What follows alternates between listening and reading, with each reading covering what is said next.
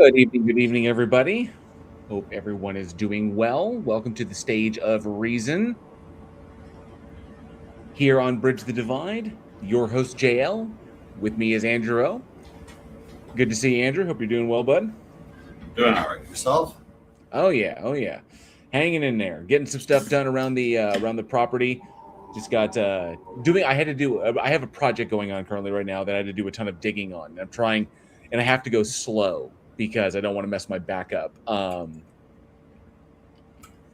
But I got half of it done. The other half is a bunch of concrete that I have to remove before I start trenching up everything and dropping topsoil. So, but nonetheless, this was a lot of. I mean, it was a busy day, and it's hotter than hell out here. I think it's like, well, compared to Texas, it's not too bad. It was roughly like 110 with the heat index, maybe 111. So it's not the worst I've ever been in, but still, for being outside in a decent humidity percentage, it's pretty warm. So stay hydrated. For people who are like use the AC like Andrew is doing, because you get overheated real quick out here in this nonsense. But I hope everyone is doing well. Good to see everyone in the live chat. I see Ann Caligonchik was here. It's time to make some tea and wait for the stream. Awesome. Good to see you, Cal. And Spam goes here. Good to see you as well. Oh, tea sounds good. Damn fire went out last night. I'm freezing. That's wild because at night, overnight, here where I am, it's in between like 85 and 90 overnight. So, yeah, I don't know. I don't know if you have any experience with what that's like. In Texas, is the exact same way, especially when the humidity is up. But yeah, you can have like 85, 90 degrees overnight, and then during the day it gets up like 110, 115, and then even higher with the up to upwards of 120 with the heat index. So pretty brutal. It can get pretty rough. Not to mention when that humidity gets up really high, then it can become lethal because it just saps the water right out of you. But good to see y'all. Cindy Johnson, evening to you. Thanks so much for being here. Turtle Moves with the obligatory alternative energy. Thank you so much, Turtle. Appreciate you hanging out. Jay Vers as well. Good to see you. Cord Lizard Mage, Point Relative. Thank you for the alternative Trinity energy. Nice. Thank you so much. Armageddon's Fire. Good day to you, sir. Appreciate you being here. Wrote no last name. Says, why don't cannibals eat clowns? Because they taste funny. An oldie but a goodie. Good to see you, Rodent, and Chase teaches physics. Good to see you, Chase. His first full live as a subscriber. Excited to be here. Awesome. Thank you so much. I do appreciate that. You rock. And Armageddon's. Oh, and Clive Wells. Thank you so much for the obligatory alternative energy. Good to see you, Professor. And of course, Armageddon's Fire, who has just dropped 20 memberships to the Godless Army. Thank you so much for that generous gift.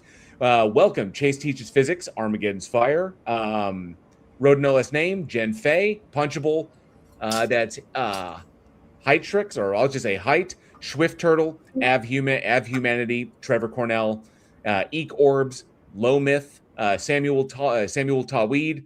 That's interesting. Samuel Talmeed is actually subscribed to my channel. That's fascinating. Nightman's Wife, Seashell, Indigo Pines, and Burden of Knowledge. I miss my loser name, Ellen Griswold. I'm Chi Lin, and Your Majesty. All welcome to the Godless Army. So if any of y'all are live right now, you can thank Armageddon's Fire. Big W's for Armageddon's Fire in the chat for that huge, generous gift, and of course, enjoy all the custom emojis, and of course, the channel badge.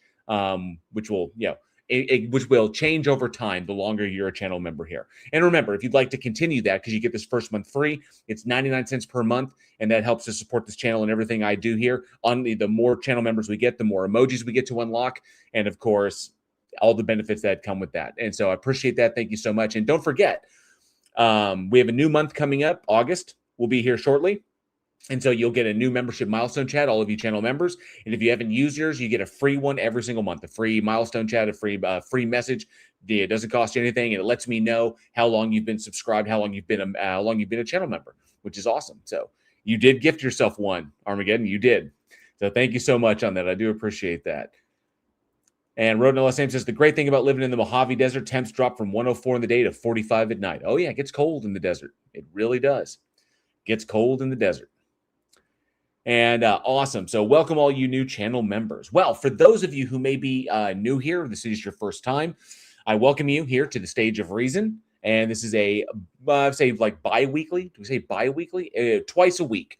Sundays and Wednesdays, we do this stream here on Bridge the Divide, where we talk to believers about what they believe and why, and invite them to come up on stage and kind of like hash these things out, kind of like explore, the reasoning behind why behind the positions that they hold.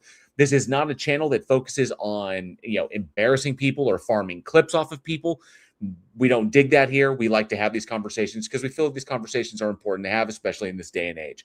So we look forward to the individuals who come up on stage and have these chats with us. We have topics on the screen, as you can now see.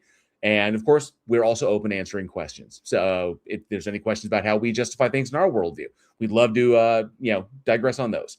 So thank you so much. Appreciate everyone being here. Probing Time is in the house. You remember when Probing Time came in the chat and said, it's probing time, and everybody probed? It was awesome, because that's the duty. When Probing Time comes into the chat, says it's probing time, you got to probe. But thank you so much for being here. And Yagi-chan, good to see you. Good morning, good morning. Whistle Gun has become a member of the Godless Army. Thank you so much, Whistle Gun. You do rock. Enjoy all those custom emojis and, of course, the channel badge that comes along with that. And bi-weekly is one of those weird words. It can be once every 2 weeks or twice in 1 week. Yeah, it's weird. It's odd, language. So silly.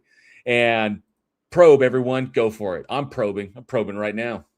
I'm always probing. Can't stop it. Can't stop, won't stop. And Jessica, Transmetal Alchemist, good morning to you. I hope you're doing well out there. Thanks so much for hanging out with us today. See, the panel doesn't embarrass people. They tend to do that themselves. You are correct on that, J-Verse. They tend to do that themselves. Oh, man. So just yesterday, I hope you all enjoyed the finale of the Lionel Luckhoo series. It's a 4-part series, and I will be releasing the whole thing in its entirety as its own video. It's like an hour and a half long. So, but yeah, if you enjoyed that 4-part series, I appreciate that. The views weren't super high on that. They weren't great. But then again, I noticed everybody is kind of getting dinged. Everybody doing content in kind of our field is getting kind of hit. So everybody's saying that they're down, whether it doesn't matter who it is. So we're all kind of taking the hit. But, hopefully it's peaks and valleys. It's YouTube. We'll see what happens. But if you did watch it, I hope you enjoyed it. If you didn't, I hope you do check it out. And be sure to leave a comment, like, subscribe, like, dislike, do all the cool interactions that help us. But that was the last one in the series. Look forward to the full thing, the full hour and a half being dropped a little bit later. So you guys can just sit through that whole thing. That'll be, I think it'll be maybe a lot easier. And then, of course, new content as well. They're coming out on Tuesdays. Tim Davidson, thank you so much for $5. Says, Buddy's daughter says you lived in the 80s and 90s. How can you stand today? Surely you're depressed. I said, yes, I'm depressed. And don't call me Shirley. Yes. Surely you're depressed. I said, yes, I'm depressed. Don't call me Shirley. Love me a good Leslie Nielsen reference.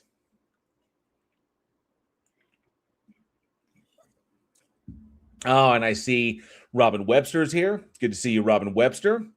As well as 100th Monkey. Thanks so much for being here. I appreciate you hanging out. We do have a bunch of people in the Discord. And hopefully some of them will be interested in coming up on the YouTube stage. I think that would be very, very cool if any of them are believers and want to talk about what they believe and why. So I just dropped in there to do my little thing. I know Andrew's talking to him over there. And let's see, watched Nielsen in a serious movie the other day. It looked wrong. Leslie Nielsen was a fantastically accomplished actor. I've seen him play villains. I've seen him play straight. I've seen him play comedy. The guy could do anything. And I know that his foothold, like where he really took off, obviously what people knew him for was comedy. And even if he could do deadpan comedy and he could just do slapstick silliness, obviously, the vast majority of people are going to know him from the Naked Gun series, which is based on from the Files of Police Squad. But Naked Gun, Naked Gun 2.5, Naked Gun 33 1/3, and of course the references to him in the new one with Liam Neeson. So, but Leslie Nielsen was excellent. If you have not seen Leslie Nielsen in his Creepshow performance, that was amazing. So, because that was a fantastic episode with Leslie Nielsen and Ted Danson playing across from one another. Really gets where he buries him up to his neck on the beach. So really, really good stuff. So I love Leslie Nielsen. He was a fantastic bad guy. I can hold my breath for a long time. So I think I'm still in a horror mode because I just got done with the live stream yesterday with Marin, where we were talking so much about horror films, and I don't often get to do it anymore. So I kind of like got into that mode where everything got churned up in my brain, like all my horror knowledge. Yeah, I remember him as a serious only actor. Then the shock of just how hilarious he could be. Right. It's kind of like Burgess Meredith. Burgess Meredith, a lot of people got to know him because he was the Penguin on Batman. And it was just this comic villain, this over the top comic villain, that kind of thing. But then you realize, people who know that he was in Rocky, he was Mickey in Rocky. And then of course his previous stuff prior to that was I remember him, catching him in the Twilight Zone. He was the guy with the glasses who was all alone after the bombs dropped, and he finally had time to read his books. And then he reaches down to pick up a book, and his glasses fall off, and they break, and he can't see anything. Because he needs his glasses to read. It's like there was time. There's brilliant stuff like that. Forbidden Planet. That's right. Thank you, Clive Wells. He was real. I mean, the talent of these individuals. One that really, really got me was misinterpretation stream. Thank you so much, Noise Ending. I appreciate that.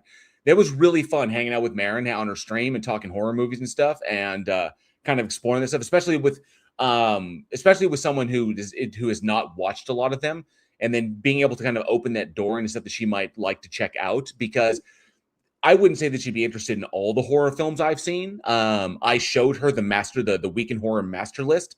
Like after the stream was done, I pulled up the sheet, the actual master sheet of the entire podcast. And so I showed her that so she could see kind of like grasp the scope of what was going on behind the scenes. And her mind was kind of blown. But there's tons of scary movies that are on there that would not be like, she doesn't have to watch Saw or Martyrs or Inside or High Tension or Hostel or any of the torture nastiness. She doesn't have to watch that stuff. There's plenty of horror films to be right up her alley that wouldn't be extreme gore fests or, anything of that nature. Good, solid psychological thrillers and, scary stuff. Just, like really make you think stuff. Really fun. All right. Let's see. I was watching an 80s comedy called The Shining. An 80s comedy called The Shining yesterday. That's funny.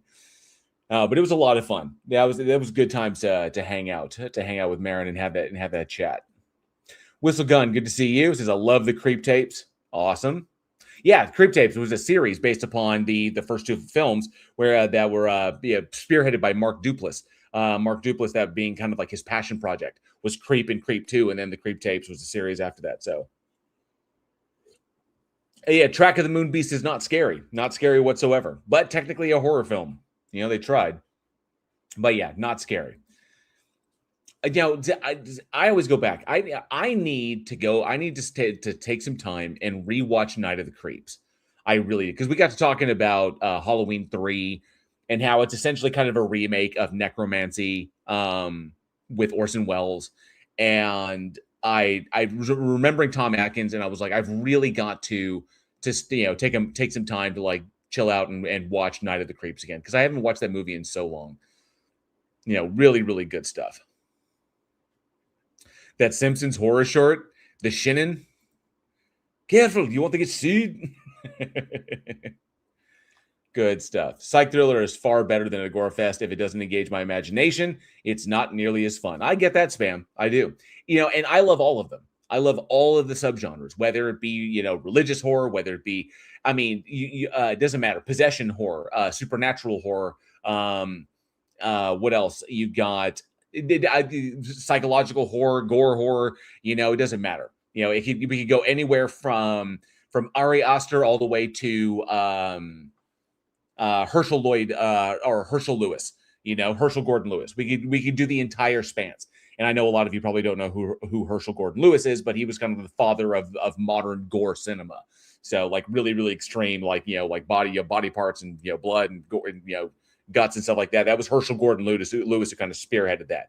Then you got like Henenlotter with weird stuff like Basket Case and was it Perara did movies like the Driller Killer and stuff like that. So exploitative for a horror, it really doesn't matter. I dig it all. I really do. Sci-fi horror is my favorite.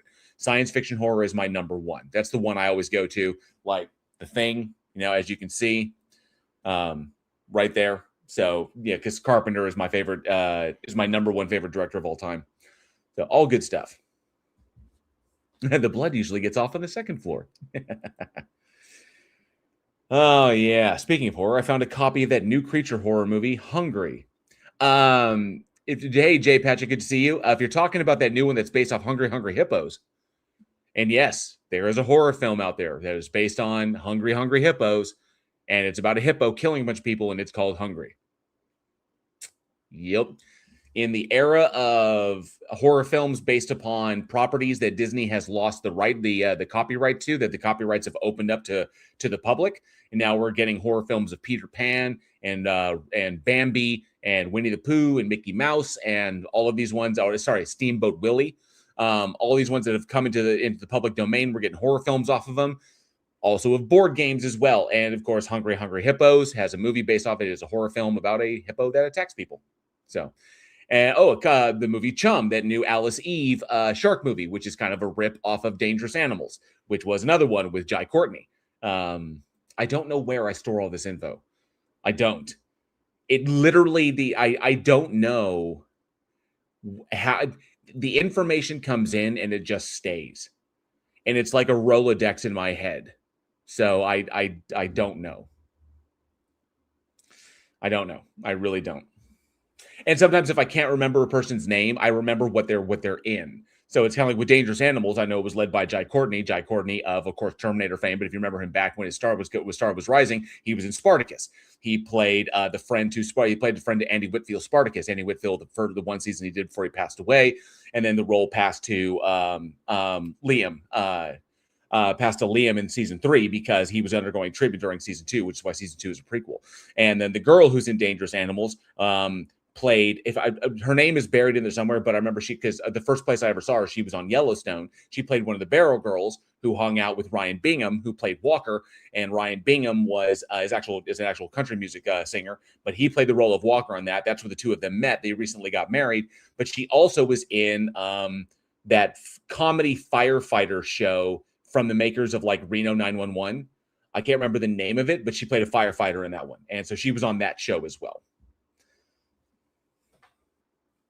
Also one of the bad guys in Reacher, right. And Jai Courtney was also one of the bad guys in Dutton Ranch, which just started right now. But Jai Courtney has been around. He's been in a ton of stuff. I've always felt he was better as a supporting actor. He's got talent, but he works better in an ensemble than trying to lead. It's always been, that's just been my opinion of him. So. But he's fantastic. He's great when he's part of a group in like group action. He's fantastic, but doing like one-on-ones and like leading a scene, like especially if he's leading an entire project, I've never seen him. I don't know. Maybe he just hasn't like hit that yet. Maybe it's possible he can. I've just never seen it. But when he is in a group as part of like an ensemble, that dude is. I think it's because the responsibility is not weighing on him. You know, like in Spartacus, the responsibility was on Andy Whitfield. And so he just got to be there and be the supporting actor. As a supporting actor, he's magnificent.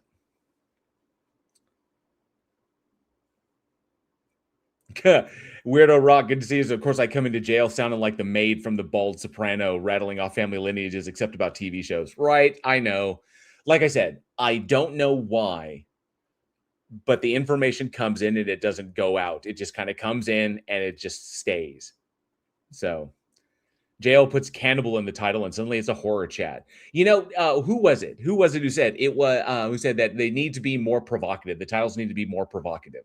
You know, it is. Christianity is a proxy cannibalistic, human sacrifice worshiping apocalyptic death cult. You know, and I would have put change my mind on the title there, but there wasn't enough like letters, available for me to do that. I'd have put change my mind in there, but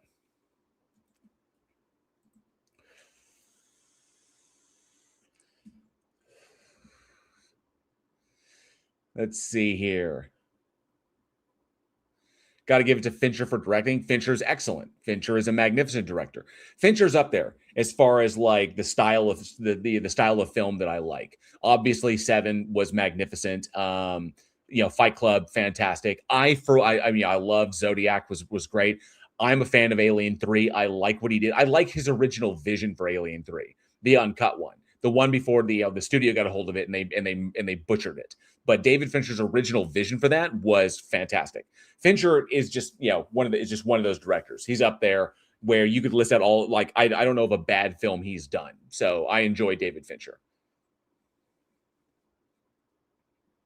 Body of Christ, Blood of Christ sounds cannibalistic to me. It does, right? There's proxy cannibalistic undertones there, and so I mean, it's when you look at the history of these things, it's hard not to understand, especially when you understand the symbolism that Christ that the character, that Jesus or Yeshua was invoking in that story. If you understand where, looking at the history of these things, Christianity is a result, is kind of like the bastard child of Second Temple Judaism and Stoic philosophy, or Hellenistic philosophy, particularly the Stoics. And so, but there's a lot of different like mythology that surrounds Hellenism. And so some of that theology probably came across, and probably there's elements of like, the cult of Dionysus and a number of others that probably fed into that. Those stories that proliferated through the East, thanks in part to Alexander's efforts and all of the Hellenistic influence that he left behind, that he left in his wake before his death. Not to mention, after Alexander died and the area split up into the three kingdoms, into the Ptolemaic, the Seleucids, and the Antigonids. So there's Antigonid Empire, the Seleucid Empire, and the Ptolemaic Empire.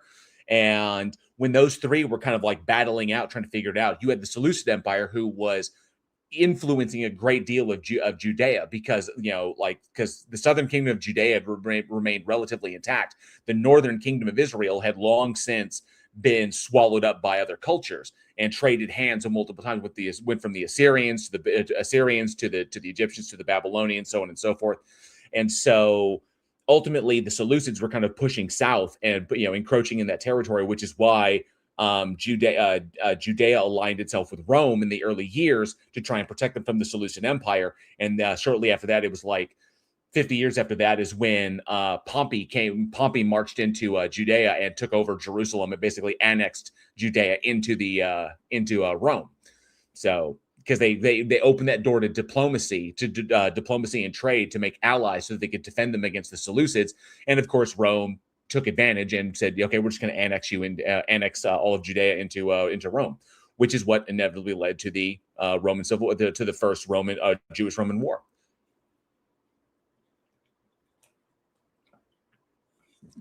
Oh. But you see those influences, those heavy Hellenistic influences. And so these notions of like, eat of my body, drink of my blood, like my spirit will be within you. There's heavy duty cult stuff that probably was, drifted in from Hellenistic thought, Hellenistic myth, that kind of, permeated in there and informed his teachings and his ideology. So, but definitely a proxy cannibalistic, blood magic worshiping, human sacrificing, apocalyptic death cult. Man, the man says, I'm not much of a horror fan, but I am a big urban fantasy guy, and there is a lot of crossover. For example, I still claim that Stephen King is not a horror writer. He's an urban fantasy writer. I think urban fantasy can be in horror. I think you could call it like a subgenre, depending upon the subject matter. I would say Cropsey, the legend of Cropsey is definitely urban fantasy, given that, but it has horror elements because Cropsey steals kids. So there's that idea, but it started as an urban legend and kind of came this, so I would say urban fantasy.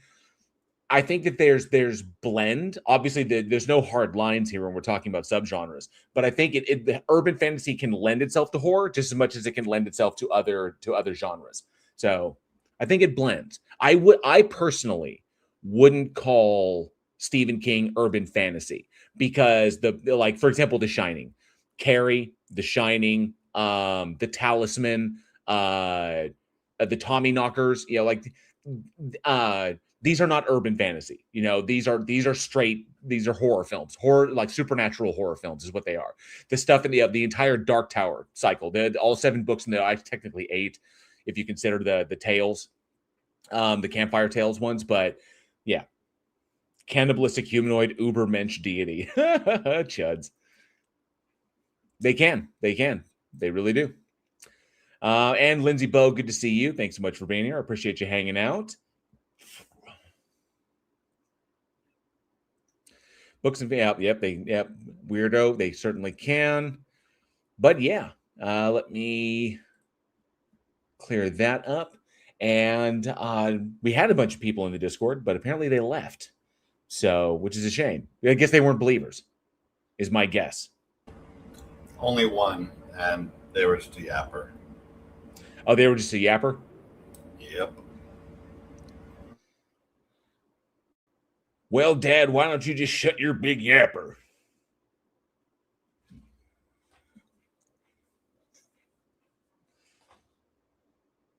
For any fans of Chris Farley out there.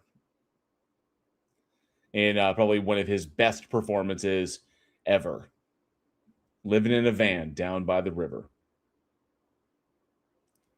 I'm putting out some feelers to see if we can draw anybody in. Let me see here. Not seeing a bunch of not seeing a bunch. Oh, gender. What is this? Oh, it's weird.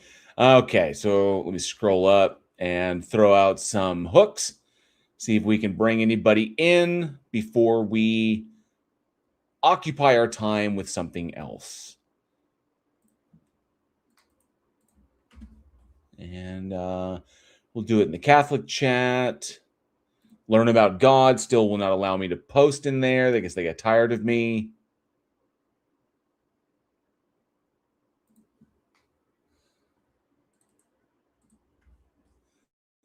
And Christian chat. That'll be good. That'll work, as Rihanna says.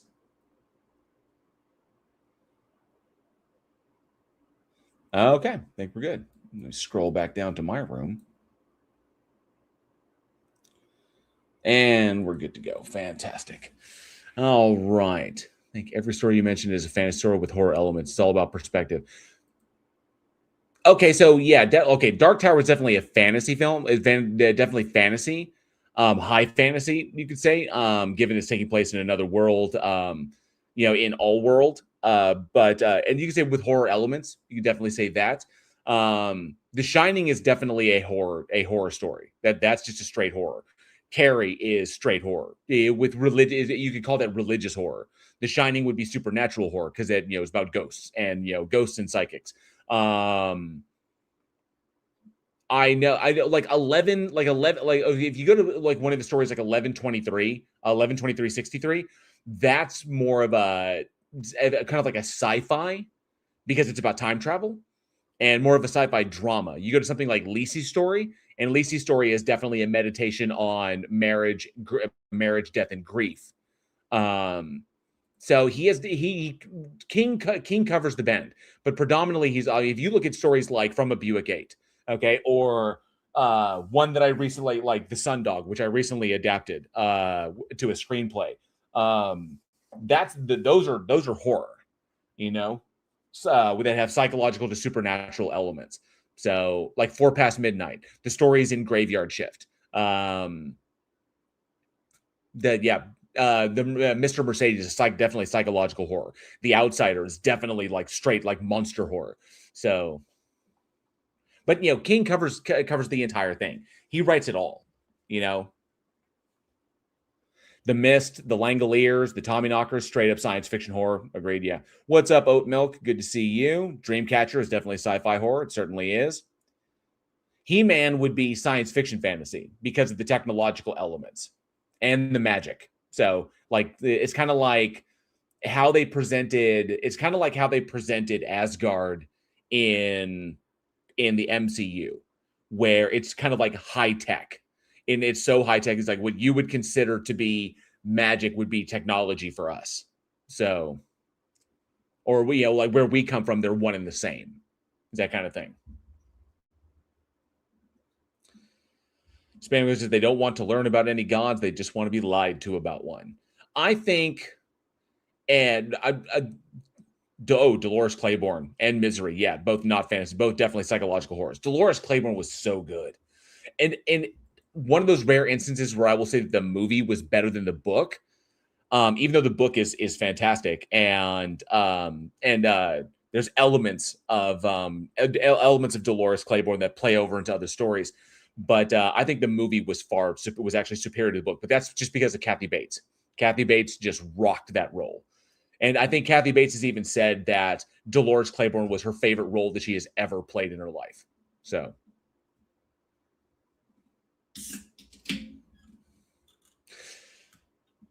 I don't hold like psychic abilities, which is what shine is like just preternatural awareness and or the ability like psychic. I don't hold psychic to be fantasy. I hold psychic to be supernatural, like that's part of the supernatural genre. And so which can lend itself to horror or could lend itself to like science fiction. If you're trying to like Firestarter.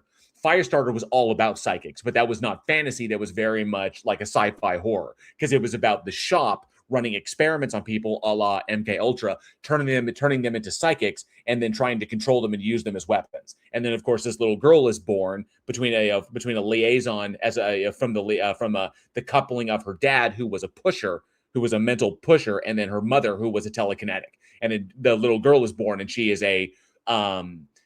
she's a pyrogeneticist essentially, because it's not just pyrokinesis, but she can summon flame out of nothing. So she's effectively, like in the Marvel universe, she'd effectively be Fire Lord. She can actually conjure flames, and and she can heat things up she can literally control temperature to the point that just things just ignite. So, which is like stronger than pyro. So it kind of like makes her Fire Lord in that respect. Yeah, pyro does not generate its own flames. Yep. Whereas Charlie in Firestarter, she can.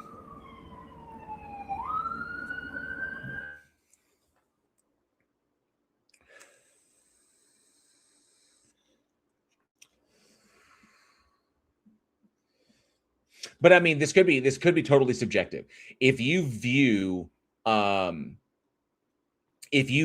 psychic as being a part of fantasy, whereas fantasy I always couple with magic. So like, Lord of the Rings, anything with magic. Okay, so for example, Eyes of the Dragon. Eyes of the Dragon, definitely fantasy. Okay? A fairy tale, definitely fantasy. But with some horror elements. But I don't consider I don't consider like just straight psychics like Firestarter, or anytime a character like it comes along and has visions and stuff, even like in Pet Sematary. So because to a degree, even Lewis himself in that interacts with people who have the shine, because it's widely speculated that Judd had the shine, that Judd shined a little bit, and so which is why Judd had such intimate knowledge of what was going on there. Fire Lord, that's Sid from Ice Age. Technically, yeah, she was a burster. She would have been, yeah.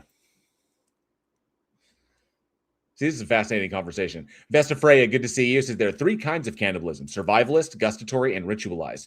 Clearly, Christianity has ritualized cannibalism. It does. It's definitely ritual. It's definitely ritual in order to in order to take your God into you, that kind of thing. Road Noah's name says, if it ain't got horses and swords, it ain't fantasy. Fight me. That right there is a man that is a fan of the Rohirrim. He would be a member of a he would be what did they call him? What would the horse riders? The Riders of Rohirrim. They had their own name. I can't remember. I can't remember specifically what their name was, but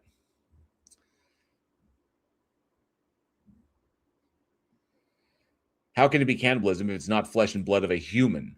Well, I mean, it technically is, because like the Catholics legitimately believe that the wine and the bread they transubstantiate into the flesh and the blood of Christ in your body. So they believe it physically changes. And so like magically changes in your body. So that's why I call it proxy cannibalism. It's cannibalism by proxy. So yeah, I would say Christianity, my full statement on that is Christianity is a proxy cannibalistic, human sacrifice worshiping, apocalyptic death cult.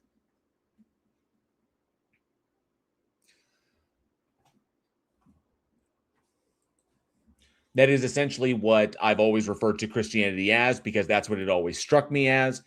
Proxy cannibalistic, human sacrifice worshiping, apocalyptic death cult. And I don't, and I would invite anybody to prove to me how I'm wrong on that in my description of that, from the rituals of the use of the Eucharist, the lionization of the crucifixion, and of course the end of the world and the need to biologically die to join their God.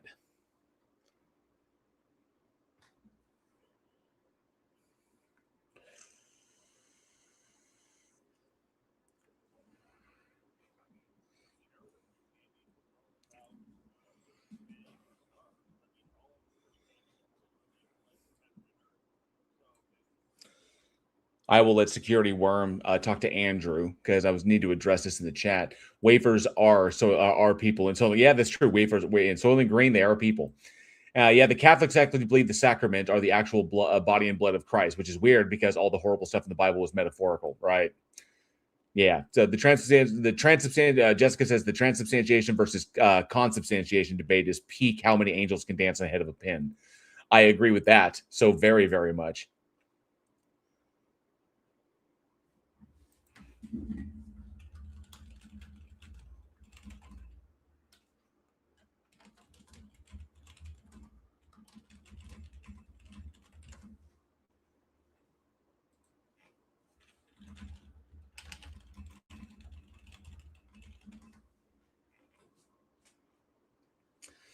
Let's see.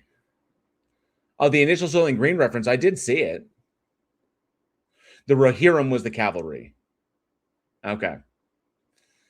And it was wafers are people in Soylent Green. And then someone said,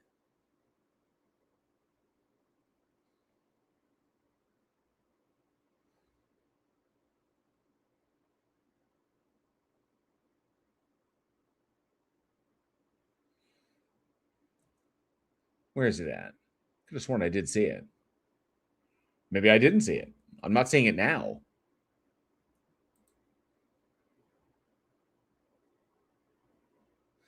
What I said about wafers being people before what Jinx said. Oh, okay.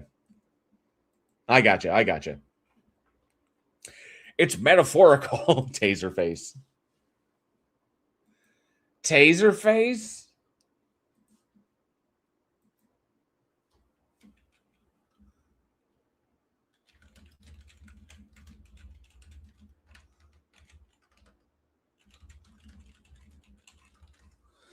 There was somebody who was yapping in my ear and apparently was not aware that despite all of the things being said over in the Discord that the live stream is going on, apparently didn't realize that I'm live currently and I can't just have a conversation with him.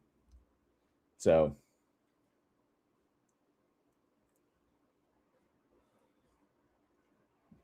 and apparently thought he was going to give me a counter. He's going to give me a counter to what I have to how I was describing Christianity.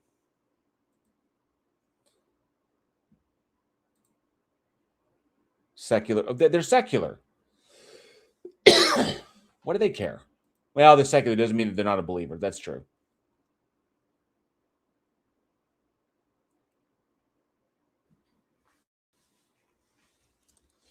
There's got to be someone out there. There's got to be a believer out there. Well, we'll see if one wants to pop up. Let me go ahead and just make sure that the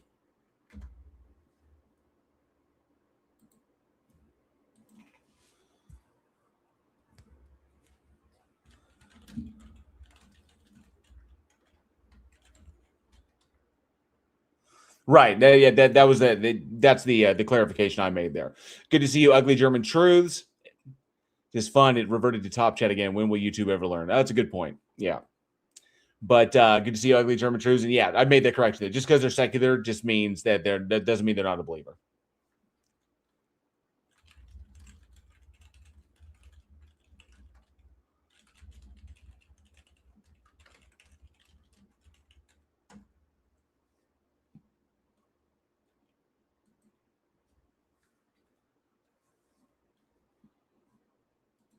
All right, just letting that individual know. All right, give me 2 seconds. And until we get someone up on stage,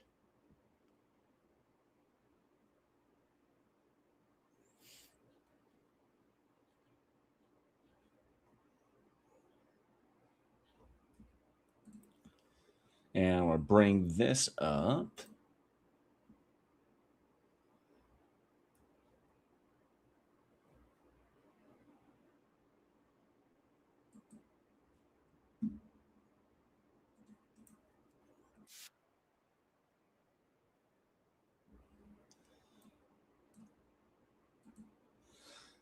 I was thinking about saving this one for a possible, for just a possible, like, response.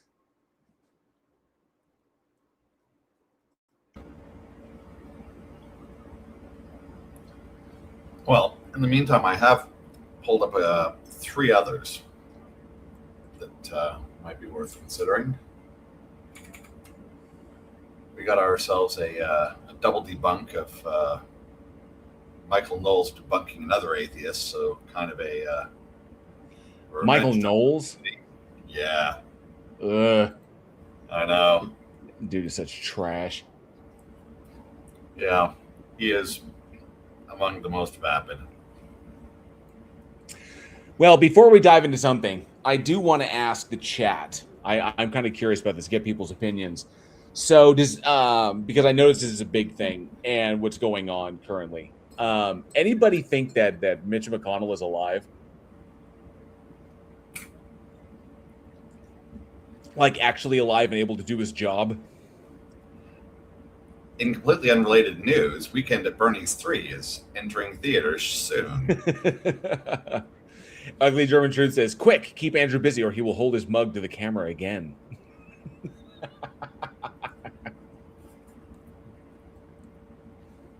And Juggernaut Jared Reed says, nope, Mitch is AI. No, he's not. Mitch is natural stupidity.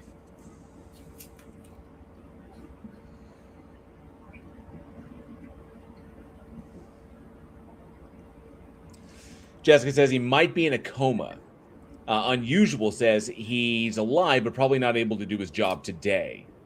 Got that point? Yeah, possible. Yes, BV, you are correct. Christians eat people, or they make they pretend like they're eating people, or they're eating a person. Apparently, China's Moonshot AI, maker of Kimi K3, has passed its funding goal to hit $35 billion value. So Moonshot is going forward.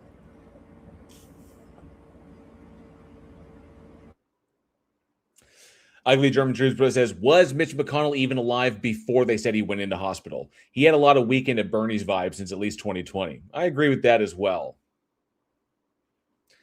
I think that he's either alive and completely incapacitated, like Unusual is saying. He's alive, but he's completely incapacitated, or he may just be completely on life support.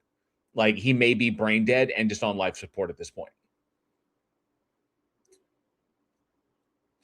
Ugly German Truth says, well, in the Diogenes sense of featherless bipeds, definitely, then I too eat people. Jessica says, the fact is politicians don't actually do any work. All the work is done by their staffers. You don't actually need an actual politician around. Good point. Good point there. Schrodinger senator. Yep, Jay Vers. Schrodinger senator. Is he alive or is he dead? And you're right, BB. The Kentucky governor, Andy Bashir, does have to act before August 3rd. There needs to be something that happens. Otherwise, they're just going to steal that seat. So definitely, I think Massey should just be appointed. That's the one way to go. And Bashir has the power to do that. Bashir has the power to appoint someone directly to that seat because it's in Kentucky's constitution. So the point is that we have to know whether or not he's incapable of doing his job. If he is incapacitated, like permanently incapacitated, then he needs to be replaced. And Bashir has got till next Monday. He's got today, Thursday, Friday, Saturday, and Sunday to figure that shit out. and he's got to do it by the 3rd. It's got to be done by August 3rd. Yeah, that's my guess. Is that whatever happened to him, possibly a massive stroke, they're just keeping him under wraps to avoid a special election.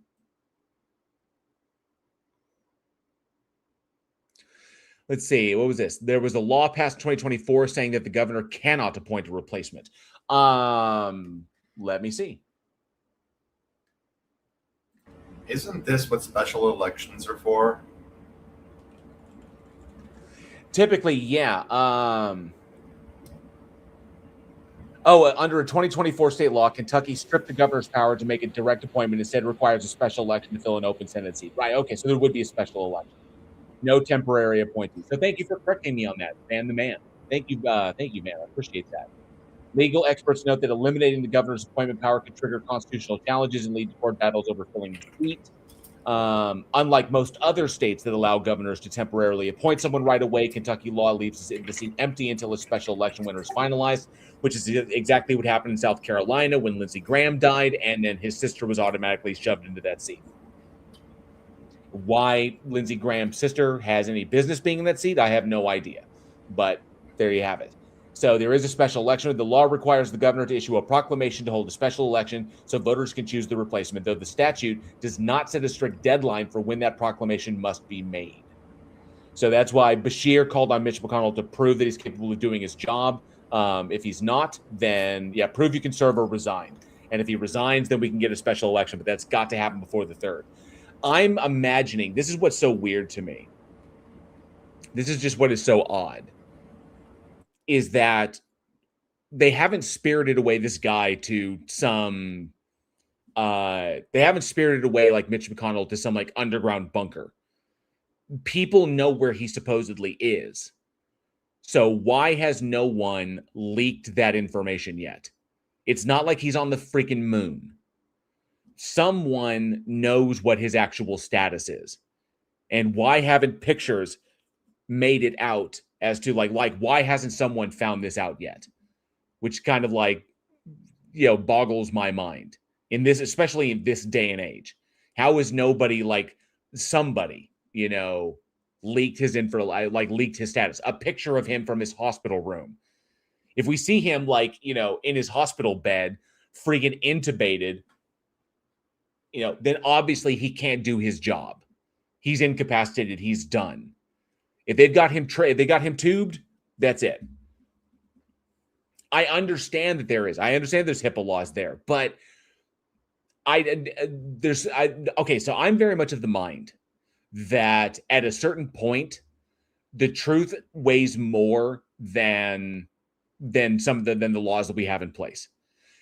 In this particular instance, to safeguard democracy across the board, someone's got to be willing to make that. I would certainly do that, even if it meant me losing, if I lost my license or got sued. So because someone's got to be willing to make the sacrifice. Someone's got to.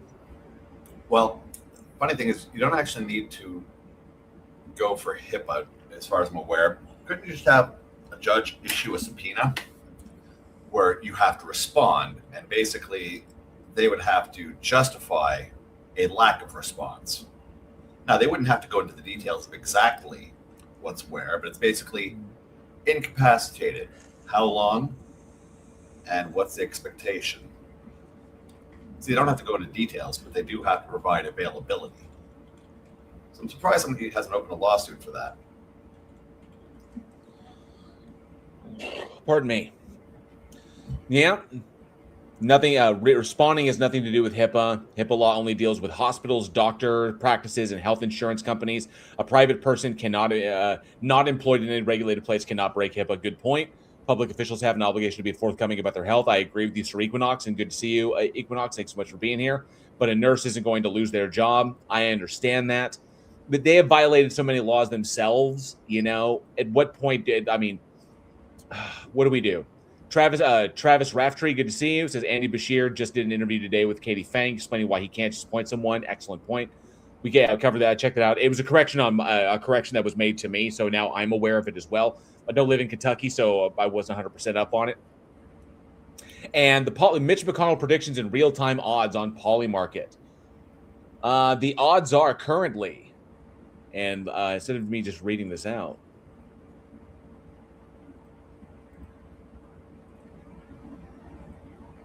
let's check it out. Let's see. Mitch McConnell steps down from the Senate before his term ends, 31%. Mitch McConnell votes in the Senate by July 31st, 1%. Mitch McConnell votes in the Senate by August 31st, 37%. Who will vote to confirm Todd Blanche, Attorney General, 91%. Kentucky Senate election winner, 92%. Next Senate Majority Leader, 48%. Will the GOP use nuclear option to break the filibuster? So it looks like, as far as Mitch McConnell, we got these three. So 37%. Mitch McConnell votes in the Senate by August 31st. Mitch McConnell votes in the Senate by July 31st, 1%. And then Mitch McConnell steps down from the Senate before his term ends, 31%.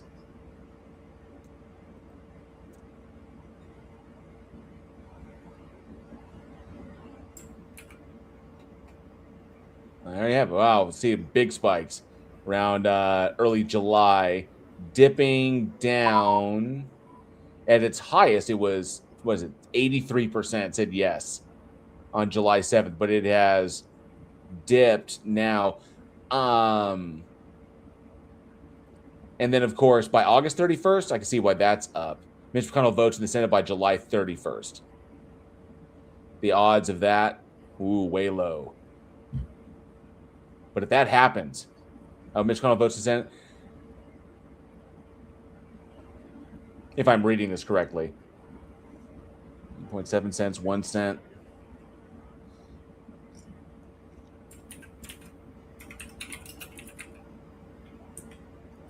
So I don't know. But those are the poly market odds currently. Yep. Thank you, Jared Reed. It says prove you can serve or resign. Yes, get the Grim Reaper out of there. We don't need him anymore. Oh, that's an interesting one. Yes.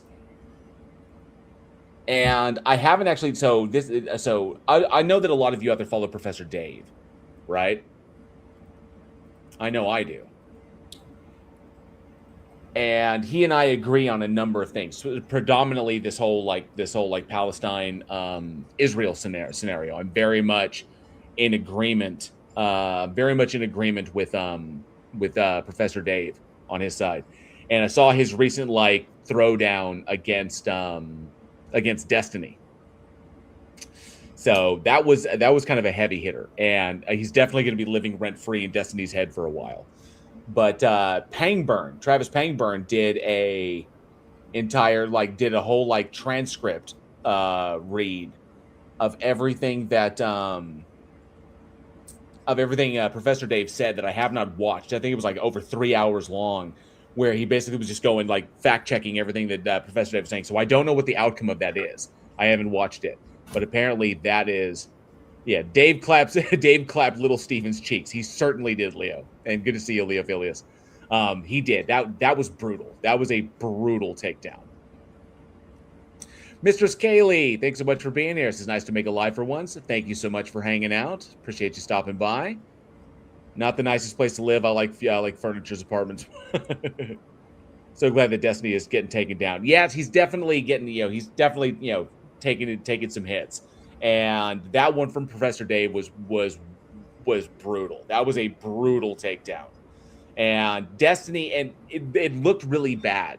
Destiny's first reaction to him, just doing that goofy ass laugh at everything that Dave was saying, but never actually a takedown of what Dave was pointing out.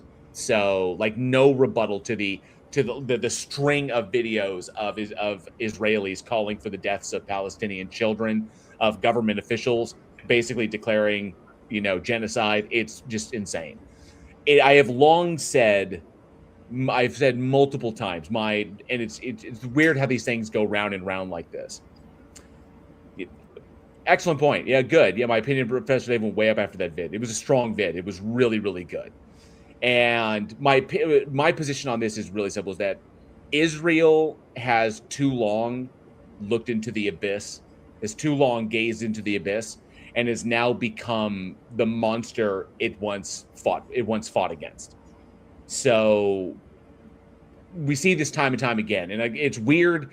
it always feels weird, like quoting Nietzsche, in a dread, like, who was a German philosopher at the turn of the century, when looking at the Israel scenario, at the Israel, like, the situation, where the tactics are exactly the same. They have literally become the monster, the one that they fought against, the one that they struggled against, and now that that's over, now they have become that. And so I feel that Israel is too long gazed into the abyss. So, because the abyss has gazed back, and they have not recovered. So, BB got to go. BB got to go. Second most anticipated obituary out there, next to Drumpf. And Bob Joe is back. Good to see you, Bob Joe. Good to see you guys. I'm currently drinking Miller Lite out of a crystal goblet, and it's great. There you go. All right. Yeah, it's just commenting on some recent stuff. Stuff going on in the nation. Of course, there's current like a squabble going on, a YouTube squabble going on between Professor Dave Explains and Destiny, and Professor Dave released a scathing video, like a savage video, right? And I don't know how Destiny's going to respond to it, other than just like that goofy ass laugh he does and be like, you don't know anything like that. Now, Destiny, you're a Zionist. There's a lot of things I agree with Destiny on, but on this, we are far separated. And and then but I'm looking forward to seeing where that goes, because I haven't watched the Pang Burn response, like the Pang Burn, like kind of, it wasn't even really a response to Dave. It was just a breakdown, like a transcript breakdown of everything that he said. So I'm looking forward to checking that. It's just like 3 hours long, so it's going to take me a while. But it's intense. Intensity in 10 cities. Yeah. Israel. Is the Israel-Palestine, Israel-Middle East situation is just like one of these things where, like, the longer you look at it, the more upset you get. And Right. It's just, the exorcists will talk about, like, one of the marks of the demonic is impossible situations. And it's just one of these situations that is just like awful in every conceivable way. Because if you were a fly on the wall in, Tel Aviv, I'm sure they probably do think that, like, they are, we have to, do everything we possibly can to annihilate them. Right. And it leads to horrible outcomes. I'm sure you saw relatively early in the war, there was that, they bombed, I think it's the only Catholic church in Gaza. I can't remember the name of that place. Patriarch of the Latin Patriarch of Jerusalem had to come out and publicly condemn what was going on. I mean, it's just it's a really I agree with Leo Philius here. Says, can we please stop calling it a situation? It's a fucking genocide. It's what it is, a genocide. It's what they are committing. It's the Israeli genocide of the Palestinians. It certainly is. Has Trump's board of peace solved the Gaza issue yet? Not even close. It took people for a whole bunch of money. It's not going to. Yeah, I mean, I'm not denying that. It's just, it's. Yeah, I mean, it is a genocide. Even by their own Israeli, like, human rights organizations are calling it a genocide. Yeah. And it's like, it's horrific. Something that I've recently been doing, and it's a little project the little side thing that I've just kind of been doing for my own edification. And it's not something that I could really share up there, but I've been putting together a timeline, like just a timeline myself, to kind of see what was going on, like, in the Levant, going all the way back to when Proto-Semitic, the first evidence of Proto-Semitic speakers arriving in the Levant, and then everything that came after that. So, like, the rise of the various kingdoms, of the empires around, like, when these things kicked off, everything from basically from Greece all the way out to Assyria and Babylon, and of course Canaan, and all this stuff. And so I'm putting it all to kind of like, I'm creating this timeline so that I can more familiarize myself with the historicity of these things. And one thing that I have noticed, and so first I need to preface this with a differentiation, that I understand the differentiation between Zionism and anti-Semitism. Okay. I am an anti-Zionist, but I am not an anti-Semite. Yeah. Because Zionists will have you believe that Sure. being against them would be anti-Semitic, and it is not. And I know, and I think you would agree that there are many Israelites out there, many Jews, whether they are religious or otherwise, are against what's going on. So we know that there's a differentiation. But something historically that I've noticed, going all the way back after the 12, I mean, some of the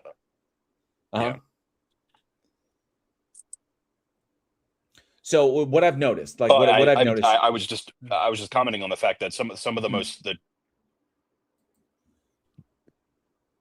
oh, wait, hang on a minute. Let me try. I think there's like a lag or a delay. Let me try. Yeah, you keep going, you keep cutting in and out. Yeah, I'm gonna let him sort that out.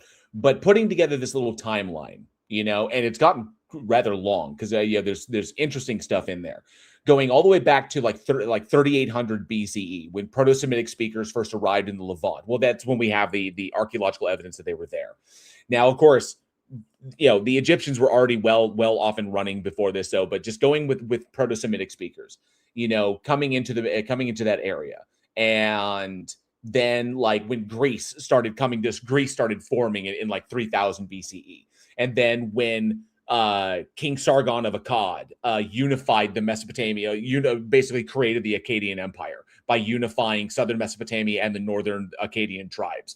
And so then we have like and how this all played out. But I noticed that as far as when the Egyptians first made note that in Egypt, there was specifically the first evidence of, what was it called? There was a stele,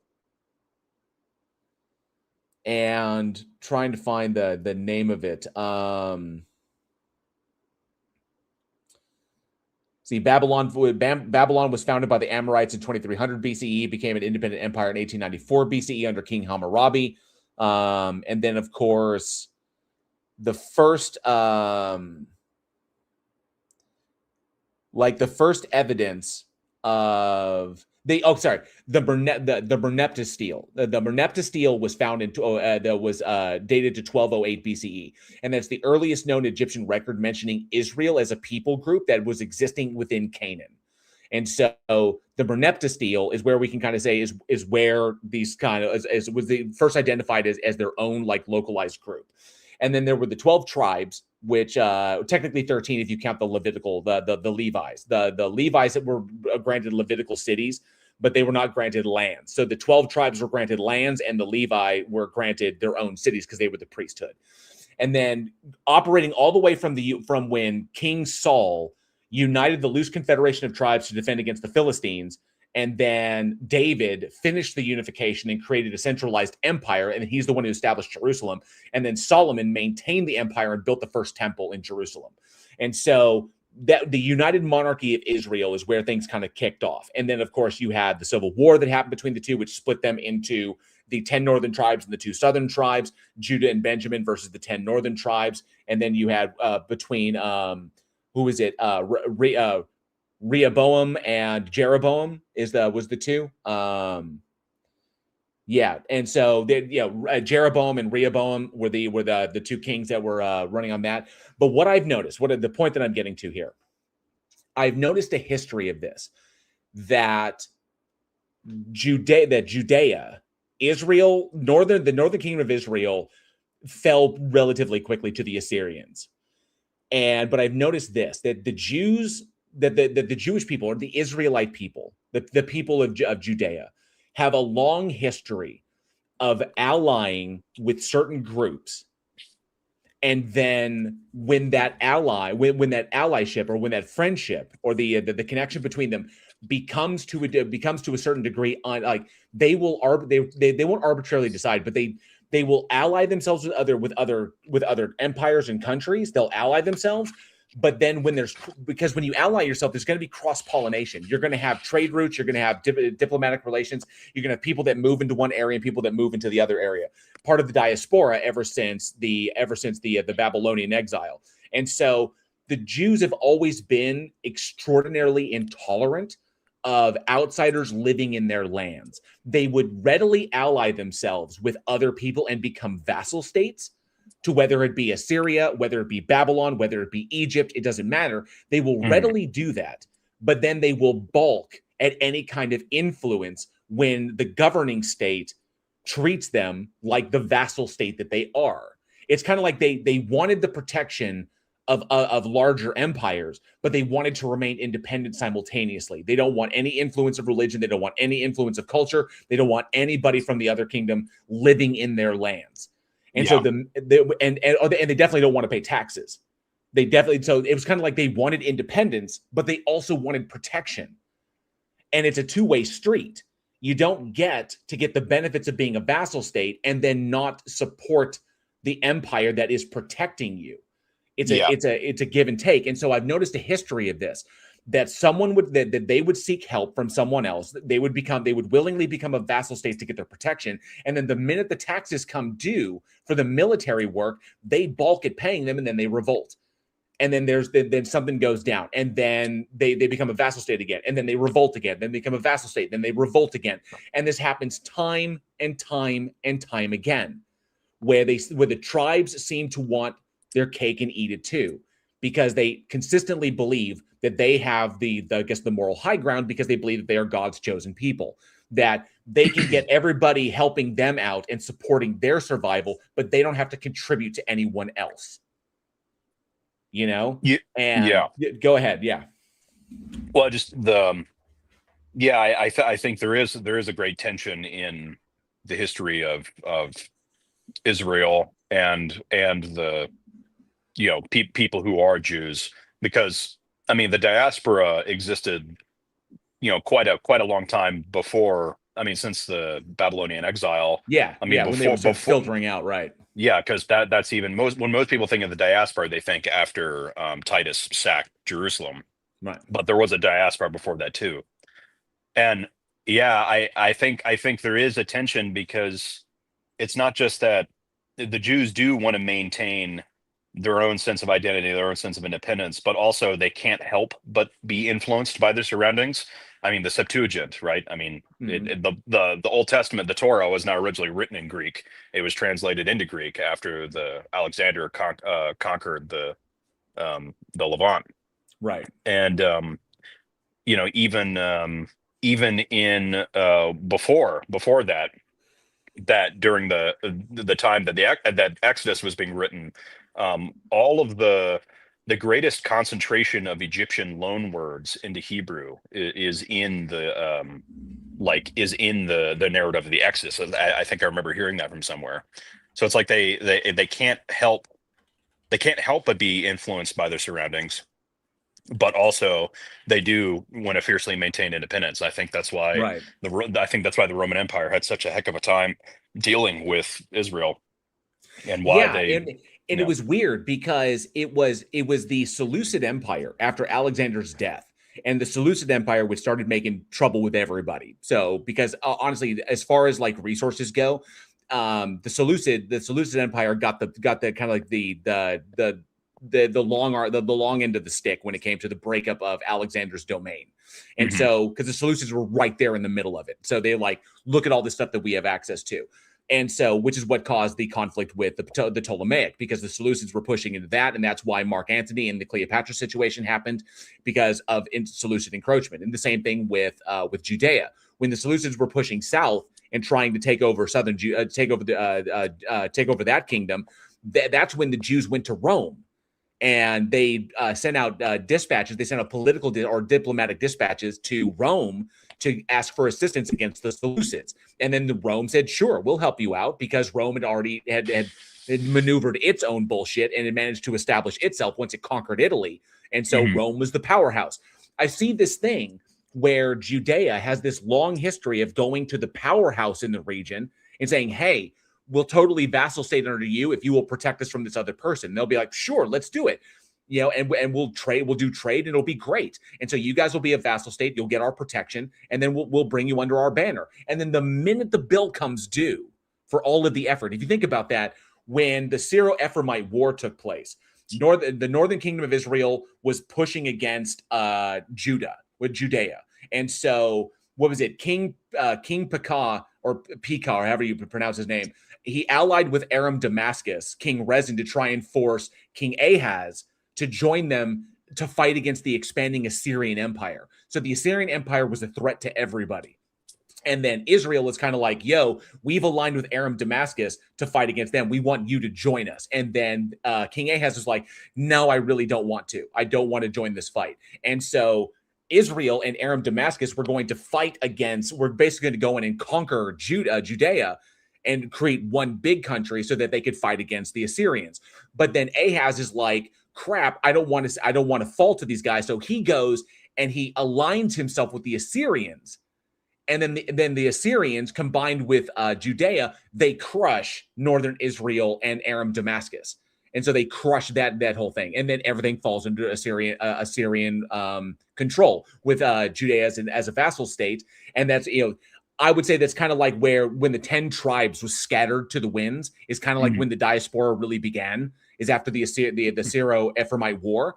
But then it was upon Ahaz's death that Hezekiah comes up and is like, screw all this Assyrian pagan stuff, push them all out, religious reform. We're not paying taxes. We're not doing this. And what happens? King Sennacherib shows up. It's like, what are you doing? You're a vassal state. The bill is due. And so he goes in there, and that's when Hezekiah has to pay that ridiculous tribute to keep Jerusalem from being destroyed.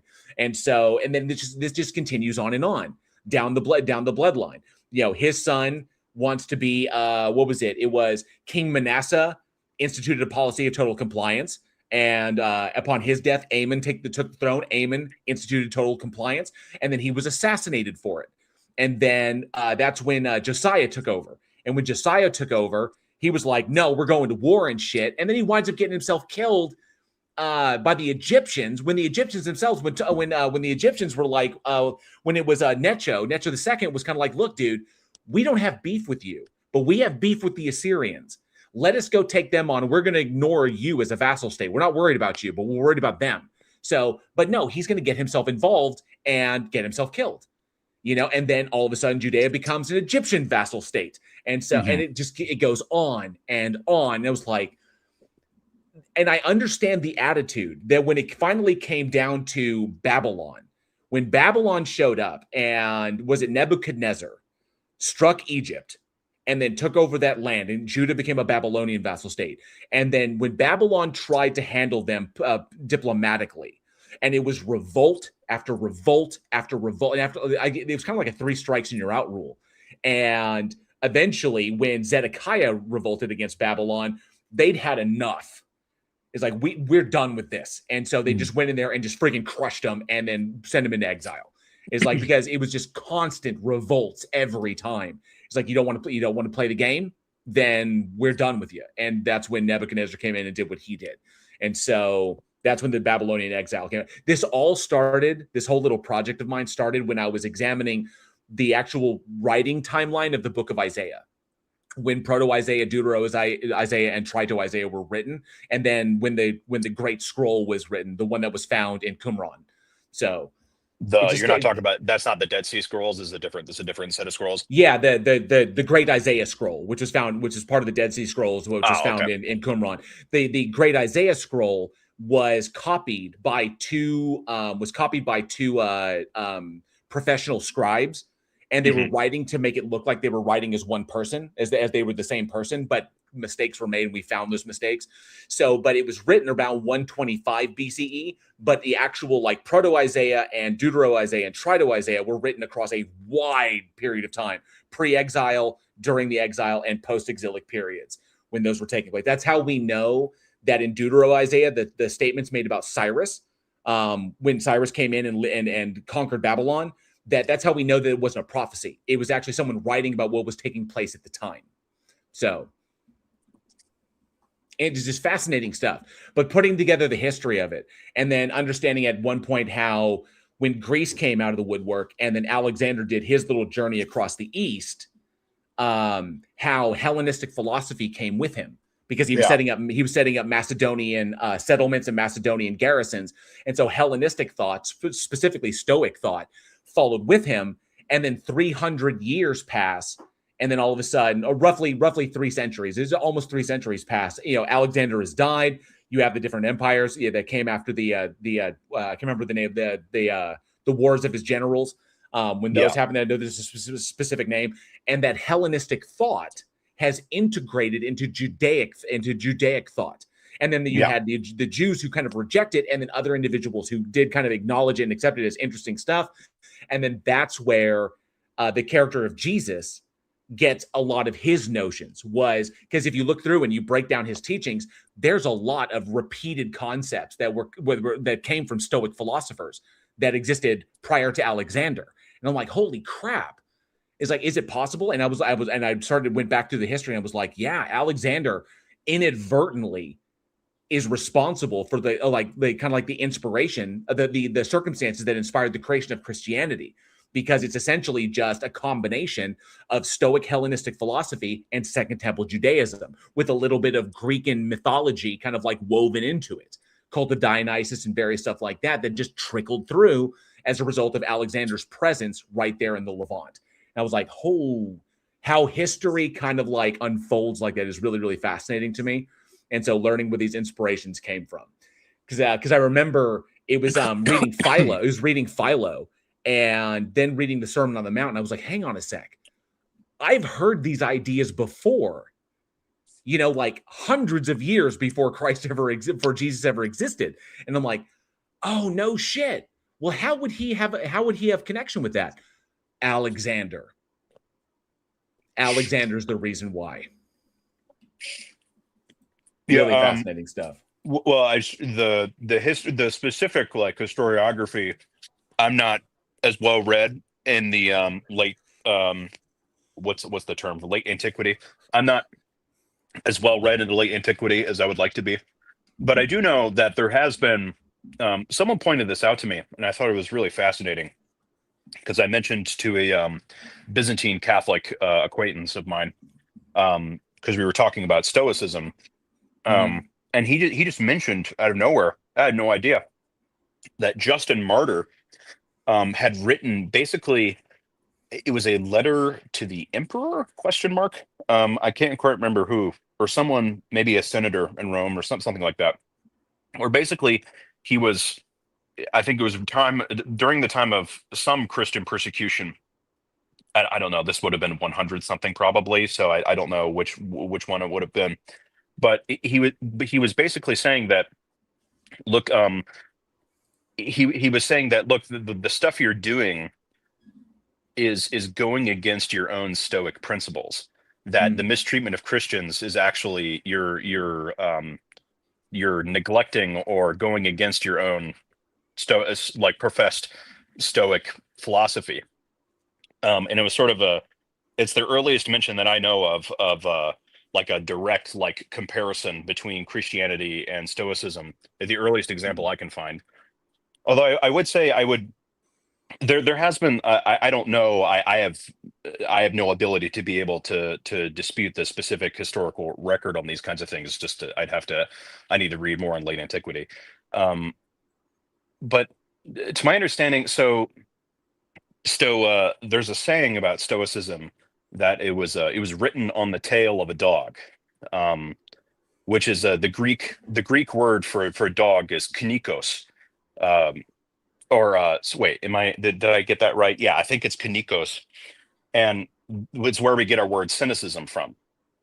And it was written on the tail of a dog because Diogenes, the cynic, was called Diogenes the dog. And so Stoicism has a lot of influence from a line of thoughts stemming from Diogenes, which is a kind of voluntary poverty, and very ascetic, very ascetic, like asceticism, right? Yeah, asceticism and a kind of unifying yourself with nature. And of course, Diogenes has all these stunts where he's peeing on people in the street and living in a wine jar and living among the dogs, etc. Um, and It's fascinating how publicly, asceticism cropped up independently in so many different cultures. Whether it be in yeah. India or whether it be in Japan, even like mountain shamans, like ascetic mountain shamanism in Hmm. Japan. It's just fascinating that the idea has popped up independently in so many different places. So, but yeah, sorry to interrupt. Go ahead. No, yeah, it's the history of asceticism is quite interesting. Um, but yeah, I have heard for some bits and people. I've never read any direct scholarship on it directly, but there's always been an interesting relationship between Christianity and Stoic philosophy. I mean, we've already talked about before how there's a great relationship between um, late antiquity, late antique Christianity and Platonism. I mean, no one would even pretend to dispute that. That there's a great influence of Platonic philosophy into Right. into Christianity. Origen, Augustine, pretty much all of the church fathers. And then at some point Aristotle gets piped into the mix. I'd like to see some scholarship on that because it's definitely before Aquinas that we get influence of Aristotle. Um, but yeah, the relationship between Stoicism and Christianity is a very interesting one. Um, yeah, looking at these things, I love the history of it and understanding like how these things came about and different variations of the various gods that people like, how like one culture influences the next one. And I just find it really, I've always found it interesting. Really quick, I'm gonna say Tim Davidson for $2. Thank you so much. Says I'm pro ice. It keeps drinks cold. Who? Not who? Nah, F them. Yeah, F ice. Definitely fuck ice. Not a fan. 0 of 10 would not create again. Tim Davidson for $5 says anti-Zionist is like anti-Klan. I'm not against all Southerners, but those guys can take a walk, and I agree with that wholeheartedly. Yeah, Zionism is dangerous. Zionism is, I would say it falls in line with that kind of like that ethnic superiority, yeah, whether it be ethnic religious superiority in that respect. I understand that there's a group of people that historically believe that they are God's chosen people and they can do no wrong and that whatever they do is like this, but they can stay in their own country and do that whole kind of thing. But I think that I'm taking more of a hardline stance once I found out, thanks to Professor Dave Explains, that Israel very much wants direct access and to a degree command of our military forces. So it's almost like a repeat of history where Israel has, or the people where Israel has now established an allyship with a larger, more powerful nation, which would be us, the United States, yeah, and now doesn't want to play by the rules. If this were like in ancient times, they would be a vassal state of the U.S. yeah. But if we were an empire, but now they don't want to play by the rules. And now I find out that stuff like, we subsidize their free healthcare, that Israel has Oh, universal really? healthcare. We subsidize that, right? And we don't Is have that is that universal. part of the guaranteed loans that we give them, the Yeah, we've 4 billion a had that. year or That's been something? established for a while now. It's kind of like, why do they have universal health care and we don't? Why do they get billions of dollars in defense? We subsidized the creation of the Iron Dome. It wasn't Yeah. something that they came up with on their own. Why is all of this money, all of this taxpayers' money, why is this all going to support Israel? Well, You and know what? their missile batteries and all their missile defense systems are either directly like American created missile technology, or it was like developed from American like Patriot missile systems. Right. Like we technologically also, it's so, yeah, it's really weird how that happened. I mean, because we give lots of money and guaranteed loans to other states. I think we pay Egypt a few hundred million a year or something like that in guaranteed military loans or military defense or so on and so forth. But the Israel is, it's so it's so odd how it's got to the point where, yeah, we're basically propping them up entirely against the entire opinion of the rest of the planet. Right. And it's just wild to me. It kind of like that to a degree that a lot of people call Netanyahu the shadow president. because we work in lockstep with whatever whatever Israel is saying or whatever the Zionist regime is saying. So I got big problems with that. I get big problems with my tax dollars going to a country that is openly committing a genocide, that my government is openly denying, or not even that. They're not even really openly denying it. They're just not addressing it. Yeah. It's just like, we're just not going to address that particular thing. That, but you're willing to take the money out of my pocket to go and fund this shit. And I have an extreme problem with that. So whether it be from a patriotic standpoint, whether it be from an ideological standpoint, I'm pretty much against the whole thing. And if I were president, which I never will be, because it's not a job I'd ever want. But if I were, one of the first things that I would do would be to sever all ties with Israel completely, would be to sever ties with Israel utterly, pull out, demilitarize, take, like, literally remove our base, empty the thing out, and just like leave. We need to divest ourselves from that country because, number one, I'm secular, and so religion shouldn't play a role in that. But we have no business being a part of that agenda until they change their agenda. Yeah, it's for one thing, I think one of the reasons why, because I think Chomsky has this particular view that it's sort of like Israel is sort of our puppet state, and so the reason why we seem to be in lockstep is simply because we are doing whatever we want, and Israel is following the other way. I think that probably that needs to be re-examined. His view needs to be re-examined in light of the past 5 to 10 years or so. But I think one reason why the Pentagon sort of puts up with Israel all the time is because I think of all the nuclear powers in the world, I think the Israelis are crazy enough to actually, like, if they would actually launch nuclear missiles if they were psychotic enough or like afraid enough. It's just I think because I think if the reason why we put up with them is in a sense to try and prevent them from doing something that would have unimaginable consequences. So it's kind of like the U.S. has our relationship where it is kind of like the U.S. has a rabid dog on a leash. Yeah, that's what it seems like to me, at least. Gotcha. I would certainly beg to differ on that one. I've got an alternate hypothesis for you, though. Huh. So this would be basically that America and Israel are in a co-parasitic relationship. Basically, anytime Israel is attacked, the U.S. uses it as justification for whatever military action they already want to take. So Israel's perpetual victim status is a fertile ground for them to take whatever action against any of those neighbors that they want. They also provide them grounds for bases in order to actually solidify their ability to exercise power into the region. So when you're taking a look at countries that will maintain friendly support for hosting U.S. forces, Israel's king. So it gives them a firm plant in there in order to allow, all they have to do is allow Israel to do whatever they're going to do. And they lend legitimacy to the U.S. expansion of power in the territory. And anytime Israel is attacked for it, it's used as justification. So we see this time and time again. Got to defend them. Of course you do.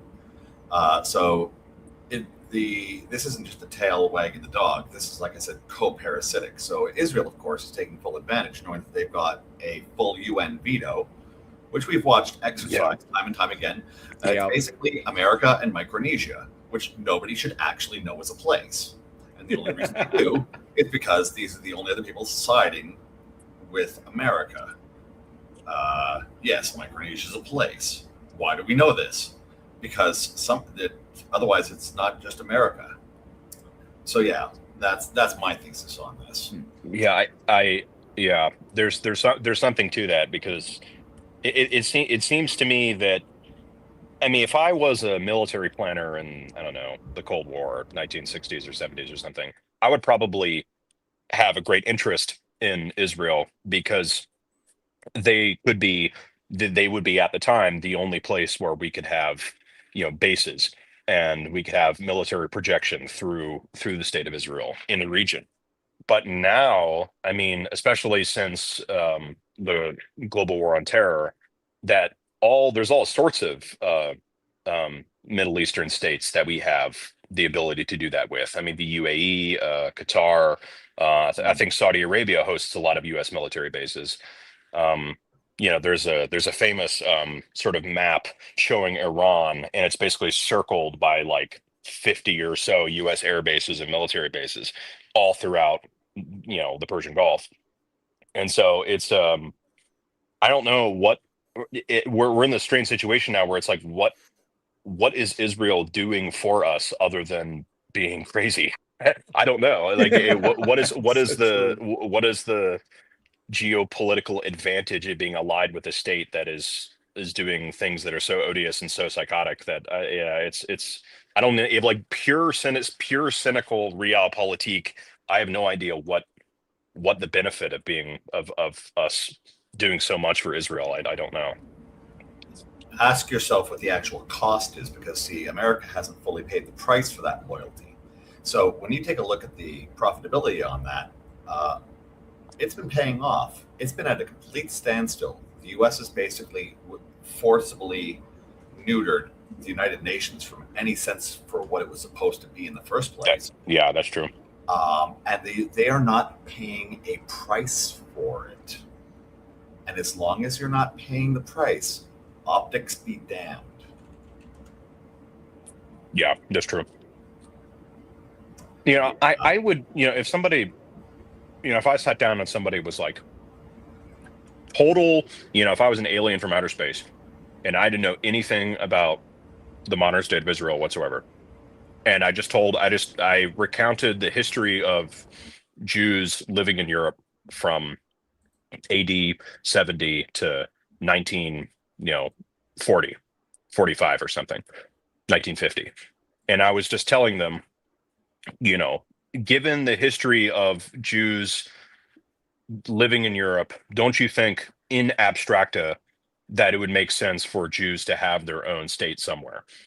I mean, I might maybe agree with that, but it's like whatever Israel is now, I don't even know. Like it's just it's completely it's gone completely off the deep end. So I don't, yeah. I was just letting many moguls check. Yeah. Sorry, well, give me 1 second. And yes, hype is active on my channel. So Wasn't one of the earlier suggestions during the Zionist movement in the 1800s was to move to was it Madagascar or something? Like there was a whole other, maybe it was South America somewhere. There was a whole other suggestion for a Jewish state, like completely away from the Middle East, somewhere else. I don't remember where it was. I'd have to I have to check that out. Really Yeah. quick, good to see you, Reverb Twang. Thanks so much for hanging out. I appreciate you being here.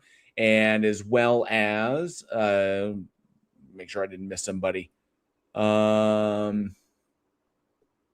So you saw Reverb coming in, and then Darth Gently. Good to see you, Darth Gently. Appreciate you being here. Woke and Stoke as well. Good to see you. Thanks so much for hanging out. And real quick from Tim Davidson for $5 says, because there are religious zealots here that believe a unified Israel will bring the rapture and the coming of Oily Josh. So, yes, the anointed one. Yes, so Oily Josh.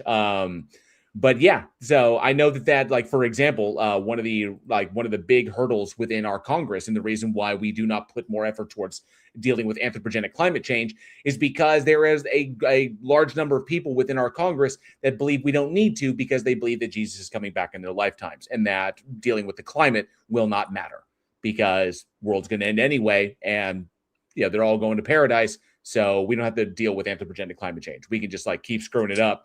And don't worry, Jesus is going to come in and fix it all anyway. Someone needs to do a history of like the mind propaganda of climate change in the US, like people being ultra skeptical of climate change. Like I wonder how that I just wonder how people like how that exactly came to be.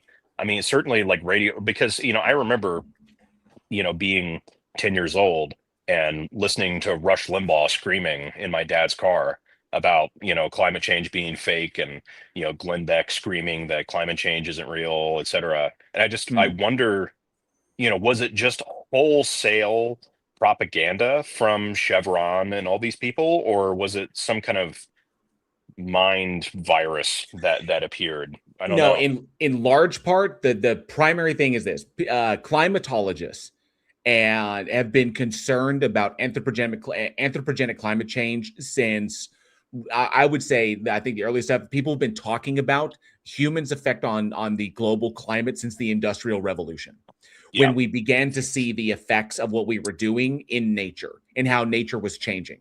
And so people began asking questions then.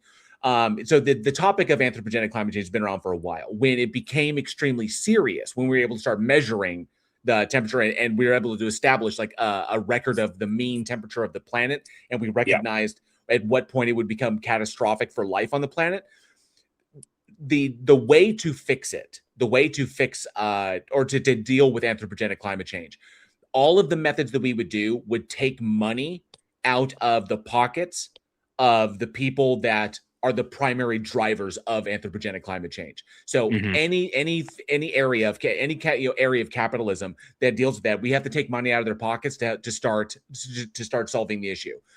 Taking money out of the pockets of the rich will always send up a flare that everybody needs to be talking against. It's like it's some sort of like big friggin' whatever.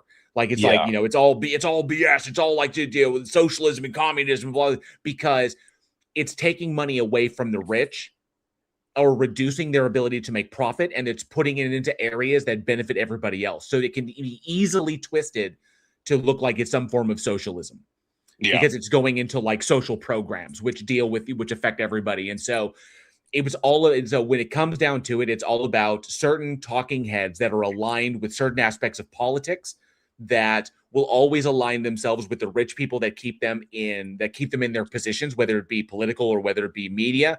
And so they're just doing their jobs by calling all of this stuff like a hoax, or calling it all like, a mind virus, or calling it all like communism in disguise, and Yeah. doing the science denial and shit like that. So that's one part of it. The other part of it, I firmly believe, is legitimate scientific ignorance. Yeah. It's become a problem because the people that are causing the issue don't want to solve it because they don't want money taken out of their pocket. So it's greed. But the people who could do the legal changes, the people in Congress, the reason it's problematic there is not just lobbying, the corporations lobbying and controlling them. It's also just flat out ignorance, Yeah. because I have seen too many videos of senators who flatly do not understand what anthropogenic climate change actually is. Like they have an idea, they think it's something else, and probably because of the lobbyists and the major corporations that don't want to lose money, they're feeding them all this bullshit. So they have this screwed up idea as to what it is, which is completely inaccurate. And that's why they think they can dismiss it, because anytime a climatologist gets up there and talks to them about it, it's like, but that's not what it is, blah blah blah. They're trying to trick me because these people say it's what it is. Their climate scientists say what it is. It's not.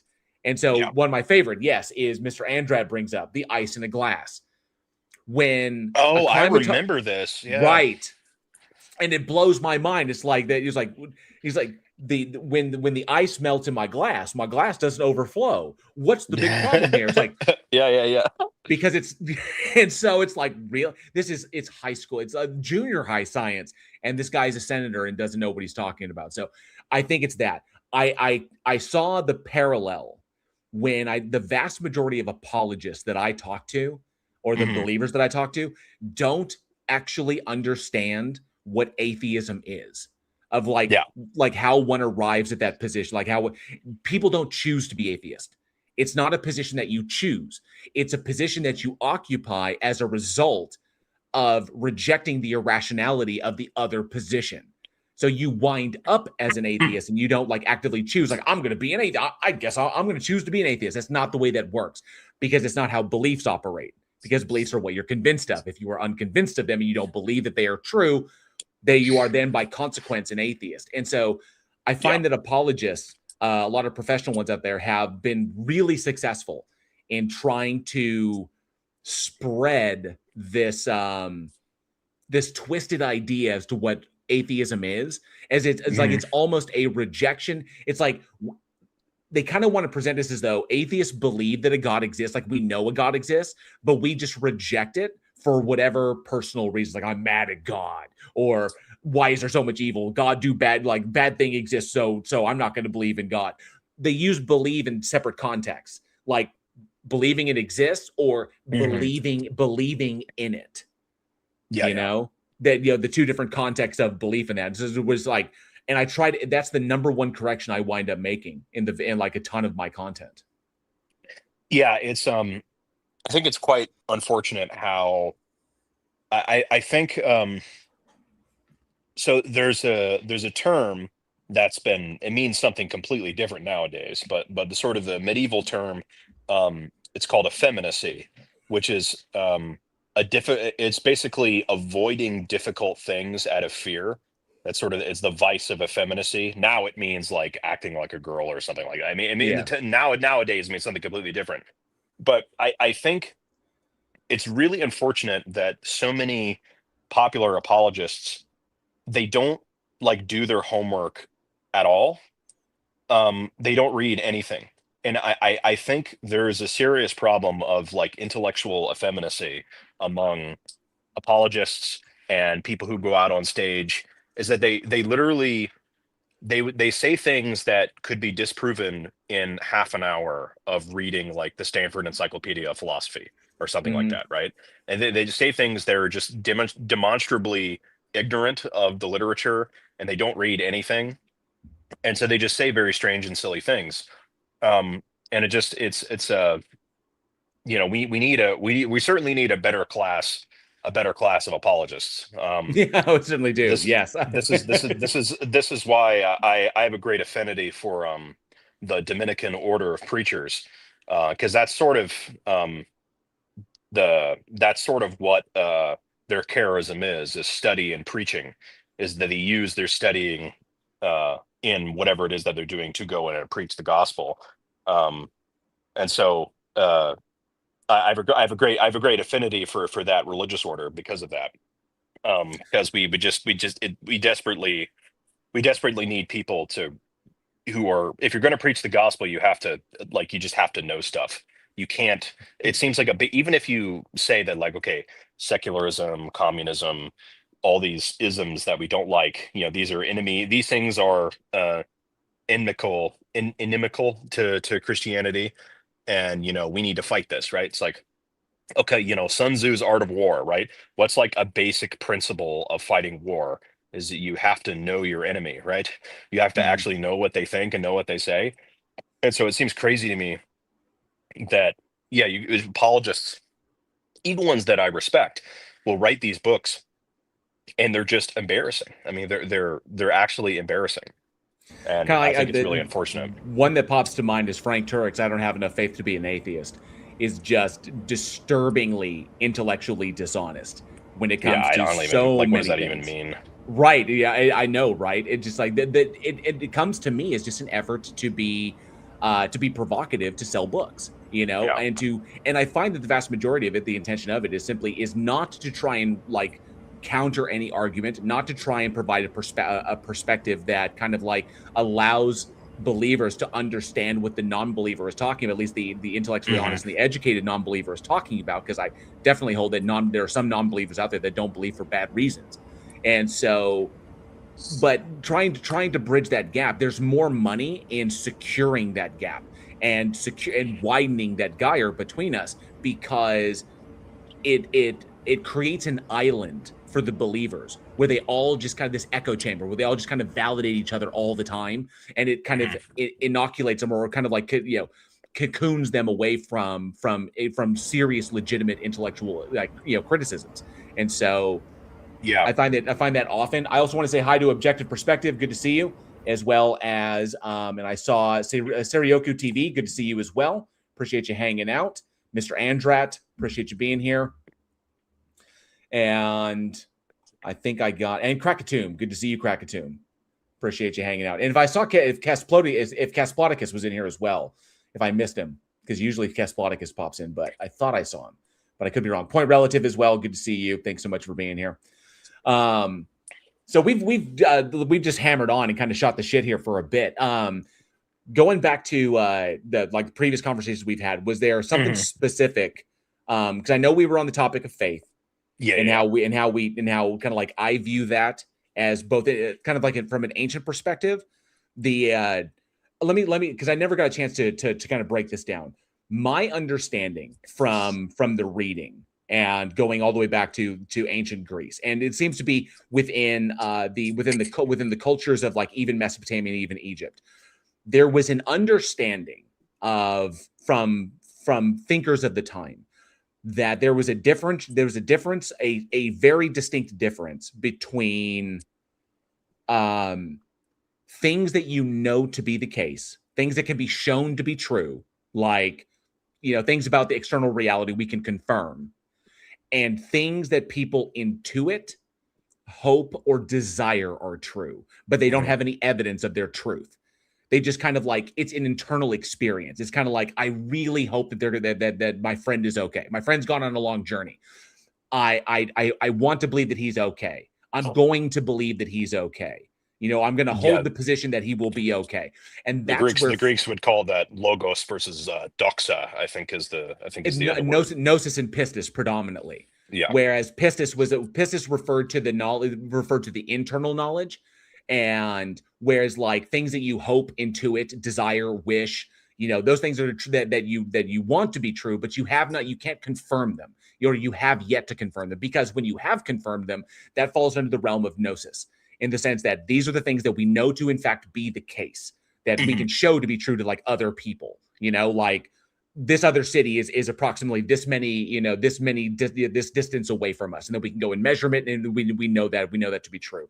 And so understanding that there's kind of an intuitive sense or an internal sense, and then a kind of an external like verification process, which is why Uh-huh. the two are so fundamentally different. And then I know that many thousands of years have passed, but the way I inevitably see it is that faith, and I kind of agree with Matt Dillahunty on this, even though there's some things we have disagreements in some other areas, but specifically I think about morality. But I agree with Matt on his observation in that faith is the term that's utilized when an individual cannot provide a rational justification, meaning in accordance with logic and reason, for why they hold the position to be the case, why they hold the position to Mhm. be true. It's kind of like they rely upon faith in order to justify a position that's held, but it's not rational, because it's not, you can't confirm it. It's all like that internal, like an intuition or desire or hope, the hope for Yeah. things unseen, shit like that, like Hebrews 1:11. Mhm. Right. Uh, um, yeah. So the conversation last Hebrews time got a 11, little bit 1, heated. So, 1. so I think we sort of ended up talking in cross purposes, because I was trying to what I was insisting on last time is faith Mhm. as an infused theological virtue, and then I ended up saying things that, not when I went back and listened to what I said, don't wasn't accurate. What is that? So like, so faith in the Catholic tradition, there's like two notions of faith, and this is why I think we were I was getting myself confused. So like there's two aspects of faith. Um, so it is a infused theological virtue, but there's also, when we're talking about that, there's what's called a habitus, the stable disposition of faith, and then there's the actus, the active believing faith. Right. So the Council of Trent, for example, sort of dogmatically defined, actually anathematized anyone who believed the opposite, which is that baptized infants actually have faith. So even though they don't actively believe it, because they can't, right? They don't have, they're not the age of reason. Hmm. They do have faith because they have that infused, stable disposition to act out the theological virtues. And so they had the habitus of faith. And then when they reach the age of reason, they would have the actus, the active faith.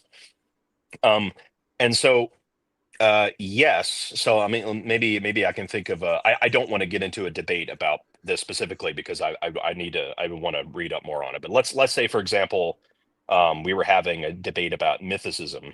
Jesus, the mythicism view that Jesus never existed, that he's Right. Just a a character. character. Yeah. Yeah, yeah. So let's say, for example, that yeah, we were having a debate on that.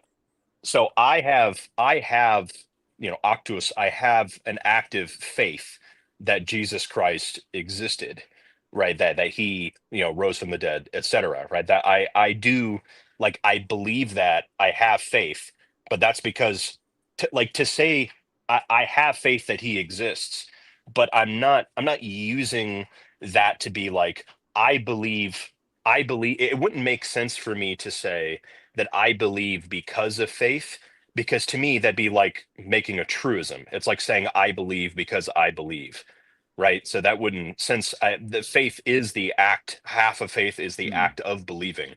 That's all. That's what that would mean for me. So yes, I do have faith that we were talking about Noah's flood the other day, that like Right. the Bible is without error. I have faith that the Bible is without error. I have faith that Jesus Christ says is divine, you know um second person of the Trinity, etc. But like, I'm not, if I were to talk about, how could I justify that Jesus Christ exists, I don't have to, nor should I, nor would it make any sense to appeal to faith to justify that, if that makes any kinds of sense. It's like, I Hmm. actively believe that, and I think that's an infused theological virtue, right? And so there's a certainty there. But that, if I'm going to justify, like, why is that not just mental illness or an Well, irrational belief or something, I would then go and talk about, in the case of mythicism, I would go and now talk about ancient biography and historical scholarship, et cetera, et cetera. yeah, but you do recognize, I mean, just to clarify, you do recognize the logical possibility that a godlike entity, or something we could identify as a god, we could put into that category, could exist, and the Bible could be wrong. That they're Yeah, well, not. I think we had a similar, you Yeah. asked me something similar, I think, the first time we talked. So yeah, I Right. Yeah. accept that as a logical possibility, but that has nothing to do with knowledge or probability or metaphysics or potentiality of any kind whatsoever. It's just like a logical Right. possibility. I'm not a mythicist, just on the probability of things. I recognize, and we've seen this throughout history, that the a great number of the legendary characters that have existed throughout human history have some basis in truth, and that usually there are like just regular individuals who committed Mhm. great deeds, or they were viewed as great by the people of the time, and their legends grew over time. We see that in Americana. There are like real people that inspired the the legend of Johnny Appleseed and shit like that. Yeah. So because there were real people there. So my position myself is that the individual, that the character that appeared, that the character that appears in the book, in the Bible, is a legend as a result of kind of like religion building, kind of like of that was the intention of the anonymous authors that wrote the gospels, and so on and so forth, was deliberately building that religion. But I do hold that there was, like, very likely, probabilistically, an individual that existed that was the inspiration for that, an individual likely named Yeshua, who was an itinerant first century rabbi, who ran around preaching a heretical idea of Second Temple Judaism, Second Temple Judaism mixed with a lot of Hellenistic thought, and wound up pissing off the authorities and getting nailed to a piece of wood for his troubles, as the Romans were wont to do, because that's how the Romans solved every problem, was nail people to sticks, and as a warning to everybody else. I don't. I'm able to. I separate the idea of a person existing and the myth surrounding them kind of as two separate claims. It's kind of like, I can believe that there was a mercenary or some dude, some soldier that existed at a time and accomplished great deeds in the eyes of his followers, and that grew into the legend of Hercules. Mhm. But like, there wasn't a guy who went out and defeated the Hydra, and defeated the Lion of Nemea, and did all this other crazy stuff. No, there was probably a badass soldier out there, or some mercenary, that inspired that legend, and so by his various deeds on the battlefield and shit like that. So Mhm. that's kind of where I come at it from, because the odds of just this person coming up and just being like made up out of whole cloth, we don't see that, whether it be Middle East, whether it be the East, or whether it be, we don't see individuals just made up out of whole cloth. We see inspiration building in, like Beowulf building into the legend of the monster killer, when in actuality he's probably just a soldier who led a fight against an enemy. And Or, so, it doesn't even have to be people like the Iliad. I mean, to my yeah, understanding, most historians believe that Troy was a real city, and then that that was a real battle that occurred. If to my understanding, maybe there's some dispute about that, but it's certainly a defensible historical position that like Troy was a real city, and that yeah, I see no yeah problem in that. I see no problem in recognizing the like legitimate people that may have existed, and inspired certain thoughts. yeah Alexander existed. I do not believe that Alexander was blessed by the gods.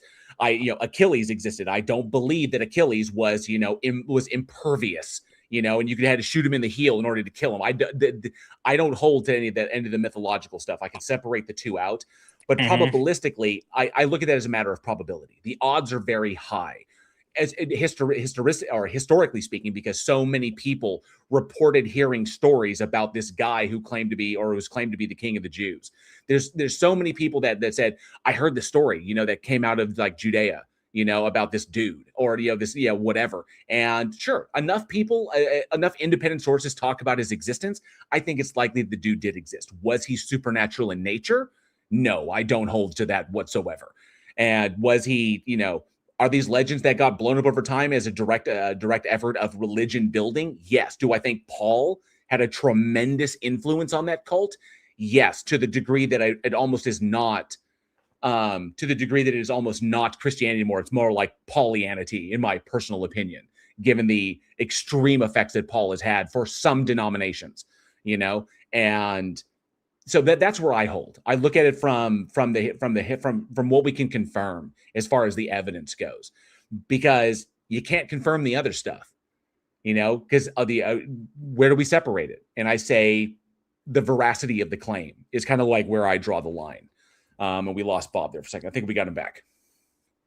um yeah, like I said, if I was going to have a debate over the historiography of the Gospels, this is I mean, this is something that requires quite a bit of homework that I haven't been able to do. I Hmm. mean, I have who do I have on my bookshelf? I've got the big names like Bart Ehrman. There's where is my? I think it's the Oxford Handbook of Ancient Biography somewhere. Um, that, and then of course the people like Gary Habermas or Mike Lacona and Ugh, yeah. various other people who have written on this stuff. And it's I would want to go through specific things about his specific historical scholarship, etc., before I'm going to step into defending the Hmm. specific historicity of the Bible. Now I would. Oh, we may have lost him again. Uh-oh, wait, are you guys still there? Yeah, we're still here. It sounded like you cut out for a second. It may be cutting out and coming back in again. Yeah, my connection is strange. Yeah, I What would just one say, second, Bob. 1 second, Bob. Sabio, I do see you in the back. We're going to get to you in just a moment, so just hang tight. So when we're finished up and we finish the conversation here, we'll definitely bring you up. So just don't go anywhere. We just be patient, and I appreciate you hanging out. Thank you so much. Sorry, Bob. Go ahead. yeah, and I don't want to hold anybody up. Maybe I'll stay like another like 10 or 15 minutes or something like that, and then I'll go unless you need me to head out here. Yeah, I would say that just on the face of it, if I'm abstract, I think, because I think the issue when we're talking about the historicity of the Gospels and so forth is that we get really bound up in the history of Christianity and apologetics and anti-apologetics, and it becomes so much of the debate is entangled within rhetoric that it's very difficult to have just a pure historical debate. Um, Hmm. and so I would just say on the face of it, if I didn't know anything about Christianity, I don't know, some random literate person, you kidnapped me from North Sentinelese Island and educated me in history and so forth, and you didn't tell me anything about Christianity at all somehow. And I just started giving you specific pieces. If I told you, here's a big treasure trove of like documents from this era of human history, and you start Hmm. digging through them, and tell me what happened. It does seem to me that like we can get a pretty good historical, just intuitively, a historical picture of who Jesus was from the Gospels, because these are, you have four different, non-trivially independent biographical accounts of the same guy, all written around, a century or so of each other. And We really don't. I'd say that there's a fair number of contradictions within them, but well, I given mean, just like take from example, I think the earliest biography we have of Alexander, I think, is a couple, like 3 or 4 centuries after he died, right? Like literary biography. Um, and so just from a raw, like literary perspective, I think we have a decent. I think the Gospels give us a decent uh, There's a more exploration of. foundational problem, though. You see, you tried calling those independent. Meanwhile, we know where the Gospels copy off of each other, including verbatim. Well, I said non-trivially independent, right? They're not like identical to each other. No, there's a question where between anonymity and copying, we can't give it the kind of credit you're looking for. This has actually, hold on while I get his name right. JL, have you seen an up and comer called Sheng Tai? I think it was called. I'm trying to remember his proper name here. Hold on. It's another YouTuber who came up. I believe a Chinese Canadian. You're not talking about Suwon Sona, are you? No. Just an up and coming YouTuber who did a large thing covering Lydia McGraw's Undesigned Coincidences, which is also covered a lot by many other people in the space. Leo Philly says Shang Tsai. Yes, him. Yeah, a lot of great content. Shang style. I'll write that down. I've never heard of this person before. Yeah, Sheng, Sheng Tsai, Tsai. Yeah. Yeah.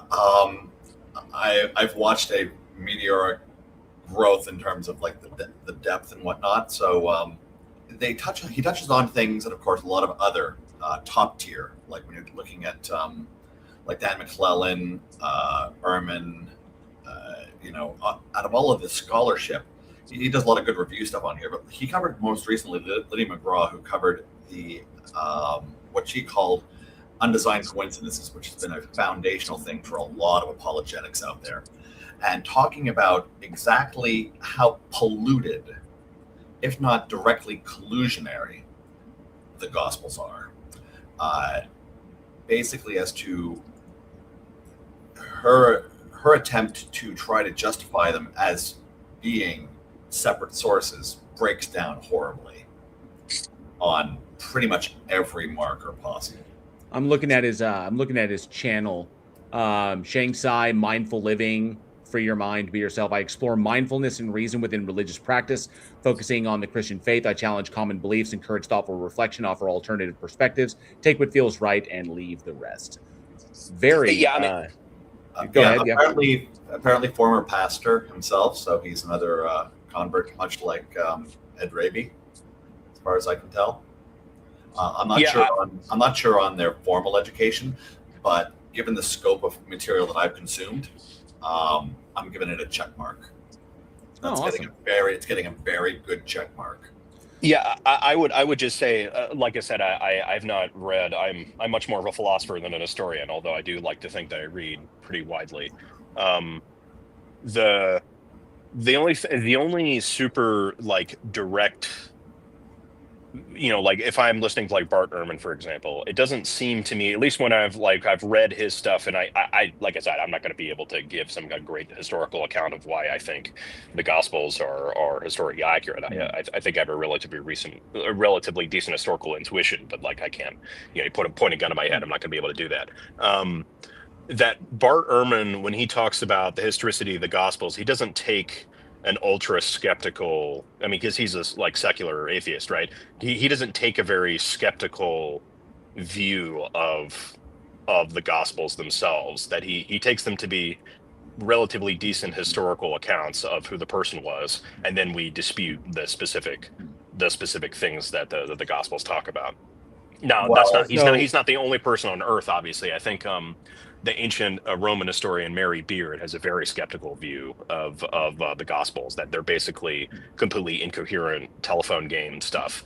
But I would say there is there's definitely disagreement among scholars on the specific like coherence of the historical texts. Really quick, because I know he's been waiting. Sabio is in the back, and I'm going to bring Sabio up real quick because Sabio mentioned to me that he has a few questions to ask, and I see him back there kind of getting antsy. Sabio, can you hear us? We got you. Yeah, what's up? What's up, JL? Can you hear me? Yeah, you're coming in good. Yeah, so I did have a few questions if he was prepared to answer them. If not, I'll let him go. You had questions for Bob Joe? Yeah, for Bob Joe on Okay. the historicity of the gospel. Sure. And you said I was going to ask you, are you familiar with Raphael Lataster and his reputation? Lataster. I don't think I've heard that name before. No. Okay, well, he wrote a book on called on questioning the historicity of Jesus. Okay. I think he did a great job of refuting a lot of Bart Ehrman's claims, and I happen to have a chance to ask Mr. Kelly a question when he did a show on a friend of mine Garfield's channel about why Bart Ehrman haven't responded to Raphael Lataster's book on questioning the historicity of Jesus. And I'm sorry, is Lataster is he sort of like in the Richard Carrier crowd? Like is he a mythicist, or I don't know. I've never heard of this guy. I would say yes, but Okay. he's more of a classical historian. Okay. And he looks at history and he uses the same rubric as many historians will use when it comes to historical characters.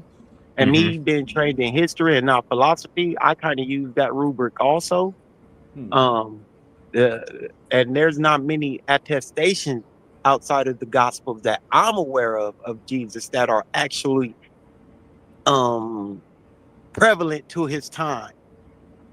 And the earliest person that should have been speaking of him, of his family and his life and things, to me should have been Paul. So if you're not looking at Jesus from Paul's angle, how are you getting to a historical Jesus?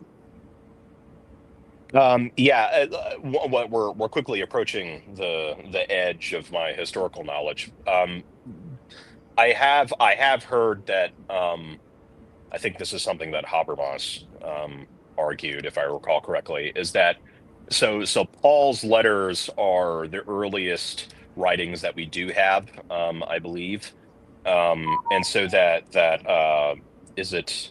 First letter to the Corinthians, or maybe it's Romans, I think was written first. I can't remember, but are within, I think, like AD 55, I think is the scholarly opinion on the dates of those writings.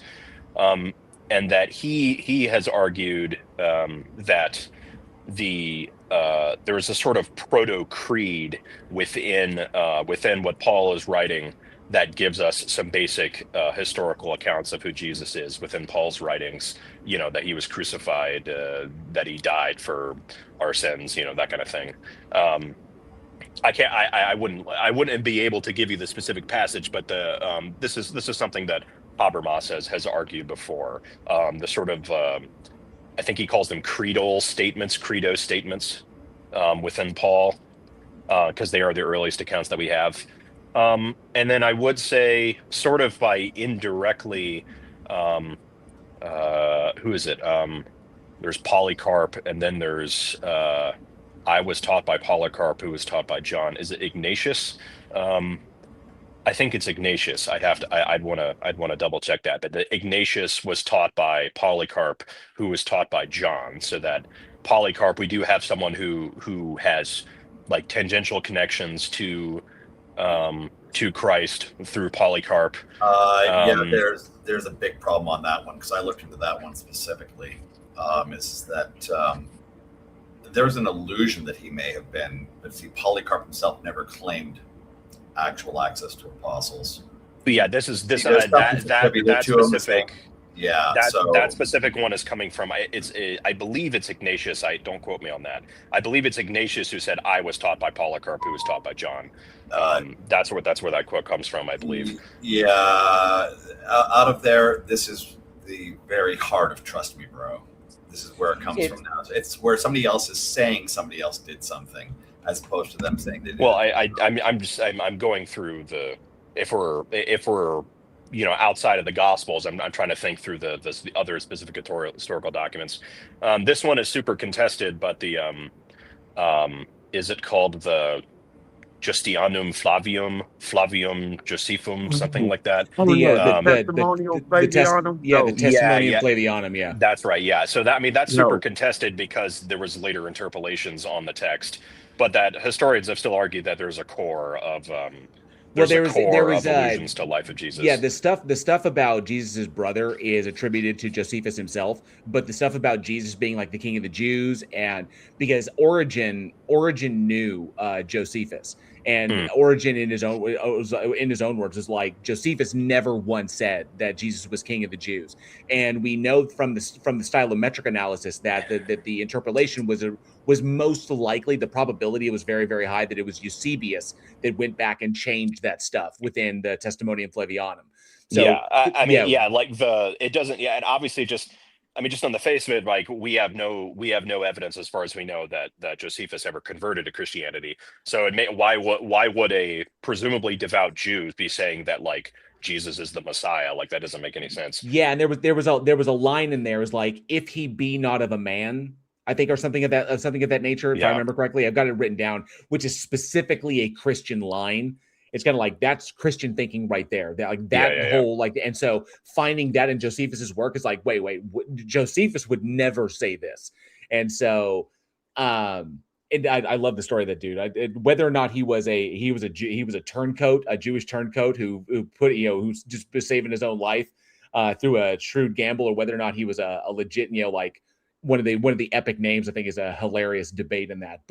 But yeah, Eusebius had a tremendous effect on that. And that led me to kind of go to look at Eusebius's work and be like, what was this guy's agenda, going on? Because it seemed to diverge away from the intellectual discourse, like the intellectual discourses of people like Celsus and Origen of Alexandria, who came at it as intellectually as possible, because that's who they were like before. That's where their upbringings were. And then Eusebius kind of came at it with almost this, if it be legal to call him a man. Thank you, Tony. And then I was kind of like, it was almost kind of like a cultish. I saw Celsus's critiques having more validity, having read Eusebius's stuff and the way Eusebius approached it. I was like, now I see why Celsus had the problem that he had, And so it just kind of like, when you start, comparing and contrasting, looking up Raphael Lataster, apparently he got his PhD from a PhD from the University of Sydney, and he's written 2 monographs questioning the historicity of Jesus, why a philosophical analysis elucidates the historical discourse. He wrote that in 2019, and then he wrote The Case Against Theism, Why the Evidence Disproves God's Existence. He wrote that in 2018. In 2013, he wrote There Was No Jesus, There Is No God, A Scholarly Examination. And in 2015, he wrote Jesus Did Not Exist, A Debate Among Atheists.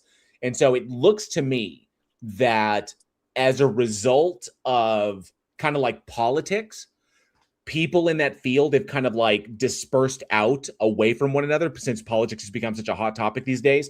And it looks very much he's still kind of in line with Richard Carrier. That's why I was asking. I'm like, Richard Carrier has a sort of gravitational influence, and I'm a little bit. And every time people bring up Carrier, I get a little bit squeamish. Anyone who sort of is within a sphere of influence, I get a little bit squeamish.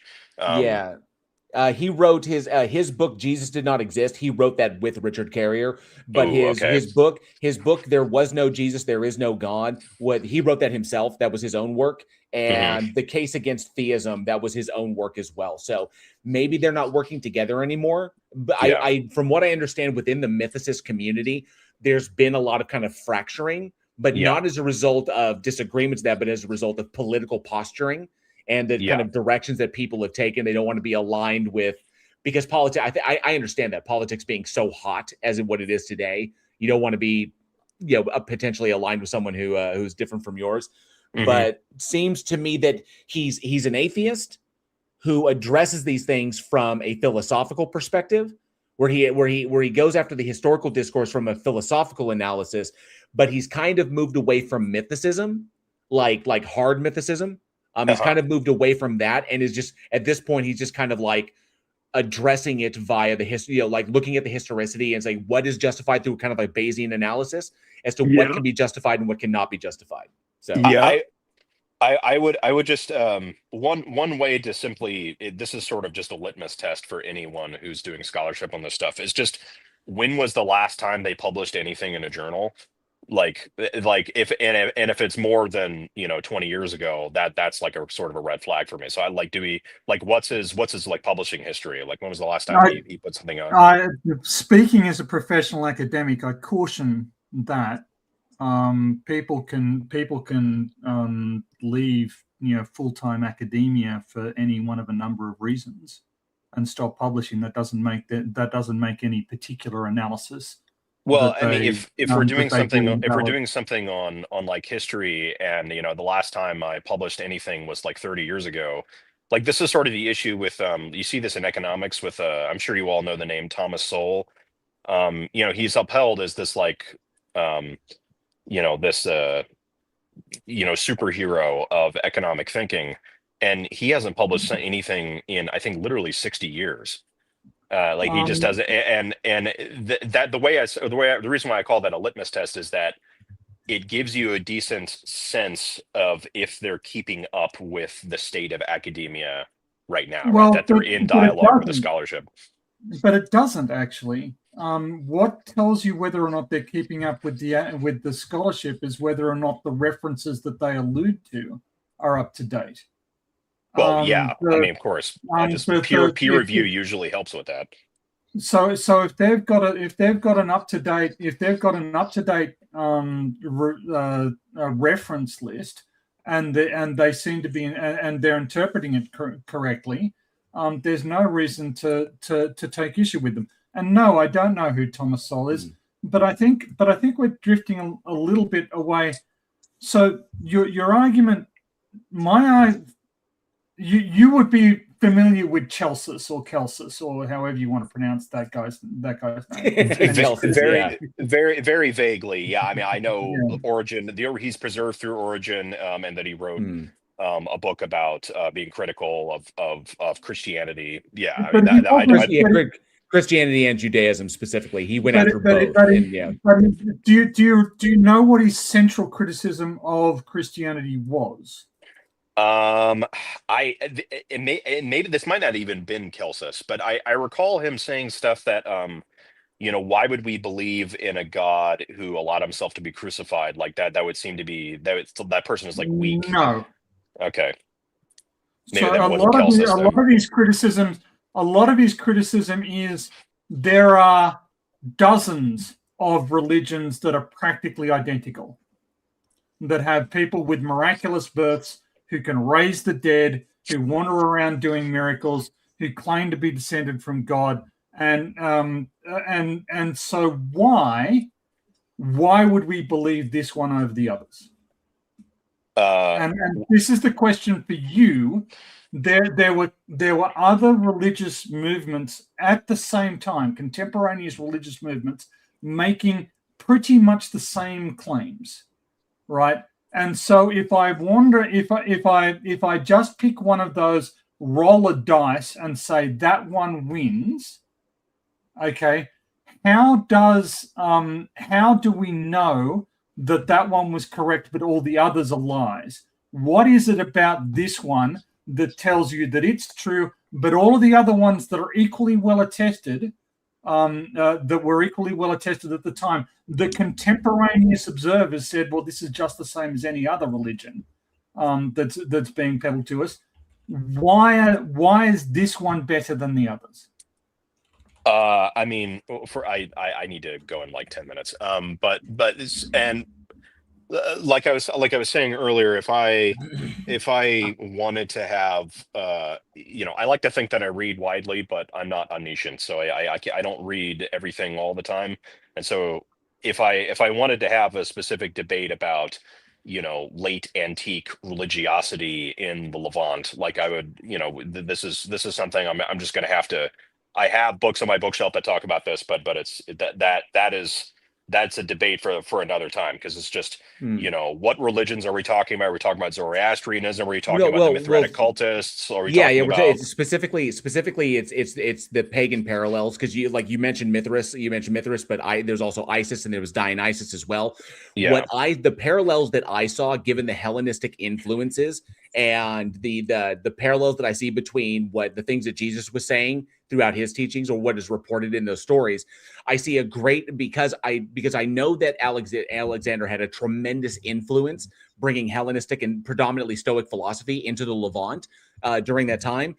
It most likely would parallel greatly with the cult of Dionysus, and how elements of that through the Hellenistic thought kind of bled through. And those things, if we look at Jesus as a person who had a goal in mind, it seems to be that he took ideas, like Stoic ideas that he agreed with, and he just repackaged them for a Jewish audience, and just kind of like combined the two. He just combined aspects of Second Temple Judaism, aspects of Stoic Hellenistic thought, and aspects of, like, I would say most likely, but this is not an absolute, but most likely the cult of Dionysus, and then brought them together into kind of like what we would now call, what eventually would become Christianity, because he was the one that was espousing it. So it was just another kind of mystery cult at the time that you could lump together with, the cult of Isis, the cult of Mithras, and you could say the cult of Christianity. You could bring them all together. And I see the parallels,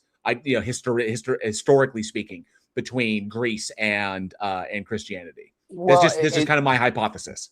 Yeah, yeah, I mean, we would have to go into like the very specific details. Like I know very little about. It's like the virgin. It's like the virgin birth, the miracles going on. You see a lot of that stuff kind of like transposed. Yeah, I mean, you see certain. I mean, there are like parallels certainly, but the question is like, where do we go? How do we go from parallels to, how do we reason to causal theories? I'd say that it's a matter of probability. Because I would say that there are specifically the pool of Salome, when Jesus he heals the blind man and tells him to pick up his mat, etc. Because can you answer me a question about that? Because this is like you do have a tendency to you're not really addressing the question, and you keep on saying, well, that's a different debate, and I can't read everything on Earth immediately. I mean, it's just difficult. And while that's true, so you can, in brief, for the benefit of the audience, a blind man comes up to Jesus, asked to be healed. Jesus spits on some dirt, rubs the resulting paste in the guy's eyes, and fixes him. Why was spitting on the dirt and rubbing it on the eyes a necessary component of that process? Well, that's why I wanted to bring that up, because I have seen, I don't remember from where, I have seen historical scholarship that the pool that he's at is actually a cult temple to Asclepios, the Greek god of healing. Yes. And so that the argument being that Jesus is specifically separating himself from Greek cults at the time. And so that's why I brought that up but don't you see, can you not concede that what Jesus is doing there is magical? Right? He's not just doing a miracle. He's not just saying you're healed. He's doing some physical act. You can say sort of it's a process of contamination, sympathy and contamination. He's putting his saliva into the dirt so that the dirt is now holy. He's then rubbing the dirt on the guy's eyes so that the dirt can absorb the blindness out of the eyes, and then he's taking the dirt away. And thus, so why is he doing it this way? If anyone with any training or any understanding of how magical processes work would say that's a magical act. That's not a miracle. He hasn't called on a god. He hasn't even invoked a god. Nor is he I think he is God, so I don't. Nor is he invoking divine power. He's doing an overtly magical act. Doesn't he say his sins are forgiven? Can you pause for 1 second, man? Because you got it. That was a great point you just made, and I appreciate the point you just made. But he just said something that doesn't really track with even Jesus's own teachings in the New Testament. And I'm not a person that thinks Jesus exists, because when I was a Christian, I was a Paulinist. So I thought Jesus was some mystical dude, as Paul thought. Paul thought he had a vision, and that was the person, and he thought he was Christ. That's what Paul said. Paul said he didn't learn his lesson from no one, and all that. So anyway, who was Jesus talking to on the cross? If Jesus is God, who was he talking to who was he talking to on the cross? I mean, God the Father. Huh? He's God.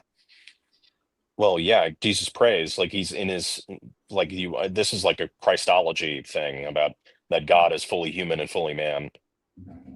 So are you saying that Jesus was talking to himself about sacrificing himself for something that he knew he was going to do? I'm not in any position to talk about like Trinitarian, like Christology. I think what Sabio might be bringing up, it seems odd. It's not just that Jesus was talking to God. Like I could understand, like, forgive them, they know not what they do. Like I could understand something like that. But my God, why have you forsaken me? It's that I have a problem with. It's because it's literally the dude dying and then screaming at the sky, why have you forsaken me?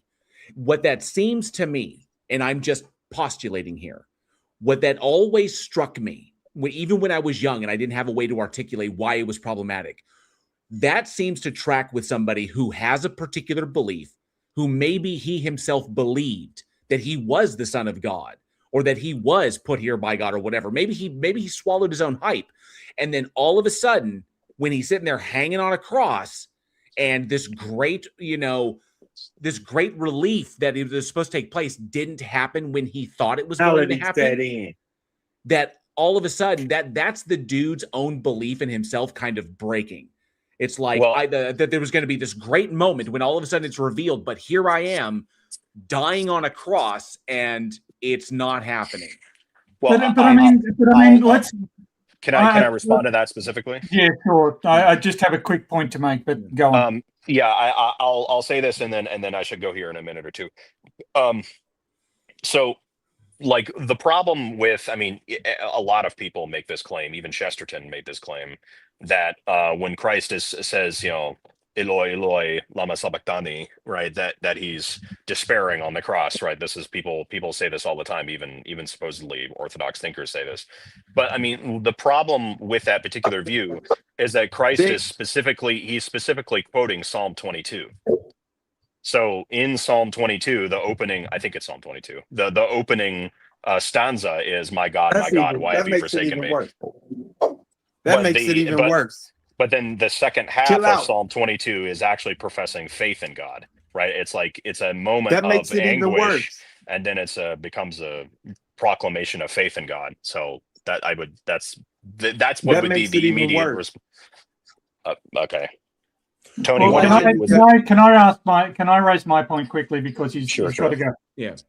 What are Jesus Christ's last words? That's a matter of is it that? I don't think so. I'd have to. The answer is that it's different in all four Gospels. So is not the evidence suggesting that all four Gospels are actually telling different stories? And for one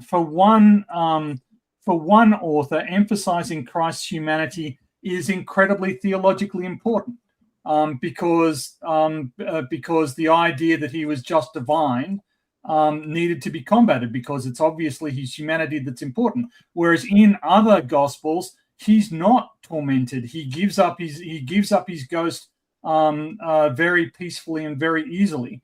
So are we not left with the fact that these gospel accounts are not only inconsistent with one another, they each individually seem to have been tailored to make specific theological points? Are they not transparently works of fiction that the authors are manipulating to obtain a given outcome? You know, people talk about Paul's Jesus versus Matthew's Jesus versus John's Jesus, and the different levels of humanity and otherwise that obtain to each of them. These are characters in works of fiction. I mean, you basically asked me like 5 different questions. Is there something very specific that you would like me to respond to? Yes. Why are you looking at the discrepancies between these books and not saying, okay, these are clearly different versions of the same overall story that are being manipulated by their authors for theological effect? Well, because I don't think that they are manipulating the text. They have different accounts. I mean, I don't. Now, if you want to say how do you harmonize the different accounts, well, then we're going to have to talk about how you harmonize the different accounts. But I mean, I think just as a pure matter of intuition, if I'm looking at four different biographies of the texts that they, but you skipped over the main point. Why do you not believe that they're fictional? Why do you not believe that what evidence do you have that they're not fictional accounts that the individual authors are manipulating for theological effect? You would accept that this was the case if these were texts from another religion. Why do you instantly skip over that possibility when it comes to Christianity? I don't think I am skipping over that. I don't think I am skipping over different texts. Like the reason why I don't think, as a matter of historical scholarship, that the Gospels are all sort of game of telephone, crazy, fictional, mythical accounts, is because if I did that, I would have to basically undermine, how it seems to me the rest of historical scholarship is done. I mean, it just doesn't.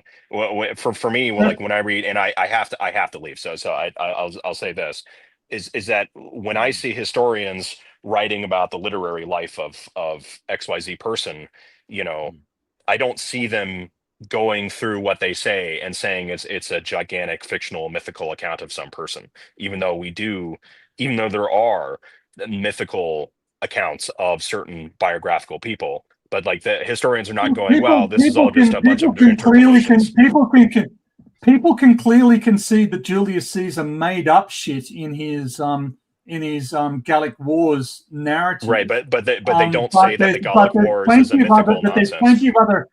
But there's plenty of other external evidence that Julius Caesar existed and went and was engaged in a Gallic War, not least of which was writings by his opponents. His political opponents. Like you've taken these narratives from people who are clearly sympathetic and entirely invested in a particular interpretation of this literature, and then you've said, well, I'll accept that wholesale, even though there's no external validation that any of this any of this talk about resurrections or divine identity has any external validation at all. But you're putting a lot of weight on that. Anyway, you have to go. So I'll let you have the last word. Yeah, I'll say this and I just go. I do think there's a great deal of external validation that we could do on the Gospels. That's why Aquinas talks about the modes of credibility. Anyway, it was great. Thank you. I always enjoy these conversations. Thank you, Bob. Yeah, it was great talking to you all. You all have a good night. You as well, but we'll see you in the next one whenever you're available. Yeah.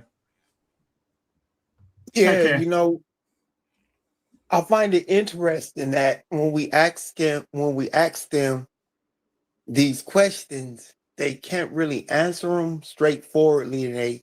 They dodge and they give us some half theological answer, like it's like programmed. I find it odd. Well, I think it's I think you put your finger right on what I notice about talking with Bob Joe is that he sort of has this cognitive dissonance that allows him to sort of skip over the central logical point. Like, well, I don't believe that they're theological treatises that have been manipulated, works of fiction that have been manipulated for theological effect. Well, why don't you believe that? That's what I'm asking you. Why do you not believe that that's true? Well, it would undermine all of this other stuff.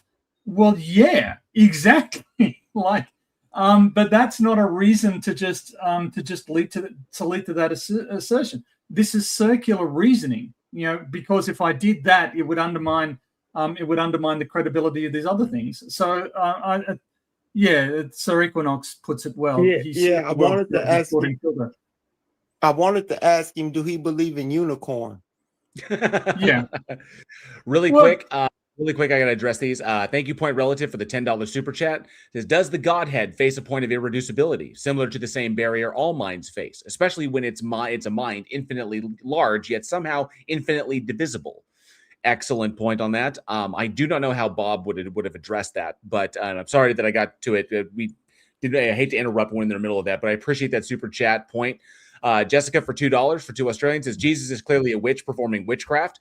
I made a similar comment. I was like, Jesus wasn't doing a miracle. Jesus was drafting off the magic of Asclepius. That's what he was doing because he was in that temple. He's like, oh, just drafting off the magic of a god. It's like, oh, wow, he actually was a Greek god worshiper, which kind of like tracks with the Dionysus thing. Jessica for 5 Australians says, traditionally, if you want to quote a line from popular literature, the line you actually quote is the line you want, not the lines you don't quote. Excellent point. I Killed Earl's in the house, has been a member of the Godless Army for 36 months. Thank you so much, Earl. I appreciate that support. I hope things are going well for you.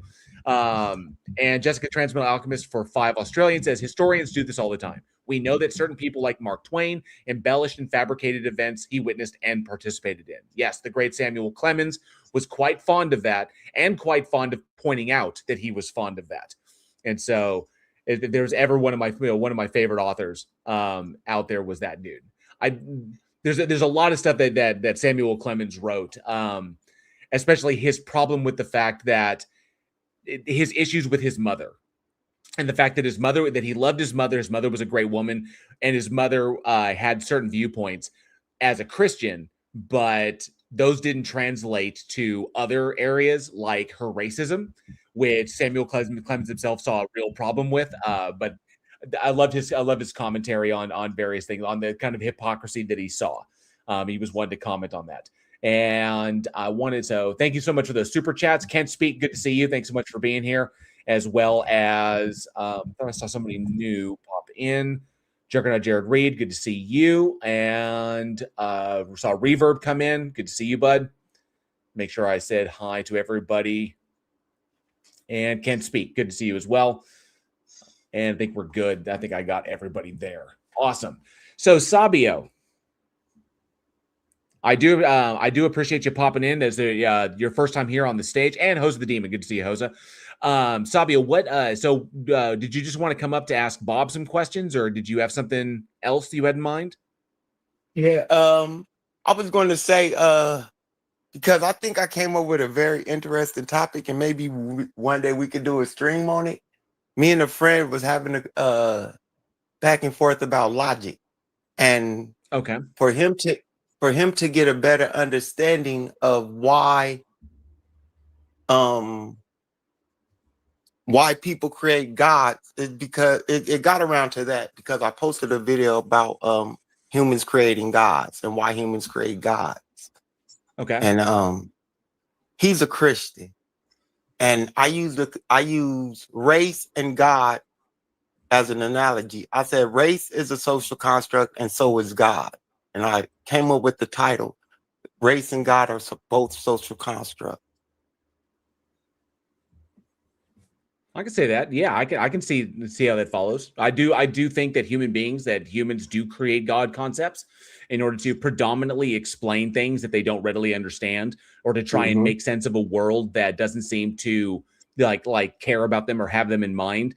when you live in a like if you look at just the state, like how the state that humans used to live in and the struggles for survival, and people would die for unexplainable reasons. We know why they died, but why mothers died in childbirth, why people went into caves and came out and bled to death suddenly because they caught hemorrhagic fever.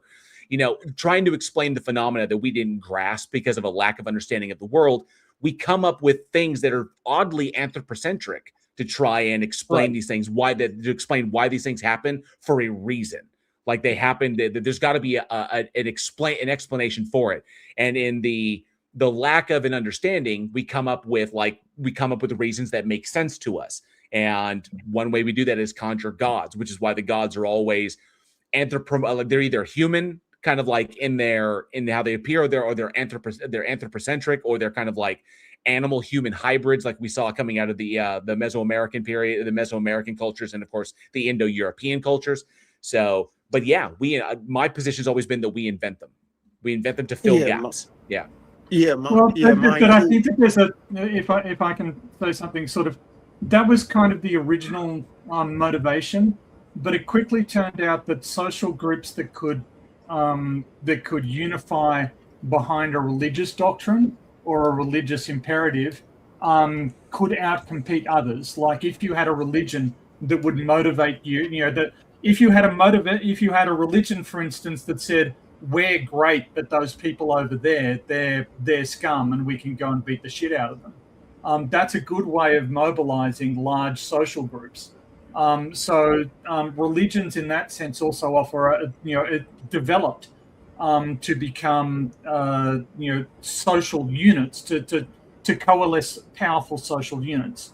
So yeah, that originally it's to explain gaps, but eventually the religions became powerful and influential because they offered a mechanism by which getting a lot of people dedicated to the one effort.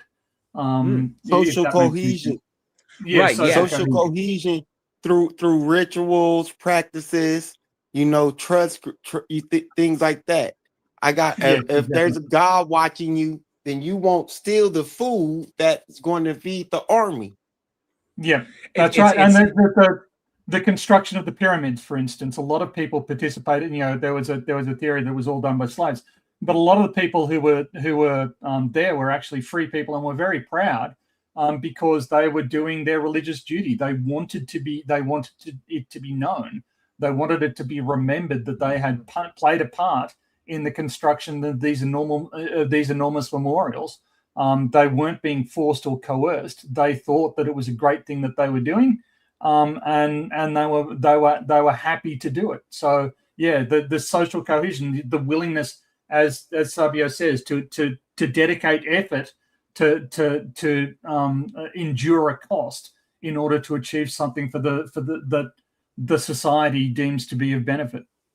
I see the connective tissue between the two as far as like trying to explain things and trying to assuage existential dread and try and wrest control from the unknown. And I see that as having survival utility. And then, of course, unifying people underneath these ideas. And so they start off as like ideas of explanation, and then a hierarchical kind of like structures come out of that one. Social cohesion arises from people following the same rules that are passed down. And so they come up with an idea, like a God concept, that helps to explain certain things. And then in order to facilitate, facilitate the security of society, like a hierarchical structure is understood and rules are passed down. Like, avoid going to this place. Don't go over there. Stay over in this place because this is the good place. And then that becomes the unifying structure that allows people to band together under that common idea. And then the efficacy that comes out of that is just natural. People working in unison towards common goals. So, and then when it comes to resource acquisition, there are many resources over there. We obey all the rules. We have all this. We're entitled to those resources because blah blah blah. And then you get into tribalistic conflicts, which is where I think race comes into play, because seeing other people that are different than you is a way, and bring that in is a way to justify. Is it basically a tribalistic notion that my beliefs they they entitle me to a point of advantage over other people. And so the idea, the construct of race allows people to indulge in those tribalistic notions in which I deserve a better life, or I deserve more resources, you deserve less. Maybe even technology can play into it. Certain groups had greater technology than other groups, and they could view their technological advancements as being gifts from above, like, you know, like the God has allowed us to have all this technological prowess, and then we see all these people who don't have technological prowess, we can go over and dominate them. Because if God didn't want us to have the technological prowess, he wouldn't have given it to us. And so there you go. So I see the connective tissue throughout. Human's gonna human. It's what it sounds like to me. Humans are going to human. Bingo. Yeah. That's a great, yeah. That's what I say. Humans will human. And once we recognize that humans will human, we will be able to understand how these things transition throughout time, how this construct of race developed within this construct of religion. They were developing simultaneously, but at different times in different areas and different epochs with different rules under different empires and kingdoms. And I see that throughout in my study of Jewish of like the history of Judea and the kingdom of northern Israel and the surrounding kingdoms of Egypt, of Acadia, of the Babylonians, of the Hittites, and the various kingdom and the Assyrians, especially in their Neo-Assyrian period, that period of aggressive expansion, and then the rise of the Greek Empire and the Roman Empire. What I see is individuals taking advantage of power vacuums. Once an empire gets large enough, eventually it begins to collapse because of, you know, like the Assyrians had it on lock. 300-year drought tends to like decimate stuff. And so the Assyrians began to collapse, and in their wake, other people came in. And so it was just empires fighting over control of resources and taking advantage of weak spots and taking advantage of natural declines. And so I just see it kind of like in the Levant, in the area of the Levant, kind of like a smash and grab of trying to control the territory for the sake of keeping their kingdoms alive. And all of them had their individual little banners that they unified people underneath. Everyone's got their banner. Everyone's got their flag. As Eddie Izzard would say, do you have a flag? You don't have a flag, then you don't have anything. It's like everybody trying to stake their claim. That's what I see as what it ultimately comes down to, is a lot of tribalism, a lot of xenophobia, a lot of resource acquisition, and just trying to stay alive and maintain cultural identity, because that's where they see their value in. And so and we see the same thing. The cycle's repeated time and time again. We saw it here in America in Western colonization, in westward expansion. We saw the exact same things, the exact same crap that happened in the East. We humans seem to repeat the same cycles again and again and again. Maybe one day we'll learn. Maybe. All right. If we haven't destroyed the biosphere first. Yeah, that's entirely true. Well, having come on and not yelled at anybody, I'm going to quit while I'm ahead and leave you guys to it. I see nothing but I see personal growth. Go ahead, Sabio. I'm sorry. I was going to let a Christian come up to see if any Christians had any defenses for you. I want to hear them try to defend the adventures of Rib Woman and Dirt Man. Dirt Boy and Rib Girl. All right. Definitely. Lovely to meet you, Sabia, and I'll talk to you guys later. Thank you, Tony. Yeah. Bye. I want to see. I want to hear that defense. You know. It was a previous stream when we had Bob on, where we had a very, very, and I've had that conversation multiple times where we've talked about. It may not have been Bob, but we have talked extensively about the problematic logical entailments of that story, and how when you start exploring it out, when you start like looking at what's in look at how they define the God and look at what happened there, and it becomes really, really problematic. It never comes out in the wash, and I've never heard a good theistic defense for any of that nonsense. Because you either wind up with like evil doesn't exist, everything is good, and so evil becomes incoherent. But then again, if evil is incoherent, then what is good? Then it all comes down to these arbitrary fucking rules that the God has like throwing around at all times that just, like, why is it doing it? And then God comes off as less powerful and more of like an intolerant child that's not getting its way. And so it's so nonsense. I've never heard any good defense of it. I just be waiting. Because those are questions I ask them. I've become very good at taking the Bible and just taking the stories of the Bible and asking them, you literally and really believe that there was 3 days and 3 nights without a sun? So where was time at? Literally. If you read Genesis, it tells you when the sun and moon was made. He said he made the greater light and lesser light in what? Verse 14, 15? Right. In the Bible. So Tony Regime says God missed a trick when he named Dirt Boy Adam instead of Clayton. Clayton. I love it. Clayton. And Sarioku, yes, anybody can call in. If you haven't been up on stage, you're more than welcome. If you have a topic you want to address, or if you want to address something that's on the screen up here, any one of these topics, or if you have questions for us, you're more than welcome to come up. So these are the conversations that we want to have. Oh, Adam Clayson. I like that very much. I agree with all that. I agree with all of those. But yeah, the thing that gets me is when Joshua prays to God to give him more time to be, was it when he was fighting the Amalekites or something like that? Yeah. And he asks for God to stop the sun in the sky. And he stopped the sun. I was like, and then God stops the sun and it gives him more time in the day. So they kind of cheat because he's supposed to be defeated by the end of the day. But I was like, well, hang on a sec. Wait. These guys who wrote this probably didn't understand that the reason that the sun is not moving in the sky. The motion in the sky is a result of the rotation of the earth. So technically, God would have been stopping the planet, right? Not the sun. The sun wouldn't have stopped. It would have been the planet would have ceased its rotation. You think other cultures around the planet would have recognized when the Earth suddenly stopped rotating, and everybody apparently would have flew off.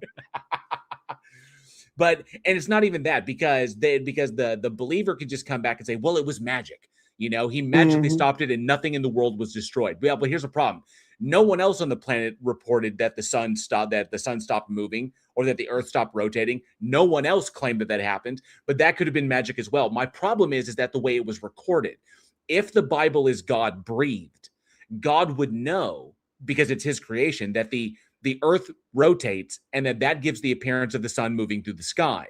It's not the sun actually moving, it's the earth moving. Right. Why, if the scripture is God breathed, why would it be written in a scientifically incorrect way? Why would God stopped the earth from rotating, and which paused the sun in the sky, which is what technically would be happening, but they didn't report that. That leads me to believe it's more likely that this was written by somebody who had no understanding of astronomy or cosmology and just went with their intuition. It's like a flat earther, but then again, the Bible is a flat earth book, so right. And when you challenge them, that's why I like asking them those questions. And I got a lot of them too. Like, I just be playing around. That's why I asked him about who Jesus was talking to, because that's the one that made me leave church.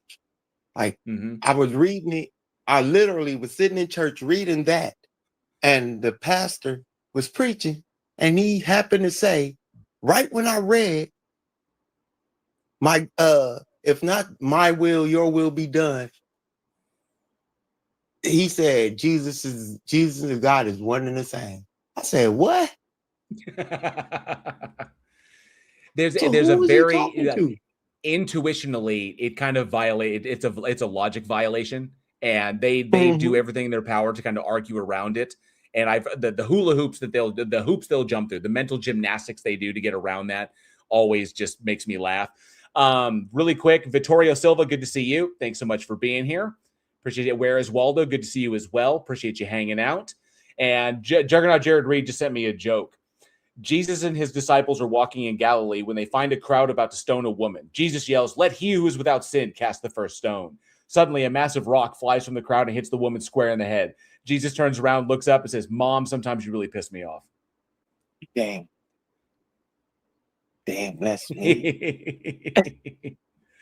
And Tekken fan, Mom. Good to see you. Yeah, because let he who was without sin, and then Mary, who had yes. Mom, sometimes you really piss me off. Good one, Jared Reed. All right. So no Christians in the back.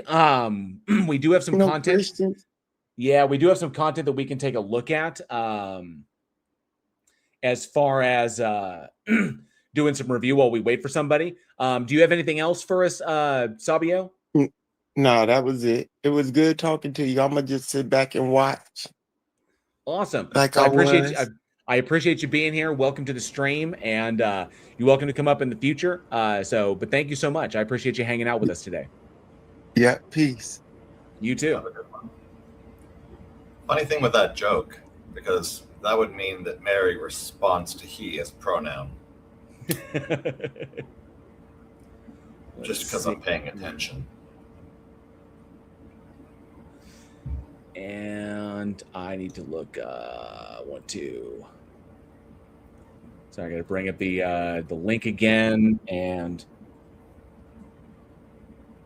close that. So I don't need that. There we go. Just wanted to put that link up there again.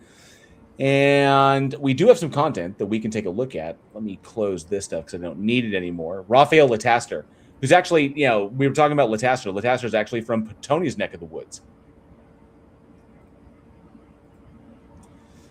Where did I put that?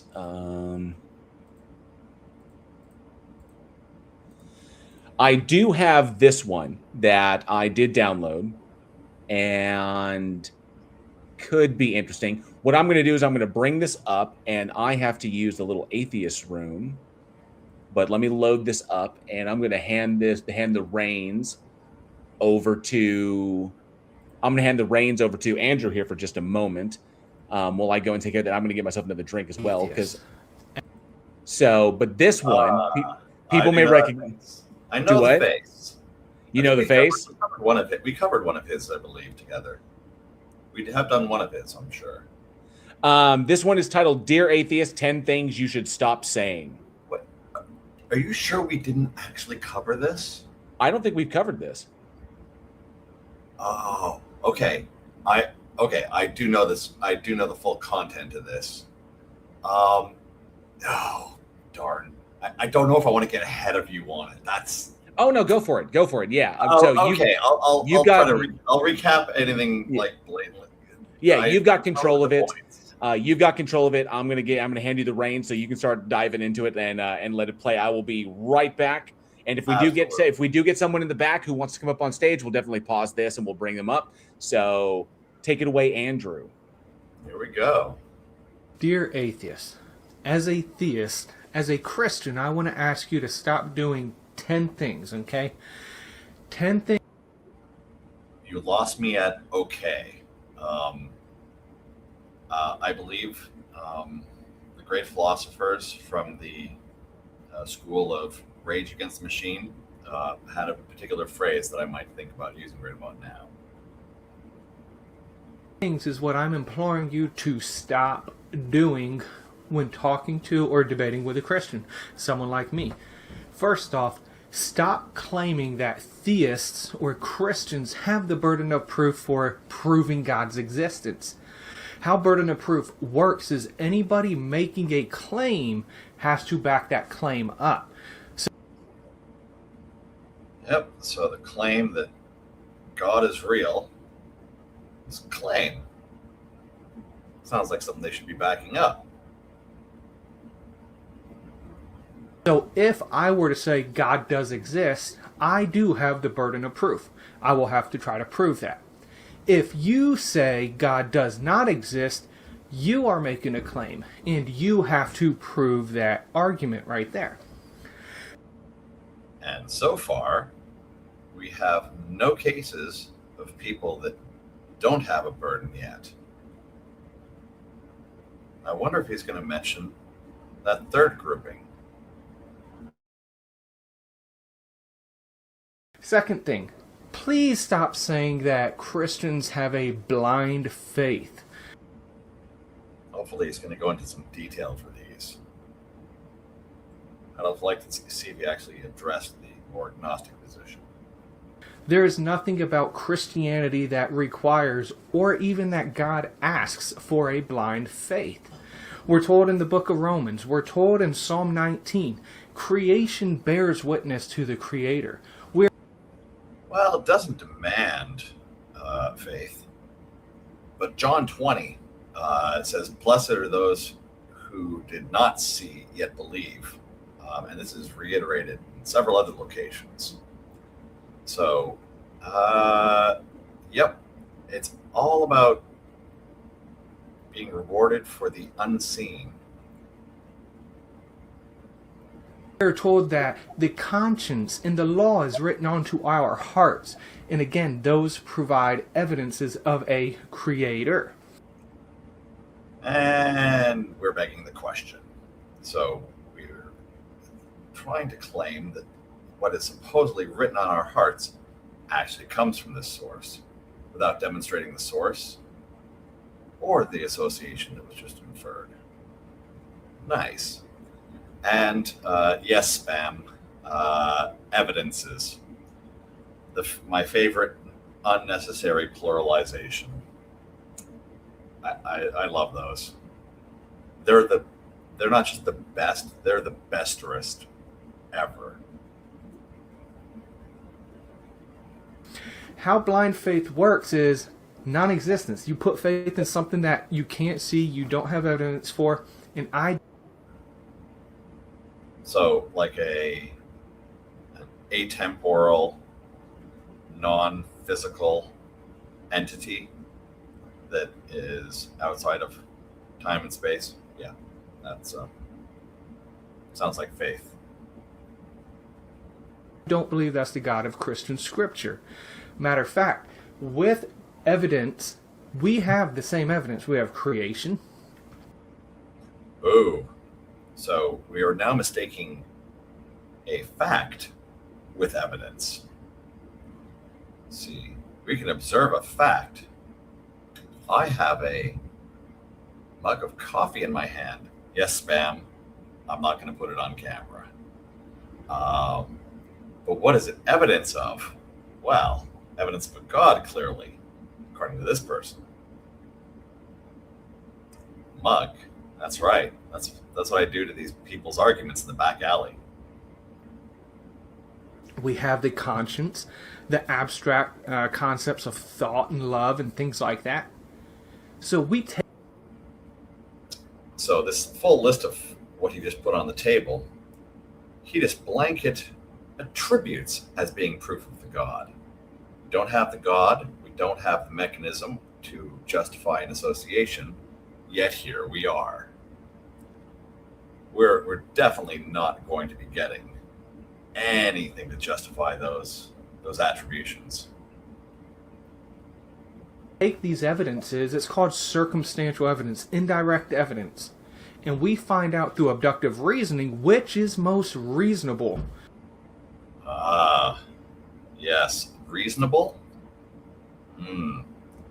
Well, what somebody thinks is best. Now, the question about whether you call the process they follow reasoning or not, well, that's going to come into question greatly.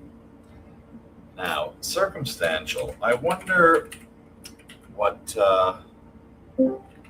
this would actually fill out as.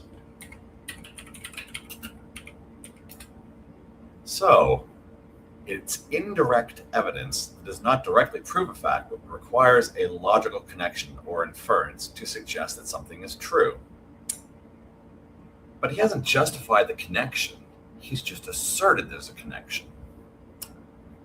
So, that's nifty. To attribute this to a God or to material or naturalistic explanations. At the end of the day, you got to answer your. And we've got our friend, the false dichotomy, because there's no other possible situation that could be posited for any given situation. It's just got to be one or the other. Yourself one question. Did mind come from matter or did matter come from mind? The third thing, please stop denying the fact that you have a worldview. Okay? if you're an atheist, you may not have what's called an atheistic worldview, and I understand that, but you do hold to a secular worldview. Ooh, a secular worldview. Well, I wonder what secular really applies to. It implies without God, so I suppose if they don't believe in that sense, that could apply. So it has no religious or spiritual basis. So, sure. Let's see if he's going to imply anything else. Well, here. my thought on this is like it's weird because atheism is not a comprehensive worldview, and neither is secularism, because you can have secular Christians. Secularism is about the separation of government and religion. So what he means is kind of like, as far as like a worldview would be a non-theistic worldview. I would be that. So well, I would. The dictionary gives me a straight up meaning that he would be accurate under, though, because it says denoting attitudes, activities, or other things that have no religious or spiritual basis. On those grounds, yes, we understand. Like for the point you were getting at with regards to political separation, yeah, that is a secular is a way to approach politics, for instance. But as part of a worldview, he actually is using a legit use of the word for once. It's the only thing that'll slide. But even then, it's not. Even then, I wouldn't say that it comprises a comprehensive worldview, like a secular. Oh, no, not comprehensive. It only describes one aspect. Yeah, that's where I'd be. So yeah, but he's not describing anything about it. It's describing what it's not. So that's the ironic thing. Instead of actually describing a thing by its properties, you're describing a thing by what it's not. Yeah, if I were to go, it doesn't inform anything else. Because of course we've all believed in unicorns, right? As long as there's no God, I got my unicorns, my reincarnation. Yeah, it's because does everybody in the audience have their lucky trolls out? Bingo starts in 2 hours. Yeah, it's because being secular does not logically entail being a non-believer. Or anything. Right. So him like bringing secular in this, I understand what he's trying to say. It's just that there's a better term that he could use for that. Having a non-theistic worldview would be a better way of putting it. But him using, I mean, obviously he has his own like agenda for using the term secular there. But because secular doesn't logically entail being a non-believer, it just means understanding a separation between religious beliefs and something else, whatever that or positions that don't rely upon that or don't pull from religious ideology. So refers to things not connected to religion, such as neutral government or public space, while non-belief is a personal lack of faith in a deity. Compatibility, a person can hold deep religious beliefs while still supporting a secular government. So this may be a fail. This may be like a weakness of language in that respect. I think he could have said it better, Don't worry, I'm willing to extend this olive branch just so it's a little closer when I have to smack him with something hard and made of wood. And good to see you, Robin Hood. Thanks so much for being here. Jinju as well. Good to see you. And Tony says, can I press X to doubt that he has read many of the books behind him? Oh, probably. Probably could. All right. Let's continue on with what this guy is saying. One that is not of God and does not have God in it at all. With this world, that's like I said, accurate. But he said one that does not have God in it at all. That's not secular. That's non-theistic. Well, but based on secular being, like I said, the first adjective definition from Oxford, denoting attitudes, activities, or other things. So now, other things is a basket that have no religious or spiritual basis. Like I said, linguistically, but it says nothing. It's like, yeah, by saying that you don't believe in God, you don't believe in God. Thanks. Yeah. It is vacuous. There's no value. So for the one thing he's right on, it isn't, I think trivial is almost generous. view, it is not tenable. It is not livable in society because it breeds subjectivity and relativism. Jail. Well, I'm letting him finish the sentence first. Oh, I know. Okay, let him run. View, one that is not of God and does not have God in it at all. with this worldview, it is not tenable. It is not livable in society because it breeds subjectivity and relativism. You mean the world we have right now? So, audience, is everything unlivable? Are you in utter chaos? Remember, if you're not running around screaming at the top of your lungs, you clearly have not understood the depth of the problem. So, old C4C apologetics, yeah. So, I mean, we understand like subjective meaning, just like like stance dependent, and this is the world we live in, and it seems to be quite sustainable as it is. We may have disagreements, but we may conflict over various things because these things are subjective.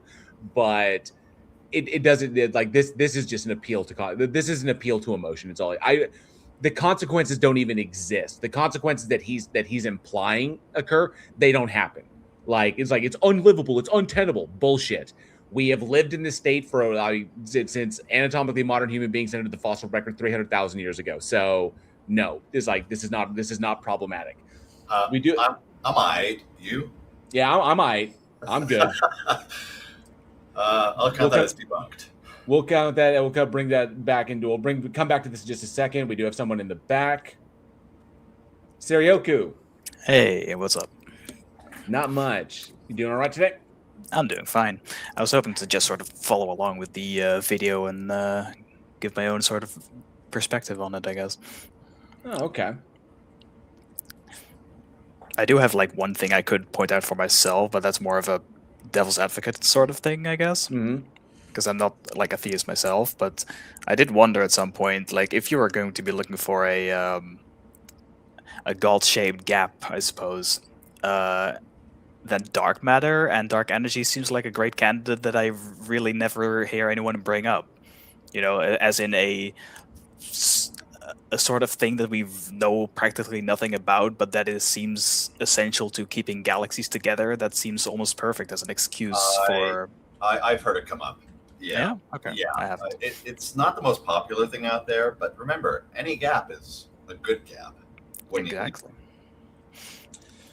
From my understanding is that we know quite a bit about them, just not there's things that we don't know. But there are certain details we know about them, right? Like we know they experience gravity, do not interact with light, seemingly don't interact with matter. So like we know of a couple of things that it does, and we know that they don't do other things that most other things do. But that's, you know, it's still it still seems to be more of a like we know that there is something there, we just don't know what it is. Yeah, I think like one idea is that dark matter, because it's not made of normal atoms, like protons and neutrons, because it doesn't emit, absorb, or reflect light. I think that I think one hypothesis is that it's weakly interacting massive particles or WIMPs, and incredibly light axions, which are possible, but we haven't confirmed that yet as far as dark matter goes. And then you have like dark energy, which is acting as the repulsive force accelerating the expansion of the universe. And I think it was like 1990. It's like in the late 90s when we discovered that. But it's a big mystery. Yeah, definitely a gap that could be that one could put God in there. But I think like from a skeptical point of view, it's obviously still not a good argument. Right. Yeah. Right? Well, it's not even an argument. When you get down to it, they try to assert it as you're positing something that you can't identify per se. Exactly. But the thing is, there's a there, and as much as like picture where you've got a wall and you grab an AK-47, you just like grab it, you're right, and you just like open fire and you're spraying, praying. Before you know it, there's a consistent region that's just never hit with bullet holes for some unknown reason. There's a there. You can't.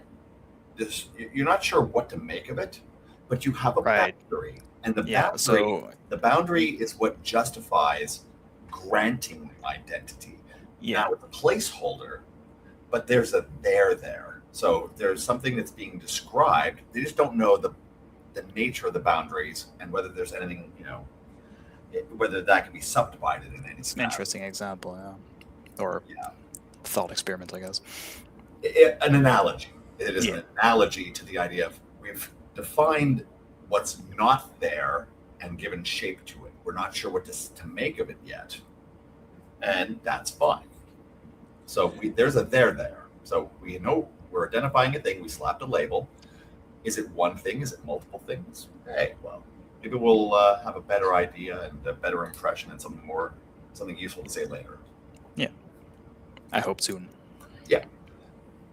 So I think we're good to see where Please do. our little video ends up next. I love it when when Clive Wells and Tony get going, is like, Clive Wells says dark energies is just another name for the cosmological constant, and then Tony says, but is it constant? And then Clive Wells says, well, it has to be by the contracted Bianchi identity. And so I bet that's going to go on for a second. I have no doubt. So now remember, has to is until we discover otherwise. Right. Has until to. we discover otherwise. It has to, by definition. It seems to. I like seems. It has to until it doesn't. Yep. And that's what I love most about science. Is like, it's this way until it isn't. It's the best wrong answer we've come to so far. Right. The best answer that we know is wrong. The best least accurate answer we've come up with, because we'll always be able to make it more accurate in the future. I do love that. Ugly German Truth says you need to up your atheist clothes game. DZ is also streaming, or was when I started watching the stream, and he wears a gorgeous wife beater. There are certain clothes I can wear and certain clothes I can't wear. I like my funny t-shirts, like that wasn't very data driven of you. I like my funny t-shirts. That's kind of like just my identity is funny t-shirts. One of my other favorites is your hadrons are giving me a boson. Yep, or is it your bosons are giving me a hadron? Your bosons are giving me a hadron. I like that t-shirt. So I'm the guy who wears funny tees, So I thought that was Dan McClellan. And the fit for today's video. See, I wear funny tees. T-Jump sits in a clamshell. Justin wears wife beaters. What is it? Ian sounds like the guy from the channel Chills. So we all have kind of like our thing. I always associate Justin as sweater guy. He does a lot of sweaters. Forrest is the really super animated, like super excited guy. Vice Rhino has the bow ties very often. Vice Rhino has his bow ties. Godless Engineer, his sexual innuendos, the stuff that he brings up. So, because he sees the idea of worshiping God as sucking God's cock and shit like that. So we all have our kind of things. Yeah, some of us collect metal teas. JL collects funny atheist teas. I do. Seth Andrews has the voice of melted butter. It's true. That's a great attribute to be known for. Mm-hmm.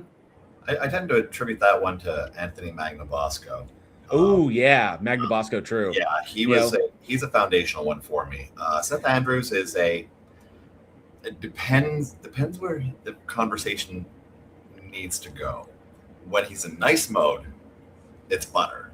Sometimes it's hot melted butter that will, scald the roof of your mouth. But you know how God is with shellfish. So. Yeah. Godless Engineer can also rock his muscle shirts. That's true. We all have our kind of thing. The thing that we kind of like, where we kind of fall.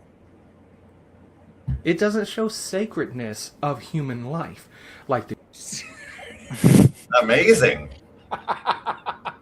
It's almost like we can conclude something from that. It's like, oh, gee, then maybe it's a matter for humans to consider human life sacred, maybe, or sacrosanct, or whatever term you want to use there. Maybe that's what we call humanism.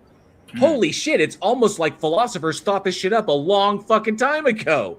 Congratulations. Yeah. And this one actually comes up like all the time, right? It's like, how can you identify meaning or purpose if you don't also believe in extra-spatial, extra-temporal God? Like the non sequitur seems to be way too common. Yeah. And I like this host of the demon says, LOL, Christians pretending to give a flying fuck about human life. Good, that's an excellent point. Excellent point. Who gives a fuck what happens to them after they're born? Yeah, we just want them born, because the more that are born, the more we can turn into fellow cultists. But after the fact, and that's why I see is kind of like the trap there. They want people to breed virtually like uncontrollably, but they don't give a shit about social reform so that these individuals have a proper quality of life or access to education or even opportunities when they get older. They don't give a shit about any of that. They want the poor where the poor are, because when it comes down to it, Christianity relies upon the emotionally and the intellectually vulnerable in order to make more cultists.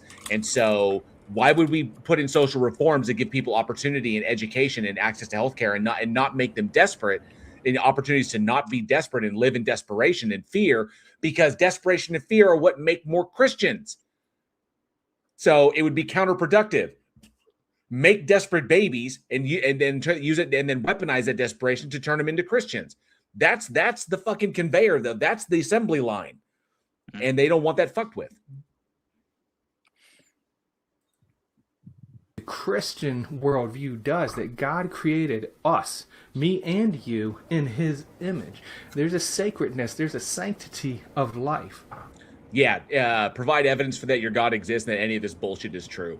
Other than that, it's just an appeal to consequences. And I can value all human life equally and not have these stupid in-group, out-group distinctions that you impose upon humanity by trying to dictate like who has access to the truth, who has real access to the truth and who doesn't, who's a pagan and who is not, who is a believer and who is not, and why we should judge them accordingly.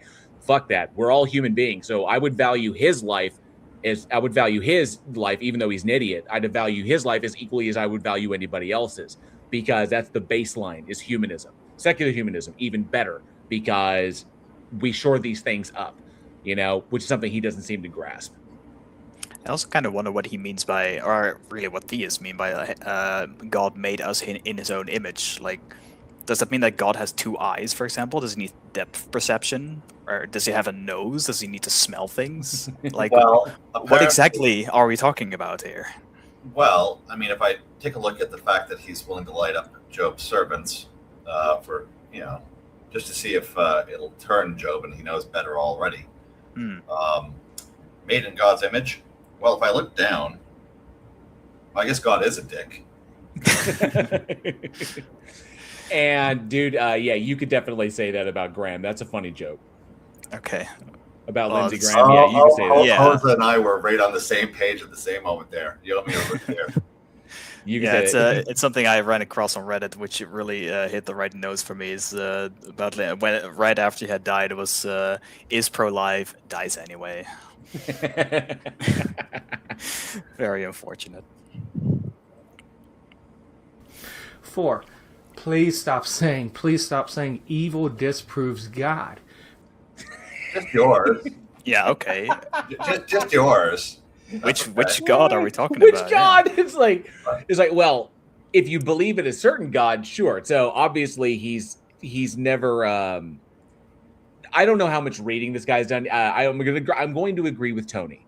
He has not read the vast majority of the books that are sitting on the shelf behind him. I don't even want to zoom in and take a look at this, but I don't know if the Epicurean trilemma is in any of them.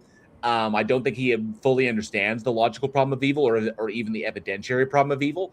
But if you believe in a God, specifically like the classical theistic God, the triomni God, then yes, the logical problem of evil you cannot deal with. Yeah, you need to change the God, which the vast majority of Christians have done. They alter it so that they try to get it away from it. But that particular one, yeah, and if you happen to be a classical theist, it proves your God doesn't exist. Done. Yeah, I don't think it's even about how they. Himself. That's what I'm waiting for. I'm waiting for him to argue against himself. It's like, you're just going to impugn God's character or something. It's like, wait, you mean yours? I don't think he gets around to it. I've seen this video before. But I don't think it's even the. Sorry, it's. I don't think it's even about how they define evil so much as how they define or not define omnibenevolence. It's like that omnibenevolence, especially that omni part of it. That is a lot of work, right? That's a high bar to clear. Like if you want to say that God is both omnipotent and omnibenevolence, then you can't really explain away any kind of flaw. The perfection is is just that high of a bar to clear. Right. And I mean the notion that, and it's not even like what I think is a better, the way I articulate it, I think it articulates it better, is evil by its own lights. It's not evil by human lights, like what we subjectively declare to be evil or whatever. It's what the God subjectively declares to be evil. Like actions and outcomes that are evil by its own designation. So I can understand if a God says, like, he created evil, right? Right, yeah. So I could say if God created, like, there could be a God that created a universe, and there were things that it wanted and things that it didn't want, and there were things that it itself has classified as being evil, like deep dark cosmic shit. And it creates a world in which the circumstances in that world do not allow for the logical possibility of these grand cosmic evils, but it does allow for evils that would be within the realm, within like the human paradigm. That like humans can call these things evil, but to God, they're not really. They're not like these grand, huge, like, design upending evils and shit like that. So if you wanted to parse it out, like there's the human conception and the God conception of evil, but they don't do that. So I mean, I could even understand that, but they're just talking about the existence of evil by God's own lights. God says, this is evil. This should never happen. I don't want it to happen. And yet it does. Yeah. It's like, well, God's got a reason. It was like, well, you can't just say that. You got to like back that shit up. So. Like, you can say that if you want to call God benevolent, but not if you want to call him omnibenevolent. Because at best, the presence of evil would maybe discredit his character. It may show that he's not your God. Yep. That it's not the God. You fucking donut. The character of it is that it is omnibenevolent. If you literally say, well, the evil, I guess it's just not omnibenevolent, then it's not your God, you moron. Then the problem of evil has succeeded. Congratulations. Yes. Once again, I feel like Monty Python. Yay. Yeah. I mean, yeah, it's just clear that he's not talking about the classical theistic God, which is fine, right? But then the problem of evil doesn't apply, so why are you talking about it? He's a malevolent God. It may show that he's not loving and caring. But at very best, that is only disproving or discrediting his character, which again, I could flip that right around on you and show how evil does point to a loving God. Oh, wow. Please just do. Not all. Just not omnibenevolent. Yeah, not all loving, and plus not one that has the power to turn it off if it or to make it go away if it wanted to. So, and we're not even talking like natural suffering, like natural disasters and shit like that. You could say that that's simply a result of the planet we live on. But if these things are within the God's purview, then the conditions that allow for these possibilities, those are within its purview as well. So you got to fall on one side or the other. You can't have your cake and eat it too. And you know that olive branch I was talking about? Uh-huh. I think I'm going to offer the nicest thing I can. This guy gets Hanlon's razor. He ain't bright enough to be malicious. Sorry. Let's see where he goes with it, because that may turn into a reverse Hanlon's depending upon what he says later. I'm not sure if you followed the not bright, but no, I get it. No, don't attribute to malice what is best explained by stupidity. I get that. But it could be a reverse. Don't attribute to stupidity, which is best explained by malice. He may not have any good intentions here. So I don't think he's got an active brain cell. So I mean, I'm getting more ignorance than malice, to be honest. Exactly. There you go. I'm willing to side with Hanlon. I'm willing to side with Hanlon's on this. I am. 5. Notice how he didn't provide the explanation for how the loving God and the evil can exist. He didn't provide that. Yeah, that would have been interesting. He's like, that would have been good. It's like, but I'm not gonna do that here. Stop saying science disproves God. Evil. Yeah, depends upon what claims you're making. So this can go either way. But then again, I don't think that C4Z Apologetics is a naturalistic theist. So, I mean, this is one of those things where he's picking a really specific thing that people say, like that atheists say, quote unquote, and it's specifically about the biblical God that caused Noah's flood or something. Right. You know, yeah. that one we can disprove by science, or the biblical God that created the earth out of nowhere. That one we can. Well, I mean, that's arguable, I suppose, but like there are certain things in the Bible that we can tell for sure did not happen. The moon never got cleaved in half. And if the God that you're talking about is supposed to have done or allowed for those things to happen, then we can sort of say, okay, that God does not exist. But you can never disprove. Well, we could say that the reporting is wrong, and that there could still technically be some logically possible God entity, and that humans have just fucked up all over the place when it comes to like interpreting this shit, because we're like stupid, monkey brains, and so we're gonna make up shit to like however we understand it, but it could be all wrong. All religions could be wrong in every aspect. Every book could be trash, but there could still be this entity that exists, and humans are just too dumb to figure it out. But in that respect, I would say that this would go more to dismantling things that are dismantling claims about the God. I think would go. But then you sort of have the problem of, okay, but God, unless you can point to a clear God like out there somewhere, claims are all you have, right? Right. Like, yeah. Exactly. It's sort of like saying it's sort of like saying having Harry Potter without the lightning scar. Okay, but then is that the same character still? I don't know. Yeah, I'd say it allows us to question if all these claims are all they have, then while I would say it does not logically entail that a godlike entity does not exist, but it says that the one that you're defining a specific way for all of these claims about it to be the case, then by extension you could say that God is eliminated from contention. There could be one, it's just not the one that you're defining specifically in this way to do the things that you think it's doing. Right. Yeah, it's sort of the same. I'd like to rephrase this in the form that he used his previous sentence for. You haven't disproved God. You just disproved the God with the accolades I'm claiming. Right. Exactly.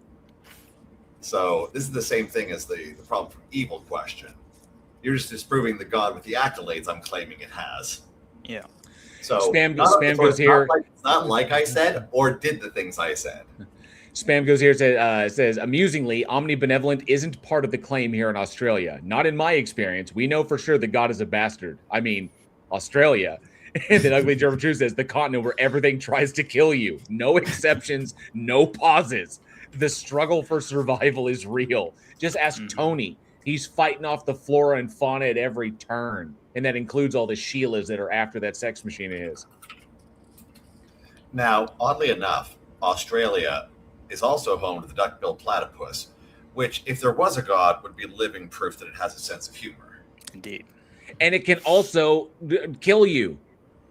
It's also poisonous. The platypus or can venomous. And will. I think the technical term is "fuck you the fuck up." It will. We're webbed feet.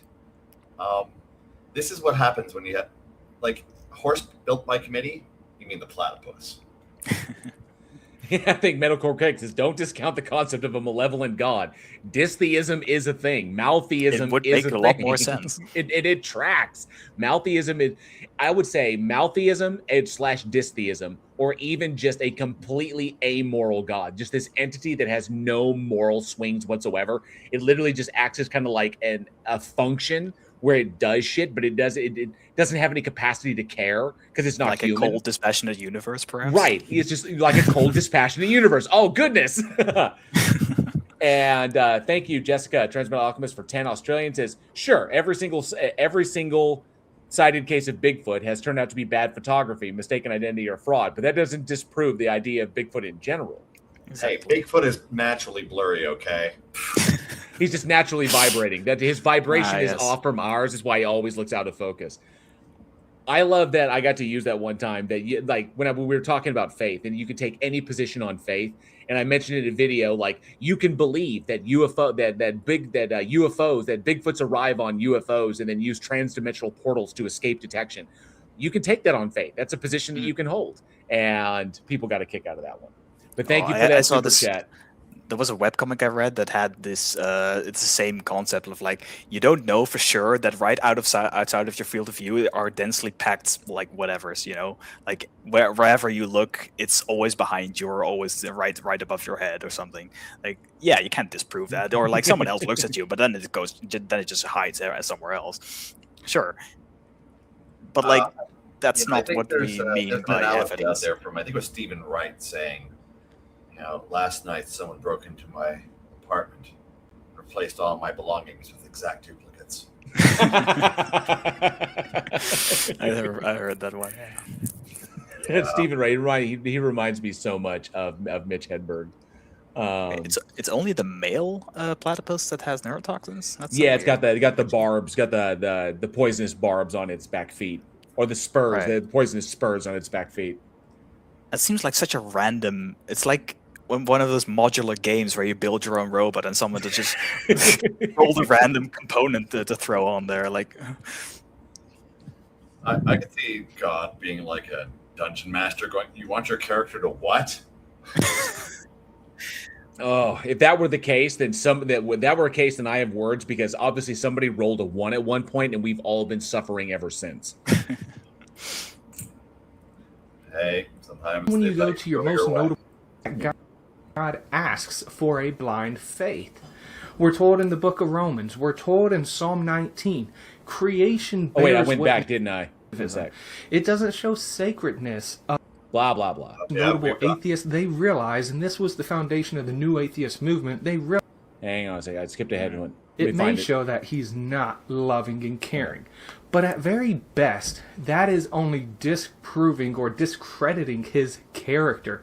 Which again, I could flip that right around on you and show how evil does point to a loving God. Which, by the way, he doesn't do. Yeah, which he doesn't do. Yeah, very important to point out. He does not do that. But I could. He could, but he's just not going to do it here. Yeah. 5. Stop saying science disproves God. Even when you Yeah. go to your most notable atheists, they realize, and this was the foundation of the new atheist movement, they realize... if that Well, means anything. I'm kind of curious what he thinks is the foundation of the new atheist movement, because let's see if he understands what new atheism was and what they were trying to do. Science cannot disprove God. And so please stop claiming that science disproves God. Like I said previously, you gotta either have mind from matter or matter from mind. The evidence, okay, so number one, the evidence all indicates, depending upon how you approach it. So this winds more into philosophy than it does into science, is the problem, is the number one disconnect here. If we're strictly going by science, what we can empirically verify, what we have experimental evidence for, the predictive models that we can develop on it, the study of the field of neurophysiology and neurology, we understand that what mind is an emergent property of brains, like what we call consciousness. Okay. Now, that's where we can go with that. But that's why it pushes into philosophy a little bit more. If you want to get into things like the hard problem of consciousness, get into, like where you're examining qualia and shit, that's going to get into philosophy. That's not science in and of itself. So that's not where that leads. So this is more philosophical. When Dennett and Dawkins, piece of shit. When Dennett and Dawkins and Harris and Hitchens, the other three more often than Hitchens, though, when they were bringing up scientific explanations, it was not to disprove a god. The point, and I'm going to make I don't know if he's ever going to see this. I did tag him in this live stream, so he knows that we responded to this. But I hope he sees this. The purpose of the new atheists was the original purpose was to use critical thinking and rationality and reason to kind of come to, like, basically step to apologists and theists who had been full-throatedly attacking non-believers for centuries, and non-believers being kind of like relegated to second-class citizenry, or maybe even less, never really had a voice. The purpose of new atheism, what got labeled as new atheism, was the idea that we individuals utilizing logic and reason and education and evidence and these things, we can be as full-throated as they can, that we can match their energy, essentially becoming as as intense or even vitriolic as they often were against us. These individuals, Dawkins and Dennett and Hitchens and Harris, were sick and tired of the podium being completely monopolized by religious pundits, okay, or by religious voices. We needed a voice, but we needed to step up and take that voice. We needed to assert ourselves. So we needed to bring it just as hard as they used to bring it to us. That's why it was problematic, because at the time of the internet, because the internet's a double-edged sword, they came off as bombastic and as aggressive and antagonistic as opposed to educational. But it was never the point. Okay, it was to use education to hit them just as hard. Okay, don't let them get away with yelling, "Oh, you're gonna go to hell," like this, and take it, like get in the mix. Don't just take it on the chin and walk away. Say, "Oh, you're just an idiot." No, explain to them succinctly, clearly why they're an idiot. Break it down for them. Use philosophy, use science, use everything at your disposal to do it. And there shouldn't have been a problem with this. And so I don't see a problem with it. That's what I do. So that's what New Atheism was. We can use science to disprove claims about the God as being a mechanistic cause for things. We don't need to rely on it anymore to explain shit, which is why Neil deGrasse Tyson has often said it is an ever receding pocket of ignorance is where God sits. An ever receding pocket of scientific ignorance. So, and I remember I saw an interview with Neil deGrasse Tyson and Steve Harvey. Steve Harvey being, of the game show, like the Steve Harvey show. But they were having a conversation between the two of them. And when Neil kind of set him up a little bit, because Steve is not that well versed in this stuff. He's a true believer. Yeah, he's a devout Christian, but he's not really well versed. But Neil does really good at communicating complex ideas in very simple ways so people can grasp them. He walked Steve into a trap, kind of into a logic trap, where he got him to basically admit that the vast majority of the reason why he leans on a God concept is to explain the unknown, or to provide like a reason to never address the unknown. And so when he got him into that position, he basically then said, well, what that means is that your God concept, your God, is literally occupying an ever receding pocket of scientific ignorance, because eventually we'll have answers for that.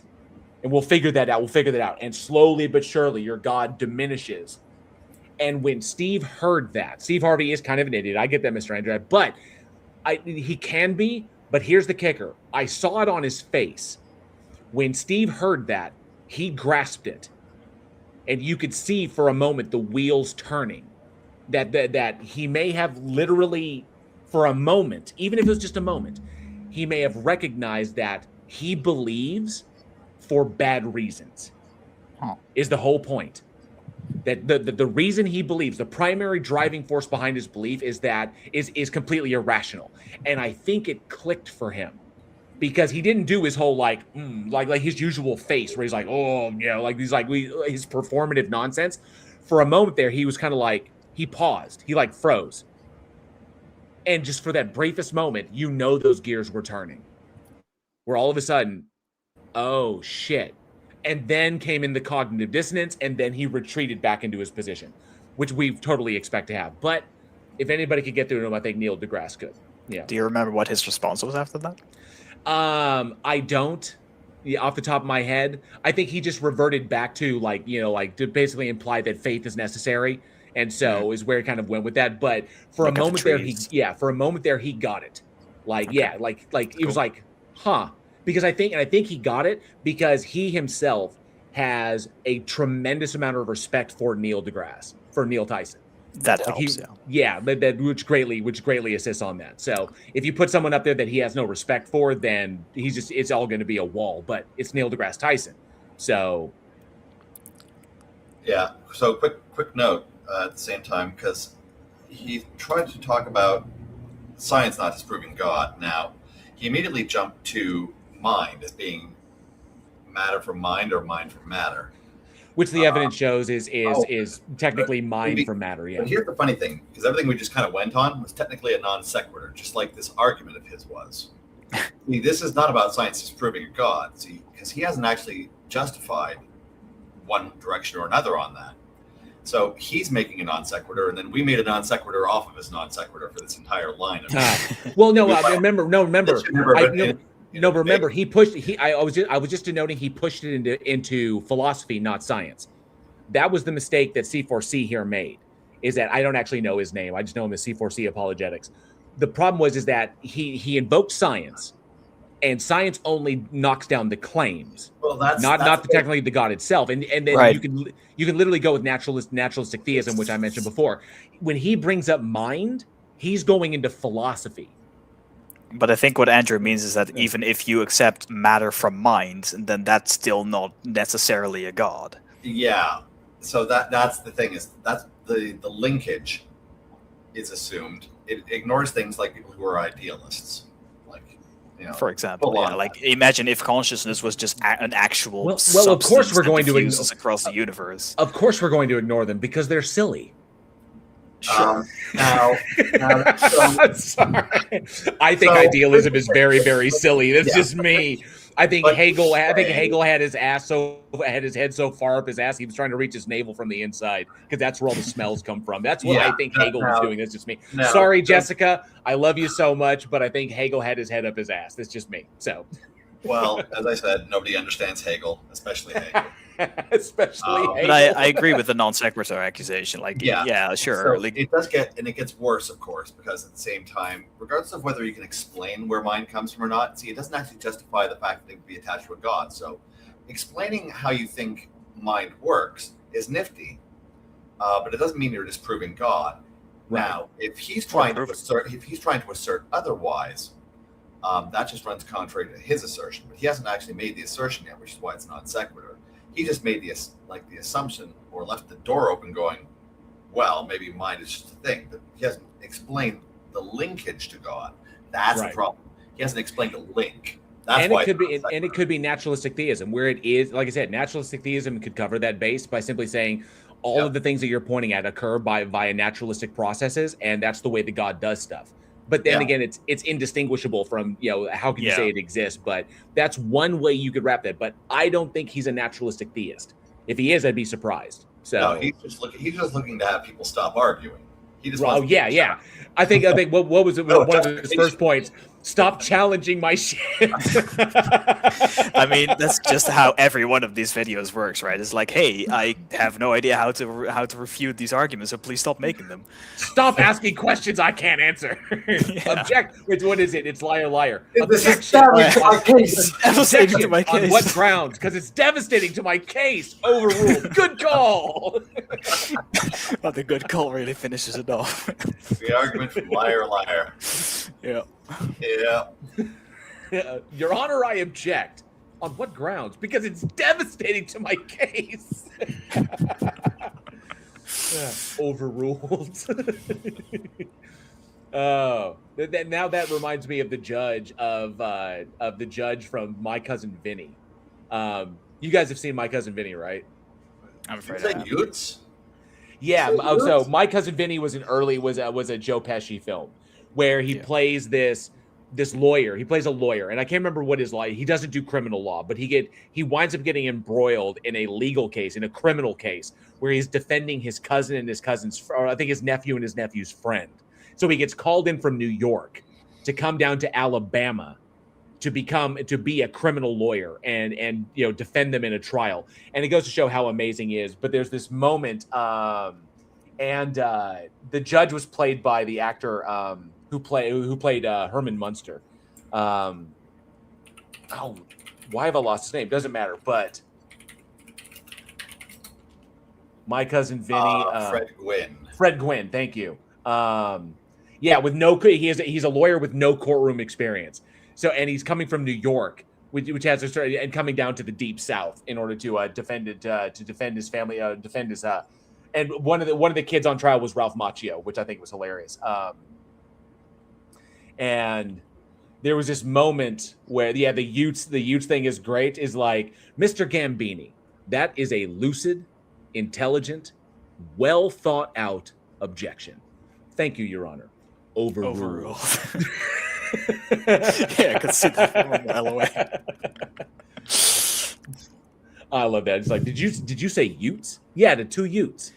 What is a Ute? Oh, excuse me, Your Honor. The two Utes. the two Utes. That was a lucid, intelligent, well thought out objection. Thank you, Your Honor. Overruled.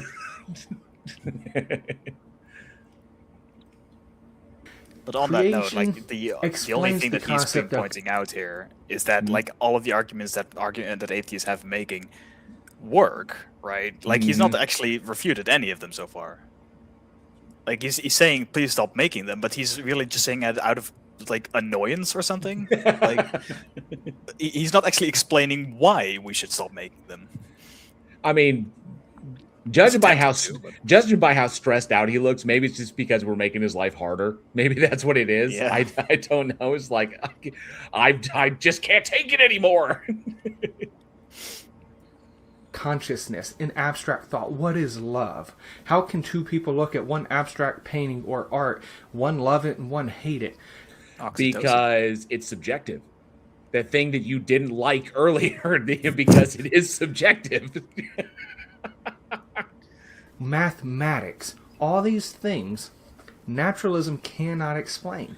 Yes, it actually can, because it depends upon it depends upon how you approach it from an ontological perspective. There are certain ontological assumptions you can make about the nature of these things.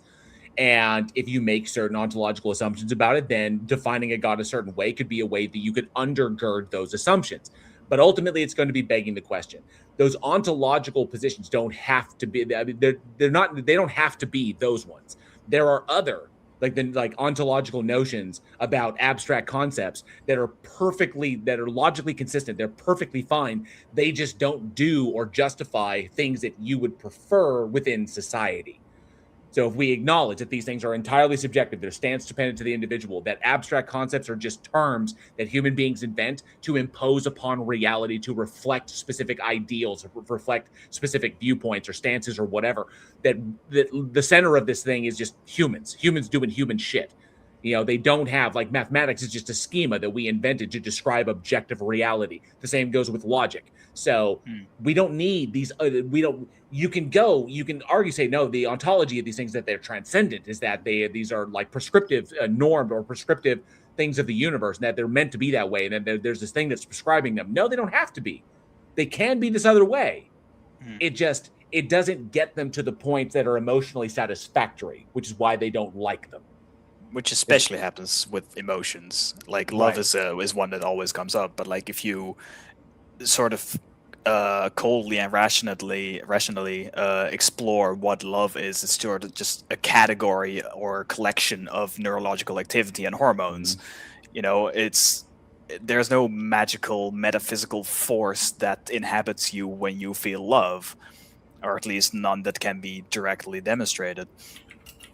Right. That feels sort of, I guess, demystifying and uncomfortable for people that like. Yeah, in their eyes, it seems to be like it seems to be that it like diminishes it in their eyes. Like for some reason, if the love that I have for my wife is not somehow like, you know, an effect of a god, like a god to undergird this notion, if it's just literally a function of biology, that she is the individual that I have bonded with, then somehow the emotional connection we share with one another is somehow invalidated or somehow reduced in its efficacy or something of that nature. It's somehow lessened. Right. And no, it's certainly not. Well, clearly not, because it hasn't changed. Like explaining it doesn't change it. You still feel the same way. You still do the same things. You've just, I don't know, expanded your experience or your knowledge about why it works or how it works, but it still works the same way. Yeah, still the same. I don't know. Like I said, a lot of this comes down. I've seen to emotional appeals. And love is a battlefield. Yes, it is. Now I suddenly want to watch Moulin Rouge because I love Ewan McGregor and Nicole Kidman's like chemistry within that film. I really did enjoy that. Valid. But yeah, I see it comes down to a lot of appeals to emotion or arguments from consequences in that respect is how I see this play out. Well, I see it as a romanticism. Like people want the world to be or their life or whatever to be special and to be Yeah. grand and adventurous or whatever, and they feel like if you put it in a test tube, then it cannot be that, which I disagree with. Mm-hmm. Now, he's conflating at the same time because he just brought up a secondary thing with creation, saying it doesn't disprove God, and all he's done is put his alternate hypothesis on the table.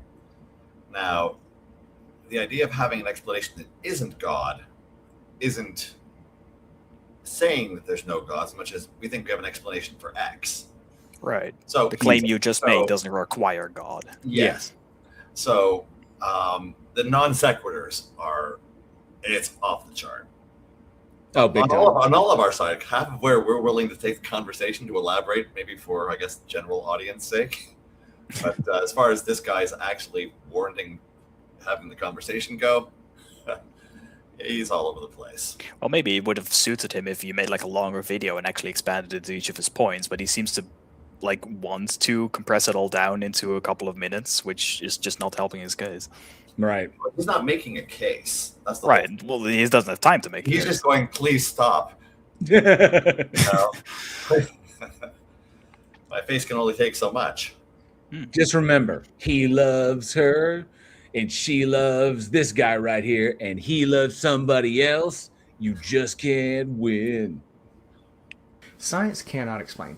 Science may be able to explain how we use the atomic bomb, but science can't explain if we should. Why should it be used or not used? Right, because that's morality, which is a field of philosophy that deals with like valuations. And that's not what science does. Of course, we wouldn't expect science to do that, which is weird that he's complaining that science doesn't do it because we don't expect it to. It's like it's a completely different field.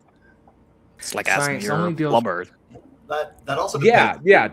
It's like go ahead. Finish it. Oh yeah, he was Sirioku was bringing something up. A good analogy. Like if you were asking your plumber whether you should be using the nuclear bomb or not, like you can ask him, but he's not here for that. You know, he's not. That's not his job. Sir, this is a Wendy's. Yeah, exactly. Yeah. I often use that kind of analogy as to, especially when they start using false authority, an argument from false authority at that point. It's like, why do I care? Do you ask your dentist, for auto body advice? But where he, and I'm about to lose my own point for where he was with this. Shoot, damn it! Shouldn't have let you go. Hold on. I like what rewind him about 5 seconds. Can you rewind him about 5 seconds? How are Christians this ignorant of ethics in a world where the good place exists? Oh, I would recommend.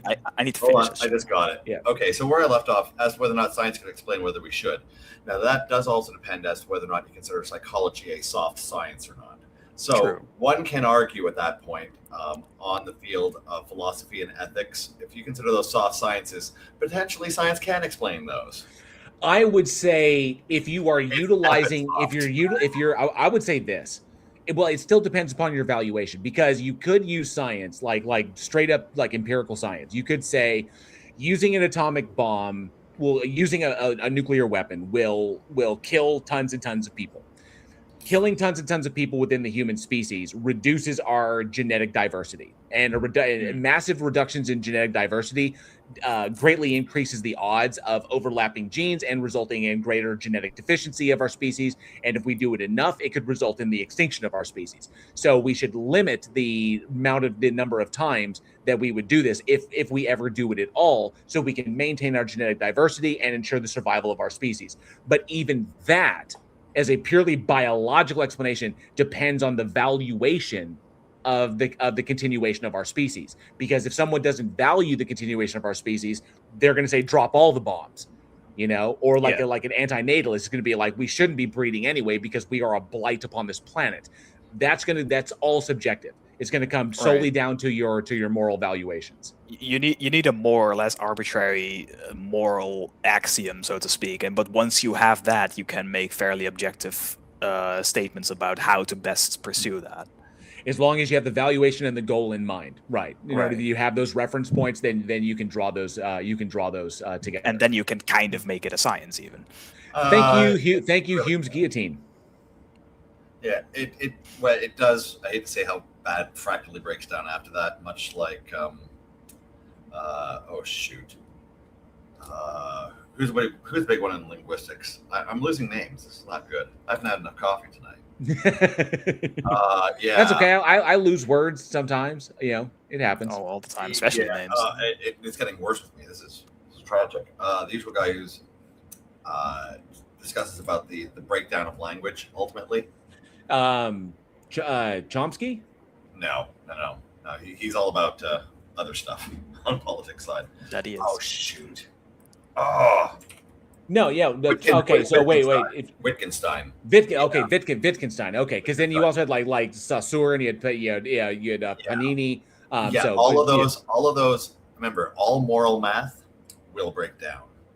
It all will. Eventually. Every statement you even think you can make within a framework will have relative weighting, and each of those will require justification. Where there was another philosopher who had the idea that ultimately all worldviews break down at a particular point of justification. There's a specific argument that I can't remember what it's called. Like I said, I'm drawing blanks today. It is not good for Kevin.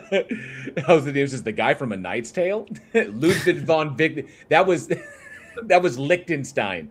That was Ulrich von Liechtenstein. Close enough.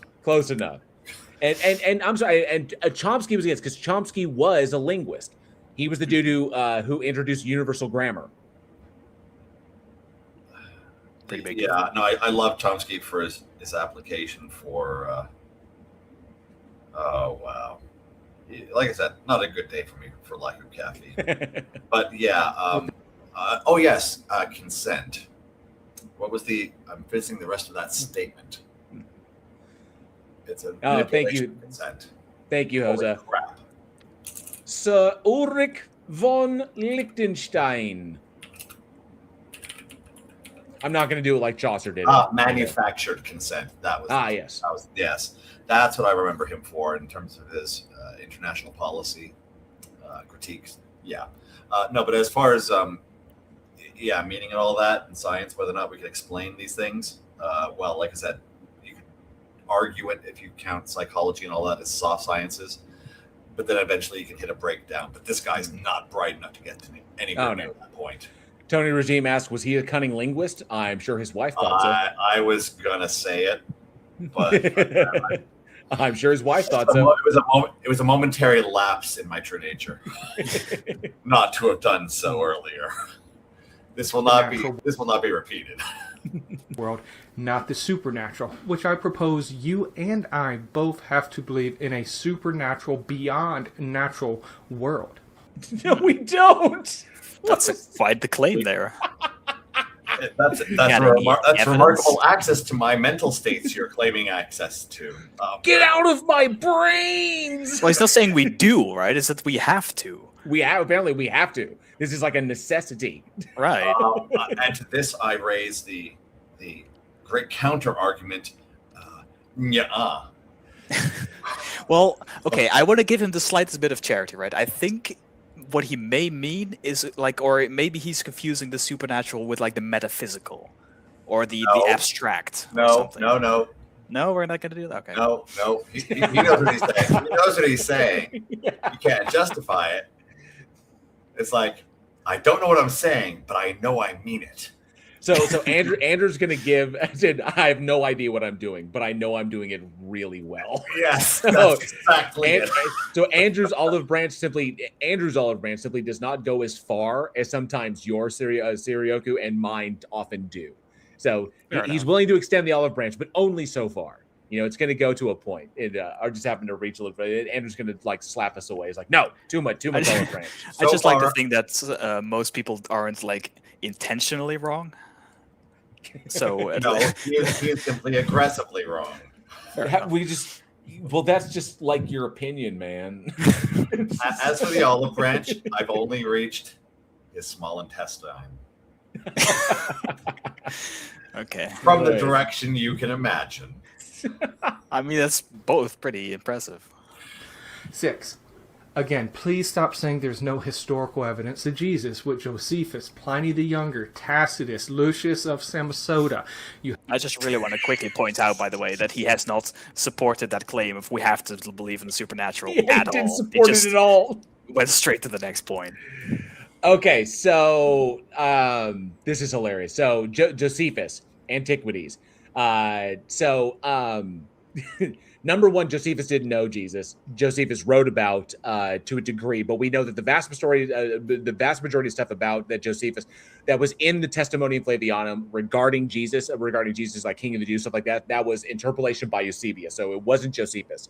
Josephus did talk about Jesus's brother, and we attribute that to Josephus, but not the stuff about that affirms Christianity, because not only was language in there that was expressly Christian in nature, but even Origen himself said that Josephus was not a believer. So that's Josephus doesn't work. Pliny the Younger was also talking about just Christians in general.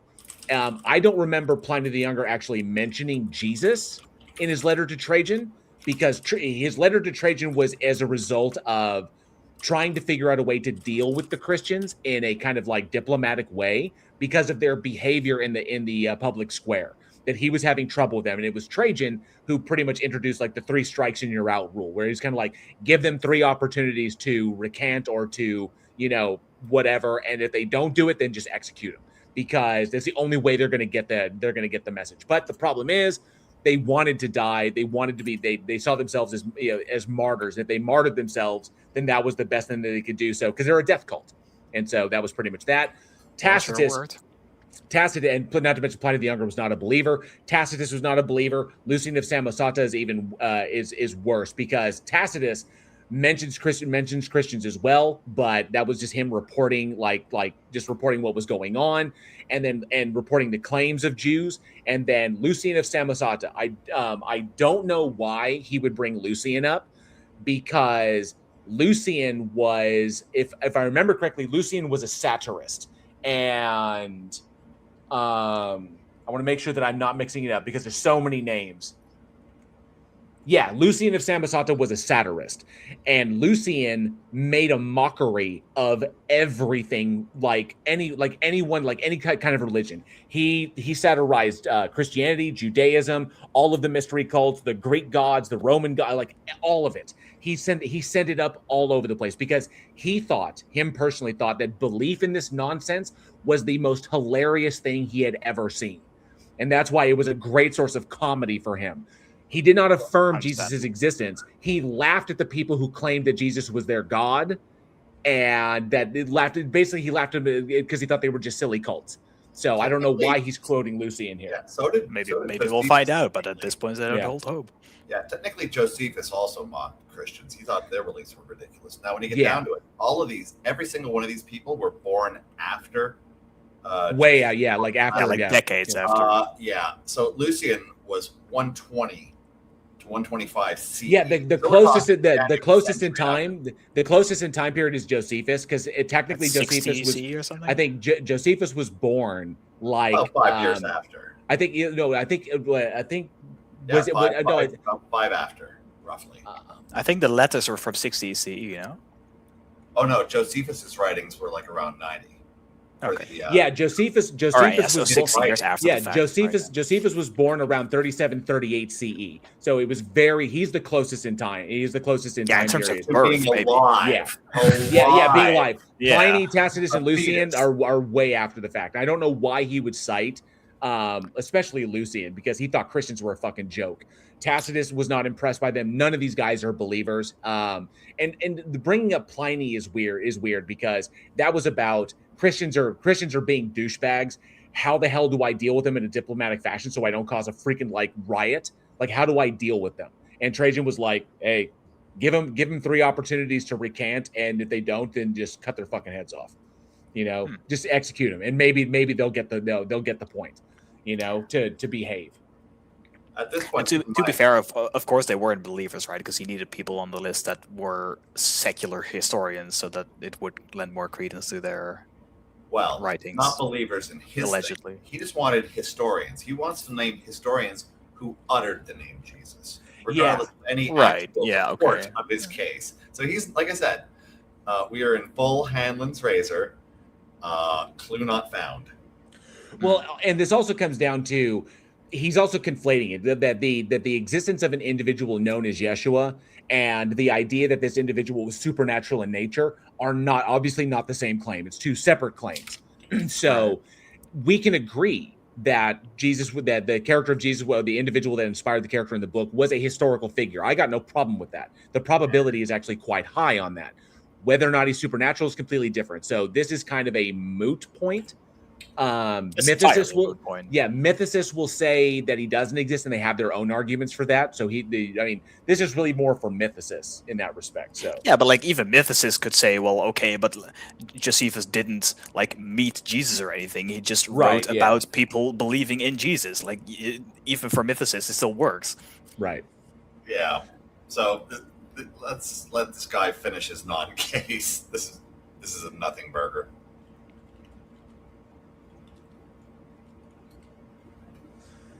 Okay, so we do have someone in the back, and it's a very busy person. We got such a good clip going here. We're coming up on the end of this as far as breaking this one down. I guess we can take a break from this for a second, and we only made it 2/3 of the way through, by the way. Yeah, and we can bring up. Oh, they left. Oh, that's too bad. Oh, okay. I wasn't missed it by a second. I had my finger over it, and I was about to announce it, but he is very busy. He is very busy. That's true. So, we'll wait. We'll see. Oh, there it is. There, and we'll bring it back up. Yeah, good evening. This is your president, Donald J. Trump. Quite frankly, I'm very upset that you guys have had me in the background for about 45 minutes now. I've been sitting back there with Melania, and Melania has been telling me, Mr. President, you are not worthy of being on the radio. And I tell her, I say, Melania, get away from me. I'm going to get on this radio show, quite frankly. We're going to have a wonderful time. And she doesn't believe it, but you know what, Melania? Here I am. I'm on the radio. I'm on the YouTube radio show. You can suck it. So, welcome, sir. What brings you on today? Okay, my thing that I want to talk about today is about all the people that say that I'm the one that's causing the Middle Eastern and the Holy State War. Everyone's saying, oh, Mr. Trump, why do you keep sending them weapons? Why do you keep sending them knives and guns and McDonald's Happy Meals to keep them happy? And it's because, quite simply, I want to see the whole area wiped out. I want to see the entire thing just completely gone, and then we can take over the area, nobody there, and we're going to install Targets, Walmarts, McDonald's, quite frankly, many American industries.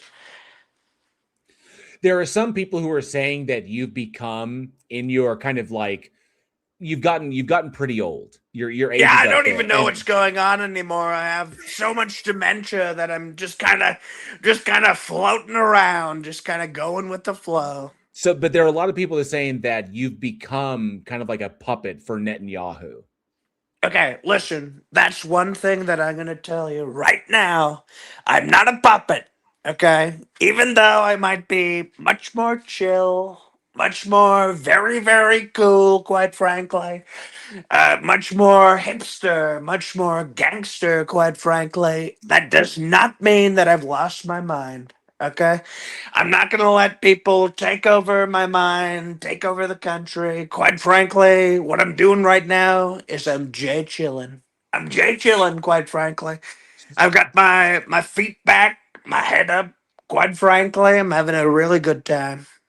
So you don't think you're being manipulated in any way by the Zionist regime in Israel to to do No, the, I'm to commit definitely the no. action. That's definitely probably happening. I'm not going to deny, but quite frankly, am I disturbed? Am I worried about it? No, I'm just kind of sitting back, having a good time, drinking Diet Coke. Quite frankly, is this a problem? Yeah, probably. Okay, but we don't need to talk about it. We can just talk about Diet Cokes, Big Mac burgers. Quite frankly.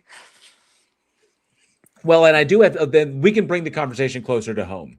Okay. Given your position, you should probably know, what is the status of Mitch McConnell? Like, what is going on with him? Oh, Jesus. Okay. I had to hold my breath for a second. I thought you were going to bring up my beautiful son, Baron, and then I was going to have to send ice after you to send you to Guantanamo. Well, that was the But next quite question. I was frankly, gonna ask about Barron being involved with Andrew Tate and what's going on there. oh, But yeah, you I definitely really, don't want to ask about any, you don't want to ask about that stuff right now. Quite frankly, that's a sensitive topic for me. If you ask about Baron, if you ask about any of that stuff, I will send you to jail, quite frankly. I don't know why I'm going to send you to jail. I'm just going to be like, I don't know, I'm going to send him to jail, So it's going to be terrible. okay, then. So, what is the issue with it? What is the status of Mitch McConnell, of Senator McConnell? Like, what is going on with him? Okay, listen, I thought that he was a golf player for a very long time, quite frankly. I thought that he was in the PGA Tour. I heard Mitch McConnell this, Mitch McConnell that, and everything they were saying, they said, oh, he's coming a little bit under par. He's not proving himself to the champions. He's not, this and that. I thought he was a golf player, and then I realized that he's not a golf player. He's in my office, and quite frankly, what I need to do is I need to remove him from my office. Nobody will have a name as well known as Trump.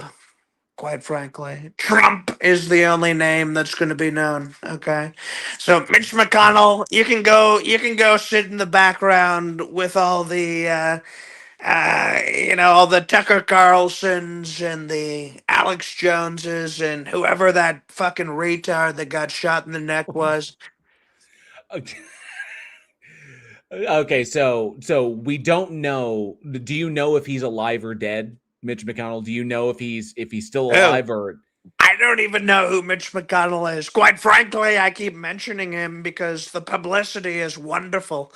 But I don't actually know who that fucking guy is because, quite frankly, all I wonder about every evening when I come home is Melania going to touch me? Is Melania going to let me into the bedroom? Quite frankly, is Melania going to let me see her private parts ever again before I pass away? I got you. I understand that.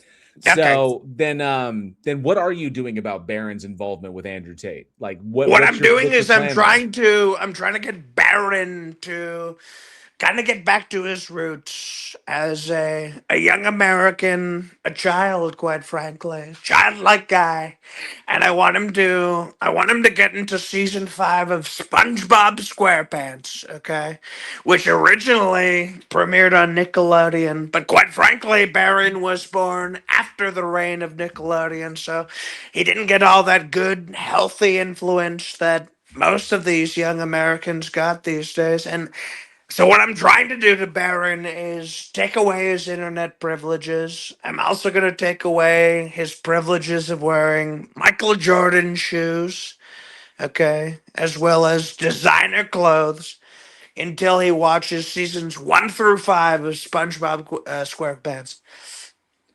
So do you have a plan? Do you plan like we know that you previously assisted Andrew with his legal problems.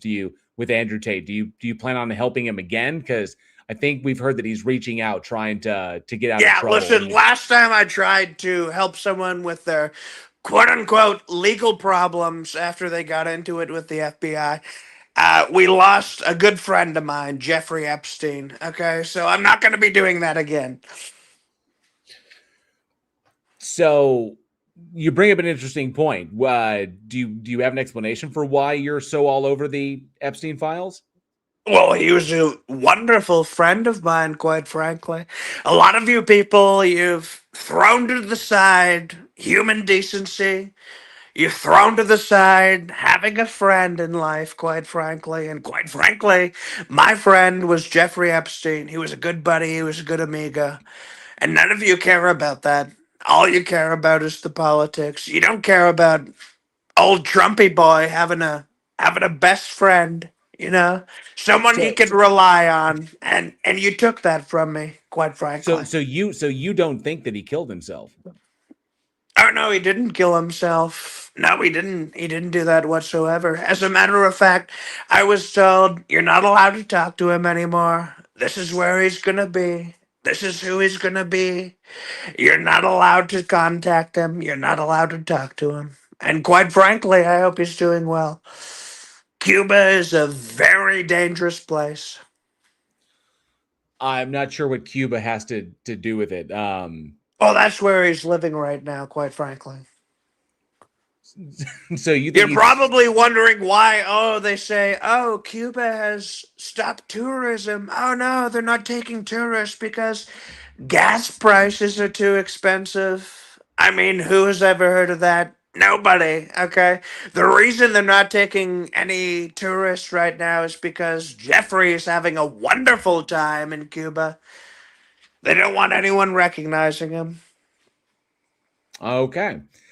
And so we heard that there's gonna that your last tweet, like one of the last posts you made on Truth Social, was that you were gonna hammer the living hell out of, you're gonna beat the shit out of Iran. Oh, God. Oh, what God. what are you planning to do? Listen, I want to explain every tweet that I've ever done right now, finally, once and for all, okay? Every single time I tweet on what used to be Twitter, and it's now X, quite frankly. X, it's named after the beautiful son of Elon Musk. And quite frankly, every time I post on that platform, I'm going to be honest with you, I don't even know what I'm doing. I black out.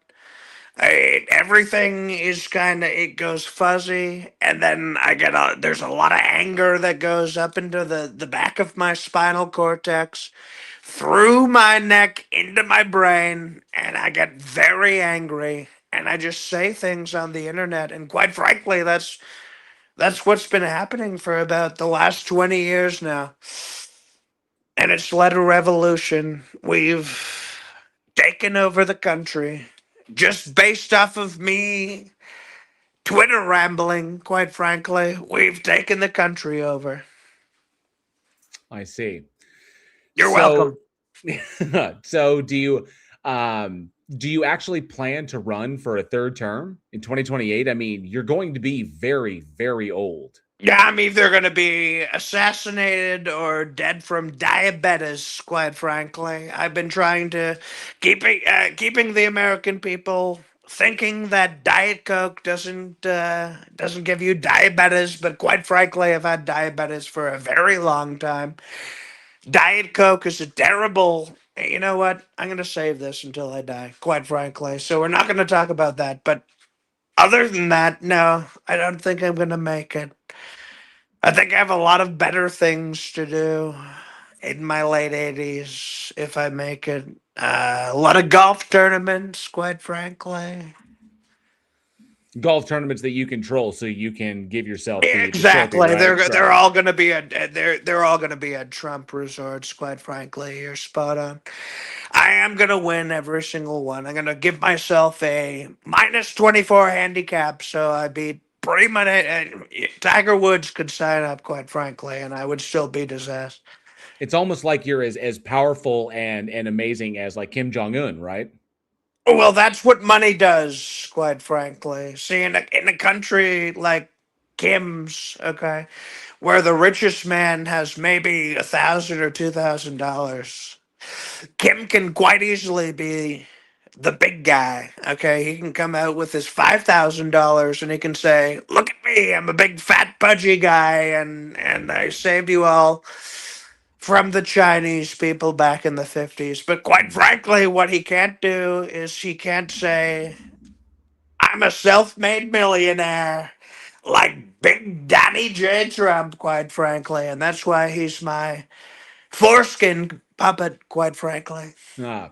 I do have a question from the chat from Thank you. Juggernaut Jared Reed, who asks, "Why are you cutting Medicare Part D?" Because Medicare is a terrible name. I heard in the old movie The Ringer, okay, starring Johnny Knoxville, they made a joke. They said Medicare, Medicaid, or Aflac, and quite frankly, I've made it my life mission to take down those three companies.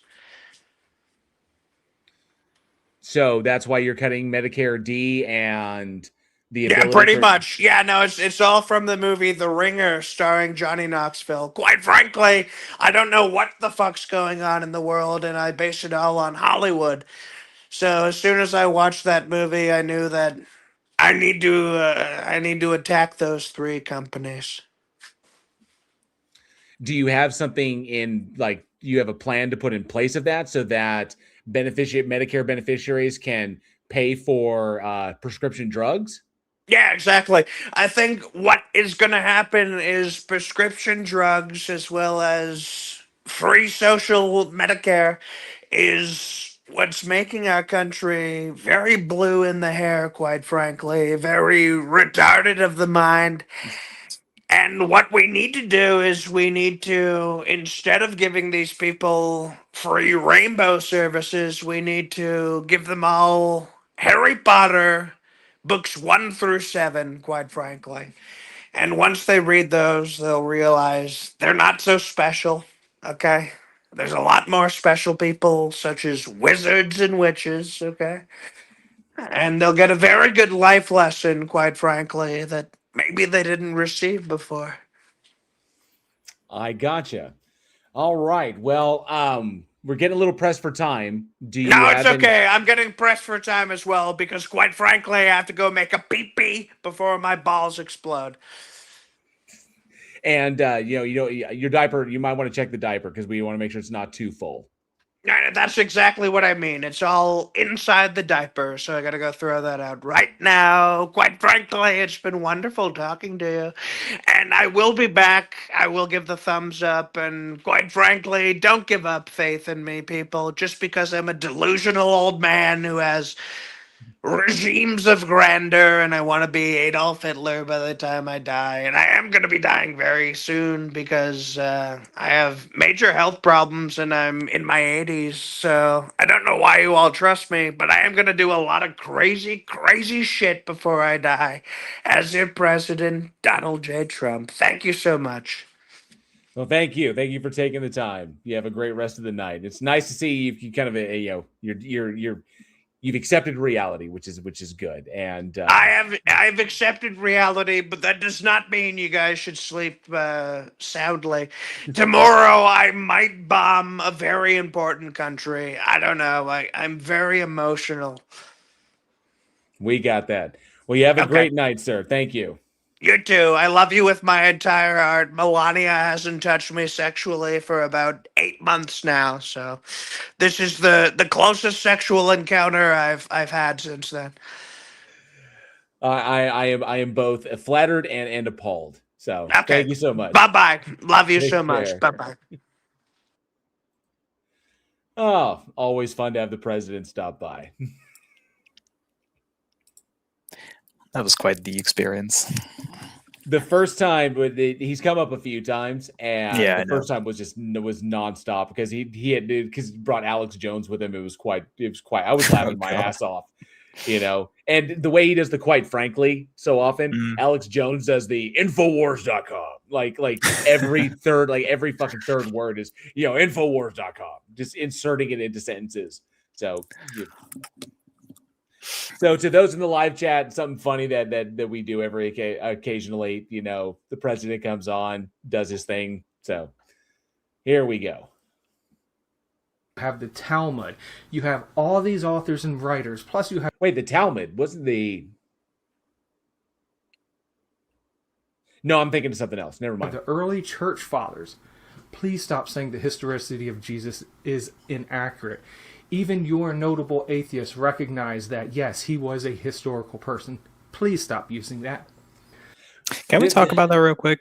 Yeah, Because go ahead. as far as I know, or at least what I've heard other people say after they have actually done research into it, is that the consensus of Jesus' historicity is mostly based on Gary Habermas's research, I suppose I should say, but that his research isn't exactly very well supported or it's so much worse. sourced. Habermas's entire argument is, let's just say he completely cooked the books.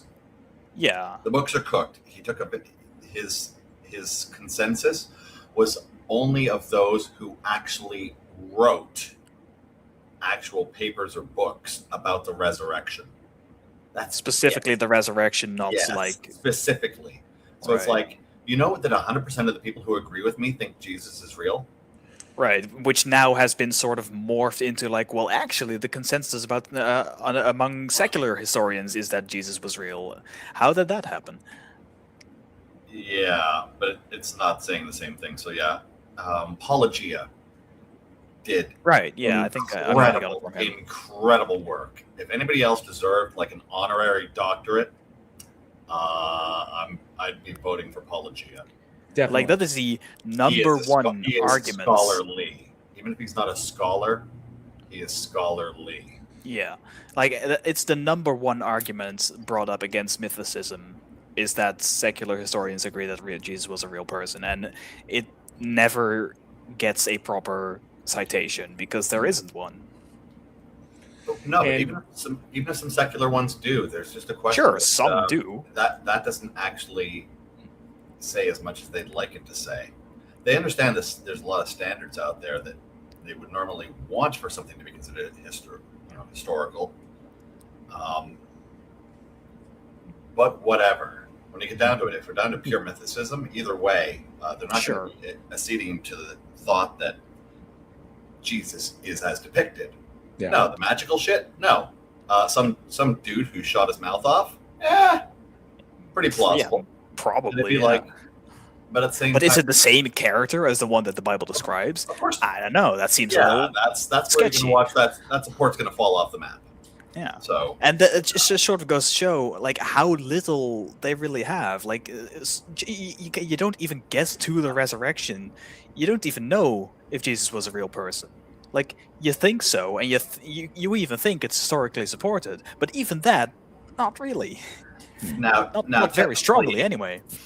Now, I guess toot Apologia's horn again because I love his work.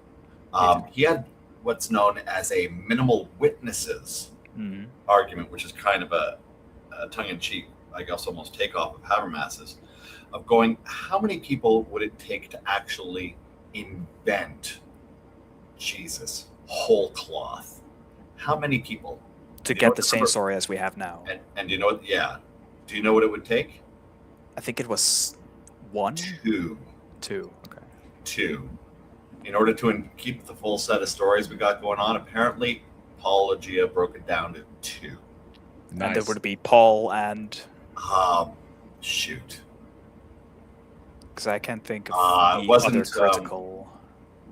Maybe Ponce what's his not name? Not James. No, hold on. the Roman leader. What is his name? Hold on. Pilate. Hold on. No. It's an apostle. Oh. Would it be James? Hold on. Well, James would be a trying to find useful. here. Yeah. For the resurrect. Okay. Minimal witnesses for the rise of Christianity without a resurrection. That's the one That I was meant. Spam, Peter, but it's that's Peter not and Paul. Those are the two. I thought Peter and Paul were the same person.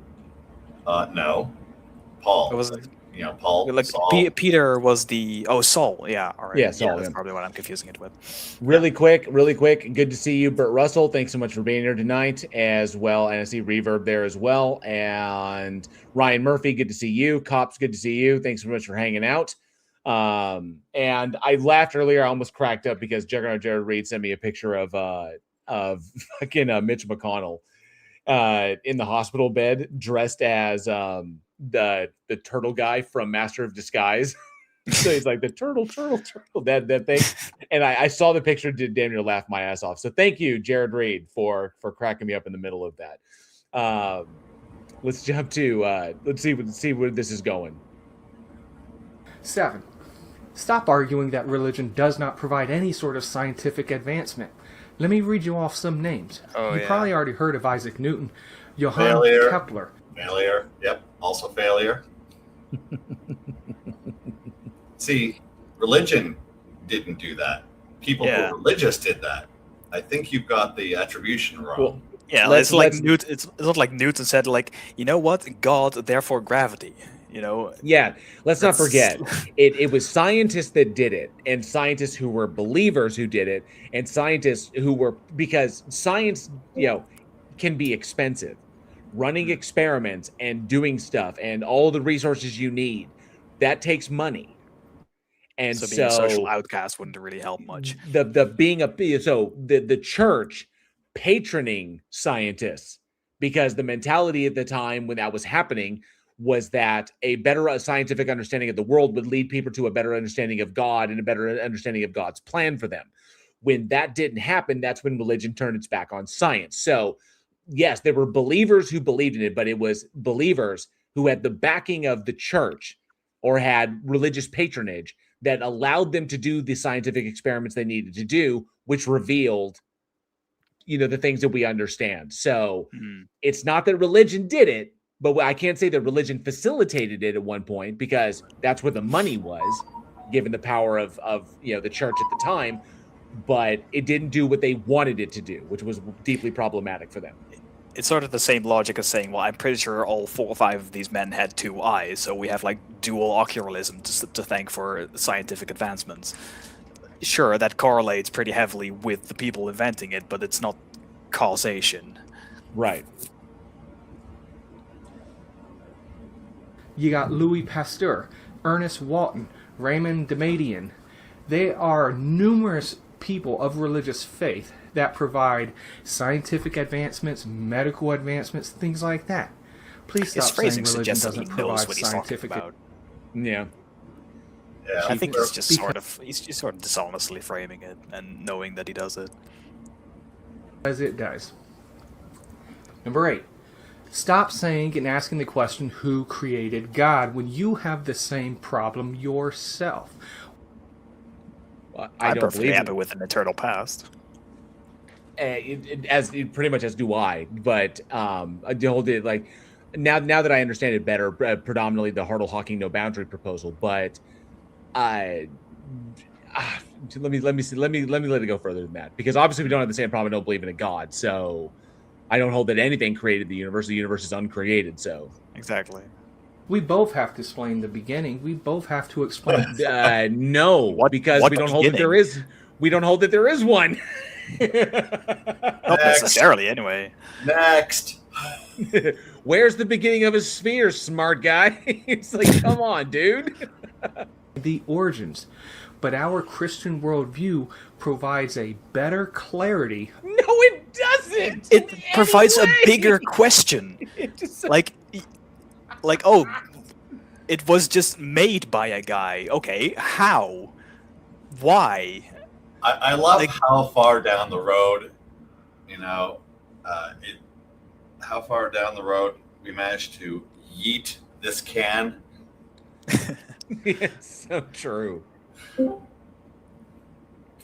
Of the first cause than the secular worldview does. 9. That's it. Yep. Not even gonna address. Okay, whatever. This is. Please I stop mean, okay, claiming that. you should like point it or like be explicit about it, right? Like if anyone listening doesn't really quite get what we're talking about, like the Big Bang Theory does not, or at least is not considered by the mainstream cosmologists to be the beginning of the universe. It is Right. just the earliest known state of the universe. We have no idea if there was something before it or if there could be something before it. We just don't know. Right. Or even a coherent, if that's even a coherent statement or coherent Yeah. question. So, And like I can accept the concept of causality without time in principle. I don't know if it is an actual thing, but I could accept that if I had to. And even then, I don't know what or if anything happened before the Big Bang, or outside of the universe or something. we do have someone in the back, Captain Skelton, or not sure. Captain, can you hear us? Is my audio coming through? Let us know in the private chat if the audio is coming through.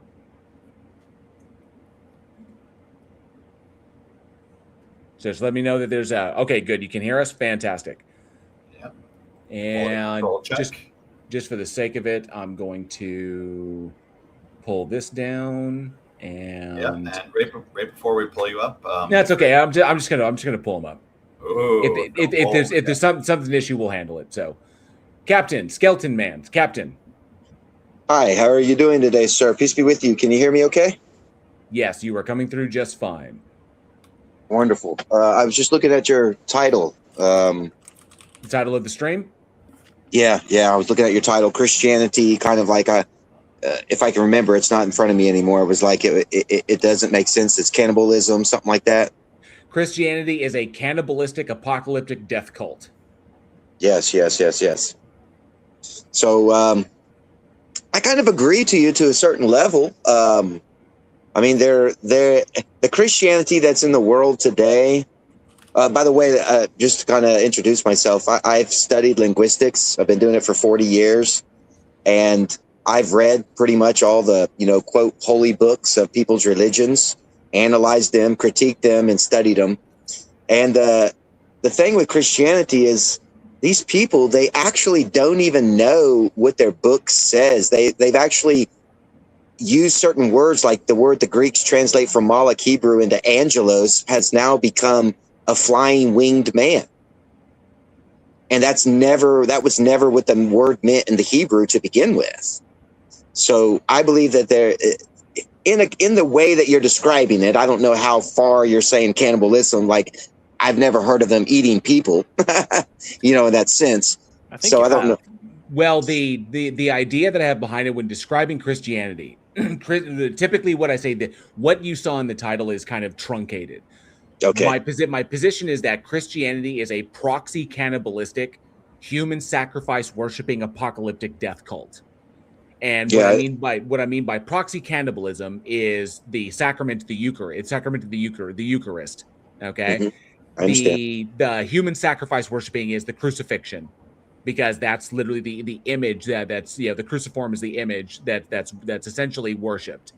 And then you have apocalyptic, meaning that Christians long for the end times and the end of the world, because that will be the second coming and will end the state of affairs as it currently is. And then, of course, a death cult, because the only way to join their god is they have to biologically die, whether that's at the hands of like someone else martyring them, or whether that's as a result of the second coming or whatever. But they long to die because dying gives it, like, reunites them with their god.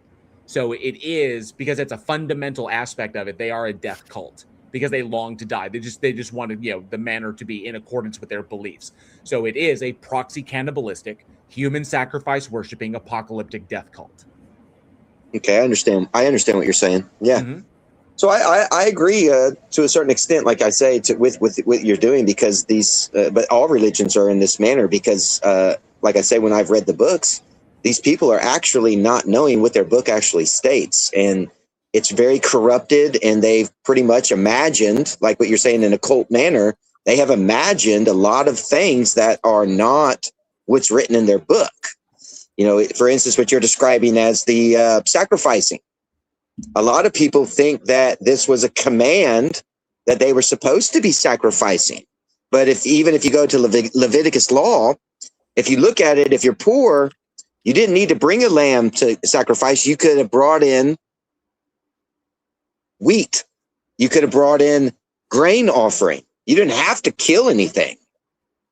So they've looked at this as that. But you look at the Leviticus law, you look at the actual law, the sin offering itself can be brought in, if you're poor, just grain. So they could have done it with just grain. Is this not a reference to the law that the wage of sin is death, and so something has to die before the sin can be forgiven? No, that's actually a kind of a doctrine that's taught from a podium. So when I say when they add things, there's things that's not even in their book whatsoever. It's But just this a is man on a podium. Okay, show me the verse that you're describing, and I'll explain I it to you. absolutely don't know. Oh well, I know. Well, you have to give it evidence of something with the verse. Before we dive into like theological like interpretations, stuff of that nature, I want to ask, given that you're up on the stage, are you yourself a believer? I believe in, like, because I was hearing you guys' conversation about creation. You don't know, like you know the Big Bang exists. We have the scientific evidence for all that. I'm a big firm believer in science, like, big time. So you understand the Hartle-Hawking no boundary proposal? Yeah. So what I have is, You do? if you are looking for something beyond the physical, right? So we have an understanding of physical created things. Sometimes we know where they come from, but you're looking for something beyond the physical of how that came about, and science hasn't explained that. Well, the explanation is something you would want, scientific evidence. You want something that's observable, something that's repeatable, that you could call like, oh, this is the creator in that sense. A lot of people don't know that the actual name of God, or what God is in the book, is literally life itself. And then there's counsel, knowledge, understanding, wisdom. Okay, so power, and these are thoughts. This is something that is spiritual thought. Like, if you take a computer and you have code can be put on a disk, but it's not, you can't see it. It's not there until you put it into a computer, and then the screen can create that process. So It's the abstract pattern. What is it? It's an abstract pattern. Like the meaning of the object is expressed through the pattern, not through the properties of the material. Correct. Yes, pattern. That's why I said code. But in the understanding of the word, like when the spirit moves across the water, as they have, water is code. That's the code. So something of life enters into the code and creates light itself. The Big Bang happens. So hang on a second. So give me a second, Skeleton. So when I asked you if you were a believer, is that a yes? You are a believer. You do believe that a God exists? I believe in the God exists, but not in religious interpretations of it. No. Okay. So are you a Christian, or are you just spiritual in that sense? I guess you could say spiritual. I'm science spiritual. Let's put it. I'm a spirit scientist. Okay, because in science, like there's no mention of, obviously you can't get to any of this stuff using the models that you're adding stuff like you're adding like spiritual stuff to the models that we have. So, but in the Hartle-Hawking no boundary proposal is one example of a cosmological model in which the universe itself doesn't have a beginning. Okay, so with all the things that you're stating, right? All the terms that you're using, all the things that you have to create, the observations to create those terms, you yourself or any scholar or any academic person could not have that had they not first had life itself in them. Okay, without life, you can't do anything. You can't even have this. But we know we have life. Sure, life is not in question. Right. So that is an observable, repetitious thing with that's evidence. Okay, now the question would be: Captain, is to define life. Captain, chill. You're making a bunch of claims. We need to be able to address them. Mm-hmm. Life is a product. Like if we're going by the science, life is a product of organic chemistry. Okay, life on this planet is a product of organic chemistry. We understand this. The way it came about, we don't have a full understanding of it, but we know that the process was organic chemistry. We know that these things happen in nature. The building blocks of life occur in nature. They occur spontaneously. This is just like chemistry in action. And I said, so I explained to you that's code. That was the code. The water, but it's not code because yes. hold up, because code is different than I'm giving. chemistry. It's an example. It's an analogy. No, Code's it's the not. analogy. No, it's disanalogous. The- because no, Captain. It's not a faulty. It's not a faulty It is. analogy either. Captain, I'm going to explain how it's faulty. Go ahead. Okay. So give me 2 seconds because I have it written down. I want to make sure I don't screw it up. So the reason that the analogy doesn't work is because code is a series of symbols invented by an agent to convey information. Okay? Numbers. Like 001, 101. I'm not done. I don't need an example of it. I know what it is. That's, but it's a series of symbols invented by an agent to convey information, like a language. Mhm. Language is not physically determined. It is substrate dependent. Mhm. Okay.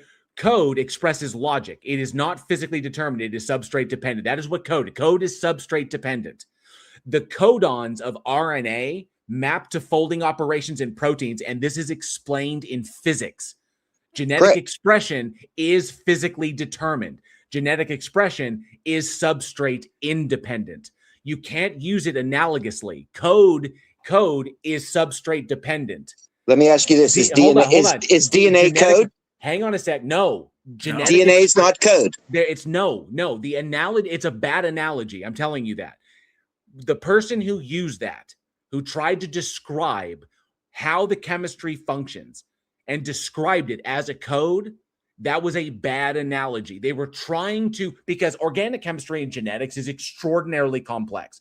Trying to explain that to a layperson would take a long time. So well, you can explain to me because I studied biology. Are you ready for this? I'll give you the whole definition and understanding of a biological genetic code. You ready? It's not a code. Stop using it. I've already explained how it's not analogous. It uses 4-letter chemical alphabet, A, T, C, and G. No, it doesn't. It uses 4 different hold on. Grouped into 3-letter words called codons to store. Captain, I'm not going to yell over you. I'm just going to mute you. Incorrect. The symbols that we use. Incorrect. Oh, really? The symbols we use, we impose those upon those chemicals. Okay? They're not G's, A's, T's, and C's that are floating around. Of course not. Of course not. Neither is the myene, the water that I'm telling you. Okay, chill. Okay? Take it down 3 notches. I've already explained how it's not analogous. You have an agenda, right? You have an agenda? Because code. Then let someone else talk. Because code, you need to address this. Because code is substrate dependent. Genetic expression is substrate independent. You can use all the big words you want. Anybody can look up genetics, DNA. If you understood biology and physics, you would know exactly what I'm talking about. You obviously don't understand. So explain to me what substrate independent and dependent. I'll explain it to you. Phonetic. Do you know what phonetic means? No, I want you to answer my question. Explain to me what substrate independent and substrate dependent means. So they're using phonetic alphabets to represent a coded pattern. No, that's not what they're doing. Yes, they're chemicals. And they're using letters, which is phonetic for an alphabet. They are not an alphabet. No. T is not in the genetic code. No. It is a representation of something, of what that chemical makeup is. There consist 4 letters into 3 groups. It is a code. Yes. It's not Look a code. it up. It's not a code. It's not a code. Biology does not hold it as a code. Organic chemistry does not consider it a code. Code is something completely different. The analogy that you are bringing up is a bad analogy. Even the people who initially used that analogy acknowledge that it is not analogous. Do you know what a mutation is? Yes, I know what mutations are. I know what different types of mutations there can be. So what is a mutation? If you have a code, if you have a certain amount of DNA, how does this code get disrupted, and why do they coin it mutation? Okay, because they most often happen at random, because the system of organic So are they following? Because the system of organic chemistry is not perfect. They follow a pattern. So they don't code identity. No, they don't. If the pattern's not followed, if a pattern doesn't get followed, a mutation occurs. Code. Incorrect, because most mutations. That's a fact. Incorrect. No, it is not. Okay, but here's the point. Because we are getting way. You keep muting me. Yeah, because I'm not done talking. You think you're wise? Because it's my fucking stream, and I'm not done talking. Okay? You don't want. You have an agenda. You will be quiet while I am speaking. Now he's my daddy. Now he's playing daddy. You will be quiet while I am speaking. Yes, daddy. Talking. Yes, dad. Okay, good. So, in respect to this, pointing at biology, pointing at chemistry does not get you to a god. There is no god necessary to explain these things. Did I say it did? Okay, so you have no justification for bringing this spirit nonsense into You haven't science. listened to anything I've said to get any conclusion. I'm looking at your interrupt. I'm looking at your foundations, and I don't need to accept your bullshit because you want people to join your stage, and then he doesn't listen to anyone. Because he has an agenda. That's because I am addressing the foundations of you have your a biased statement. agenda. I am addressing the foundations that you're operating from, and your foundations are faulty. Are you? Let me ask you. Are you? Because I'm addressing the foundations of where are you you're arguing atheist? from. And yes, I am an atheist. That's the point I'm making. Everyone, see? No, he's already biased. He's already. Wait. How am I biased? Wait, Captain. How am You're I already biased? Okay. How? I'm going to ask you this question. Wait, no, Captain. Have I ever at one point said that it is You've already impossible? Have I at any point said that it is impossible for any kind of God to exist? It's too late for you. Let me ask you this. No, I'm asking you a question.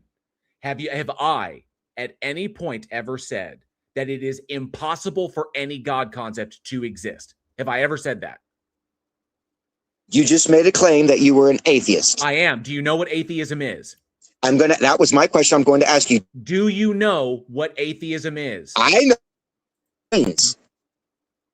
I know the definition of atheist. I want to ask you, do you know it? Yes, I do. What's it mean? I am not convinced of the God proposition. I am not convinced that it is true. I do not find any rational warrant to believe that the proposition is true. I am unconvinced that any gods exist. That is not equivalent to a statement that no gods exist or that no gods can exist. So, and is that your definition of an atheist? Yeah, I do not believe any gods exist. That is the definition of atheism. That's actually there's two core meanings: lack of belief and active belief. Yes, but the main function of an atheist. Yes, I actively do not believe that any gods exist. Listen to what I'm telling you. The main function of an atheist, what the real meaning of an atheist is just someone without God.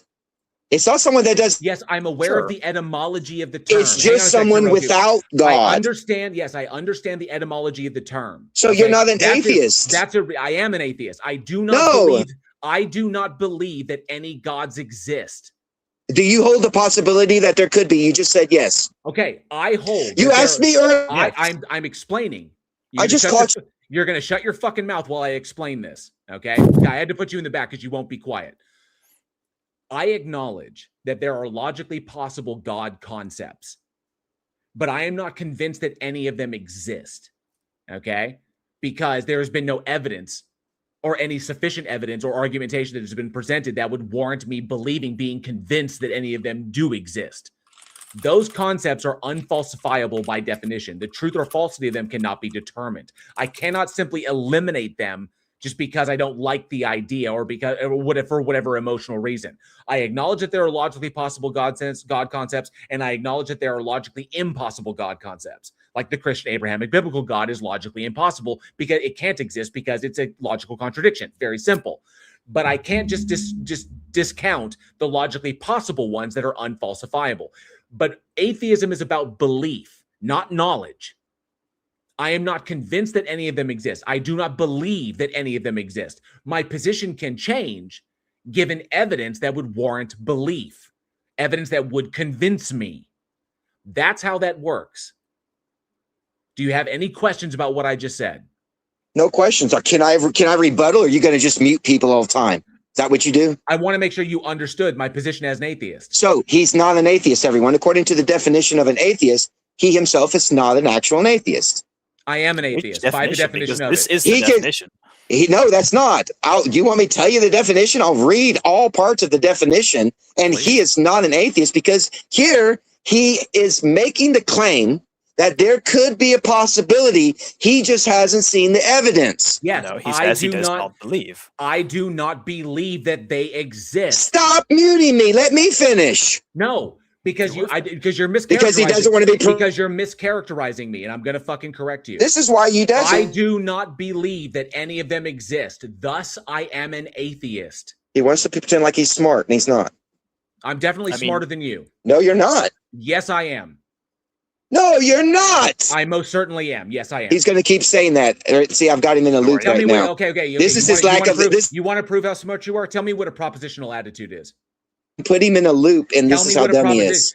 Captain, you want to prove how smart you are? Tell me what a propositional attitude is.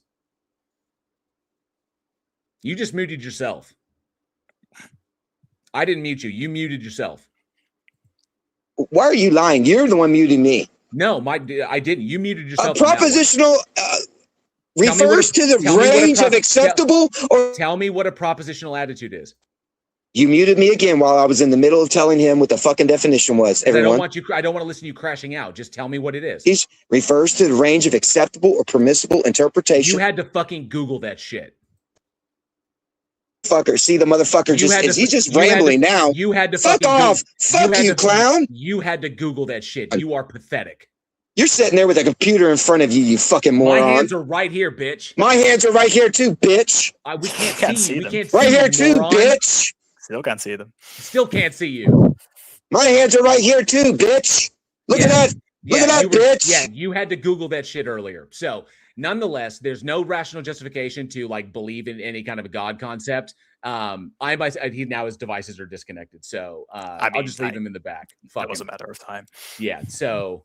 Just say indoor voice for fuck's sake. I was kind of curious though. Like the question I was waiting to ask, which I sadly did not get the chance to, was why is he so stuck on calling it a code? Which I mean, I think I know, but I don't really want to assume. If I were to, I would say because he wants to get to the coder.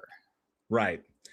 We have someone else in the back. We're getting to people. So I see Chase in the back, and I see Jason in the back. Chase, let me know. Yes, we're going to get to you. Chase, let me know if my audio is coming through and you can hear us okay. Just let me know in the private chat if the audio is coming through and we're good to go. We're going to get to Jason as well. I just got to get to people in order. So great, fantastic. Chase, welcome to the stage. Hey, can you hear me? This is a new mic. Yes, we hear you loud and clear. Sounds okay. I was coming up earlier. I'm an atheist. I'm a theoretical physicist. I messaged a couple times in the chat under Chase Teaches Physics. Oh, excellent. Awesome. I've seen you before. I'm currently doing my PhD in quantum gravity, string theory. I mostly work in string theory, M theory, but I have secondary specialties in causal set theory and causal dynamical triangulations. Awesome. And so when I jumped in the back before this incredible crash out, which I am a lot more calm of a person than that. It was when you guys were talking about talking about causality without time, and that's exactly something that I do research in. So I was coming up to kind of hang out and elaborate more on that if somebody wanted to, or if it pertained to someone trying to claim things about the Big Bang being, creation. It's definitely a concept that I'm interested in, but it's obviously as JL shows, so it's kind of on him to decide if we have room for that. Yeah, since you're a non-believer, I kind of want to prioritize believers on the stream. It may be a conversation that when we have some time we can dive into, and I definitely want to have PhD Tony around to get his take as well, because he can kind of facilitate in between so we can make sure that we grasp the concepts. I myself hold pretty much, now that I have a better understanding of it, I like the idea. I prefer the idea of the Hartle-Hawking no boundary proposal. I don't hold that the universe itself has a beginning. I do recognize the logical problem of saying of a timeless thing, like creating shit. And so and I even have like a syllogism that kind of backs that up. But the work you're doing is fascinating stuff. And so, but I think when we have a time more conducive to the conversation to dedicate to it, I think would actually work a little bit better to our advantage. Yeah, absolutely. And I can step down if you want, or stay in case the creationist does come up with something like that, and I'll just be quiet and keep working on stuff in the background. Okay. Up to you. For the sake of the deal, I'm going to put you back in the back, and feel free to hang out if you want to hang out in the live chat, because I don't know where the conversation with Jason's going to go or what they're going to bring up. So But for the sake of the stage, I just try to like keep it as concise as possible. But feel free to hang out back there. Appreciate it. Yeah, totally understandable. I'm doing research. I'll be up all night, so I'll just put it on mute unless I hear my name. Awesome. Thank you, Chase. Yes, sir. On that note, JL, if I'm outstaying my welcome, you should absolutely let me know. Oh, it's you can be up. It's all good, you know, and it's totally up to you as far as your comfort level goes. Jason. Yo, what's up? How's it going? Welcome to the stage. What brings you up today? Yeah, I just want to have a good faith dialectic with you, host. Okay. Is there a particular topic on the screen you want to address, or the title of the stage? The Earth is not flat. Vaccine. God does not exist. By God, we're just referring to like the omnipotent, omniscient, like all the omnis. We could go classical theism. Obviously, there's a logical contradiction there, but I hold that the Christian biblical God doesn't exist. I'm not convinced that any exists. So, it's really if you are a theist, then I'd be more interested to hear what your God looks like, and then we can talk about whether that one exists. Wait, what's the contradiction? Is it like a contradiction within the omnis? The number one contradiction we could go with the omnis would obviously be the Epicurean trilemma would be one that we could go to. There's also some like problematic logical entailments of the omni attributes, like all loving, all knowing, omnipotent. So because especially in conjunction, like if you think that God is an agent or God has plans or whatever like of that nature. So, but the number one would be the logical problem of evil would be where I would go with that, or the evidentiary problem of evil. Either one of them works, but that's just for like classical theism. Not all people hold to that kind of idea of a God. Yeah. So which one do you believe one exists, or which one do you hold to? Like wait, one. What do you mean by one? Like God? Are you a theist? Are you a theist? Do you believe a God exists? Yeah, I'm a theist. Okay. Do you hold to any particular denomination or any particular faith? I just hold to like a philosophical concept of God. So maybe like the Spinoza's God then, like calling. Okay. Okay. So kind of a pantheistic idea. Yeah. Okay. So the way I approach this is that it's essentially defining God as indistinguishable from nature. Right. It's a relabeling. Yeah, it's a relabeling of kind of like the universe as God. So it's like, or like God as nature. And the problem is that there's still the concepts of like agency and like, does the God want anything or do anything? Like, what are the God's actions? If we're going to label the universe or like nature as God, then we need to be able to determine like why that would be something that we could coherently do. And so what evidence? I hold God to be outside of nature. Like God is its own entity. All right, so are you more of a panentheistic? Like a panentheist? Wait, did you not say Lebanese? Wait, what? Wait, who did you say? I thought you said Lebanese, like a Lebanese law. No. I said, are you more panentheistic? Like no. nature is like the universe. No, or I hold to like a Godelian concept, like kind of like a Lebanese Godelian concept of God. I'm not familiar with that. Yeah, you have to break that down for us. Yeah, it's just it's like a classical theistic God, but I don't hold to like religion. I still like hold God to be within omnis, like omnipotent. So you still hold to an omnibenevolent, omnipotent, and omniscient God. Yeah. Okay.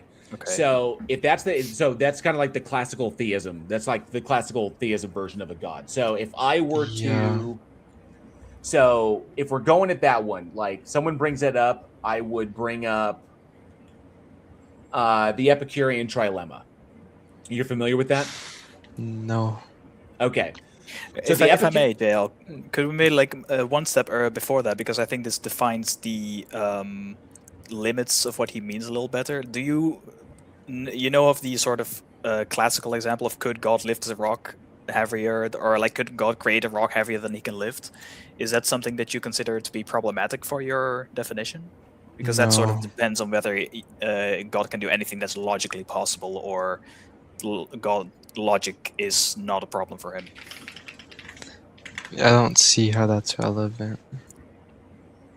You said you don't see how that's relevant? Yeah. Because if he cannot It's just create yeah, that but heavy it's of a just rock, not then he's going to not be in his omnipotent. nature. It's not just going to be in his. It's not going to be in his nature too. Tell you what, how about we speed track a couple of things? Describe Okay. the God thing. Oh, He seems to have disconnected. we lost him. Uh-oh, raptured. Accidentally, for sure. Raptured. Presumably. God grabbed him before he could we could challenge him. Yeah. Oh wait, now he's back. Got to wait for his devices to connect. While he's doing that, You made a Click the mistake. back arrow. He's yeah, Unfortunate. I was warned. I was warned by the chat beforehand about the guy that we had previously, the guy who crashed out. So people were telling me that he likes to come on to atheist streams and crash out like that. Captain Skeleton Man, or Captain Skeleton Man. He did Got sound mad when I knew the familiar. definition. LOL, but he didn't know the definition. He had to go look it up. Of what a propositional attitude is it's basic philosophy is what it is. I mean, you could hear the quote marks in his right.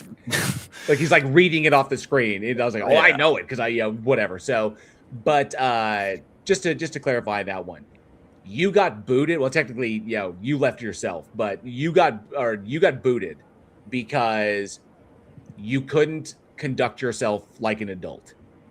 All right. So just to like lay that out for you in case he's still listening, which he might be, I have no idea. But you got booted because you can't conduct yourself like an adult. That would be pretty masochistic of him. Yeah. All right, Jason. Yeah. So my bad. Yeah. So where we were was to first get the this clearer definition instead of properties for this God thing you're arguing for, because you invoked pretty nifty name in there. So I want to see exactly where this is coming from. Was it Gadolian? Yeah. You're Now right. I see this, being Oh, often that's referred to familiar. with regards to implications for modal logic, which of course is going to head down heads down a really bad road. But we're going to find out if we need to go there or not. So describe your God thing. As in Gödel. It's just gonna be a god that possesses all positive properties. So like a positive property would be like omniscience, omnipotence. I've got a problem with your category right away. Yeah. Okay. Positive properties. Who gets to judge? Who gets to judge what gets to belong in that set? How do you know what's positive? Yeah, so it's just gonna be something that you'd rather possess. It would make like possessing this property would make you like a greater entity. Right? Now you're leaning on my subjectivity for that list, and of course, at that point, everyone else could differ from me. Don't you agree objectively it'd be better to have the property of like You asked possessing all me. knowledge? Okay, you're also asking me to agree objectively. At that point, you're asking my opinion. So you're asking my opinion and then invoking the word objective. So No. Right. now, Well, Wait, it doesn't make any sense. Well, I can ask you. okay, hang on, guys. We are doing a lot of talking over each other here, so we've got to like ease up on that.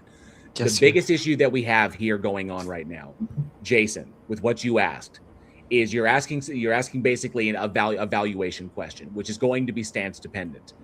What one individual considers to be great or like a great making property would not necessarily it's not a universal thing, okay? Because it's entirely stance dependent.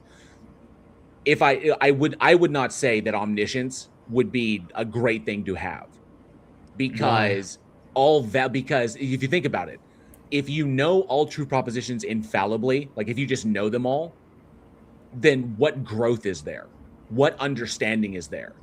Like where can you go from that?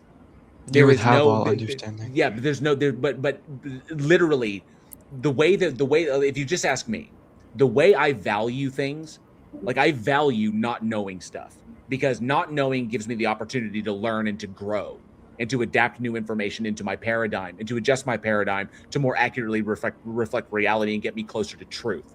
If I was omniscient, what am I doing? I can't learn anything new. I can't add anything to my paradigm. I can't do anything because I know all true propositions. But the problem is that the reason I can't do anything is because like I'd have no agency. I'd have no choice because everything I know can't be otherwise. And so, especially if I've created the system. So if I'm the thing that creates the system and I am omniscient, then anything I do, I already know. I have no will. I have no agency. I have no desire, because everything that I do is a true proposition that I know I'm going to do. There can't be a plan because I already know it. So it's literally just a cart running down a mine tract. You know, I can't adjust to anything. I can't change my mind. I can't, move around. Like there's no, like, even the idea, like, if you go into Christianity, God can't be omniscient because God reacts to stuff as though it doesn't know them or didn't anticipate certain outcomes. And so it responds to things that it didn't anticipate happening. An omniscient God has no agency. It has no will. It's just literally a function doing exactly what it knows it's going to do at every single given moment. There can be no will. Nothing can have will. Jason, could you give an example of something that you enjoy doing that does not involve learning something new in any possible way? Yeah, hold on. I do want to address, because I did look this up just prior to having to go down this thing, which is why I asked what I did for it. So I've got a good breakdown for what Godelian God concept refers to over here, and like I said, I've already rejected the great making category attempt, the positive property idea, and I see the requirement for an axiom on your side, which is an axiom of necessity, and it's classified as a positive property. So not only do I reject your category, I reject your assertion to put that in the category. So within Gödel's concept, this is a dumb modal logic trick. That's what this is. This is dumb math tricks. And hang on a sec. I know that we can get into the breakdown of the issues on these, but my primary issue, what Sirioku brought up earlier was the Averroes' paradox of the stone, which is just a thing that was brought up. It was Averroes was the 12th century Muslim philosopher. Ibn Rushd, which known in the West as Averroes, who came up with the idea: if the all-powerful being can create a rock so heavy it cannot lift it, then there is a weight it cannot move, meaning it is not truly all-powerful. If the being cannot create a rock that heavy, then there is something that it cannot make, meaning it is also truly not powerful.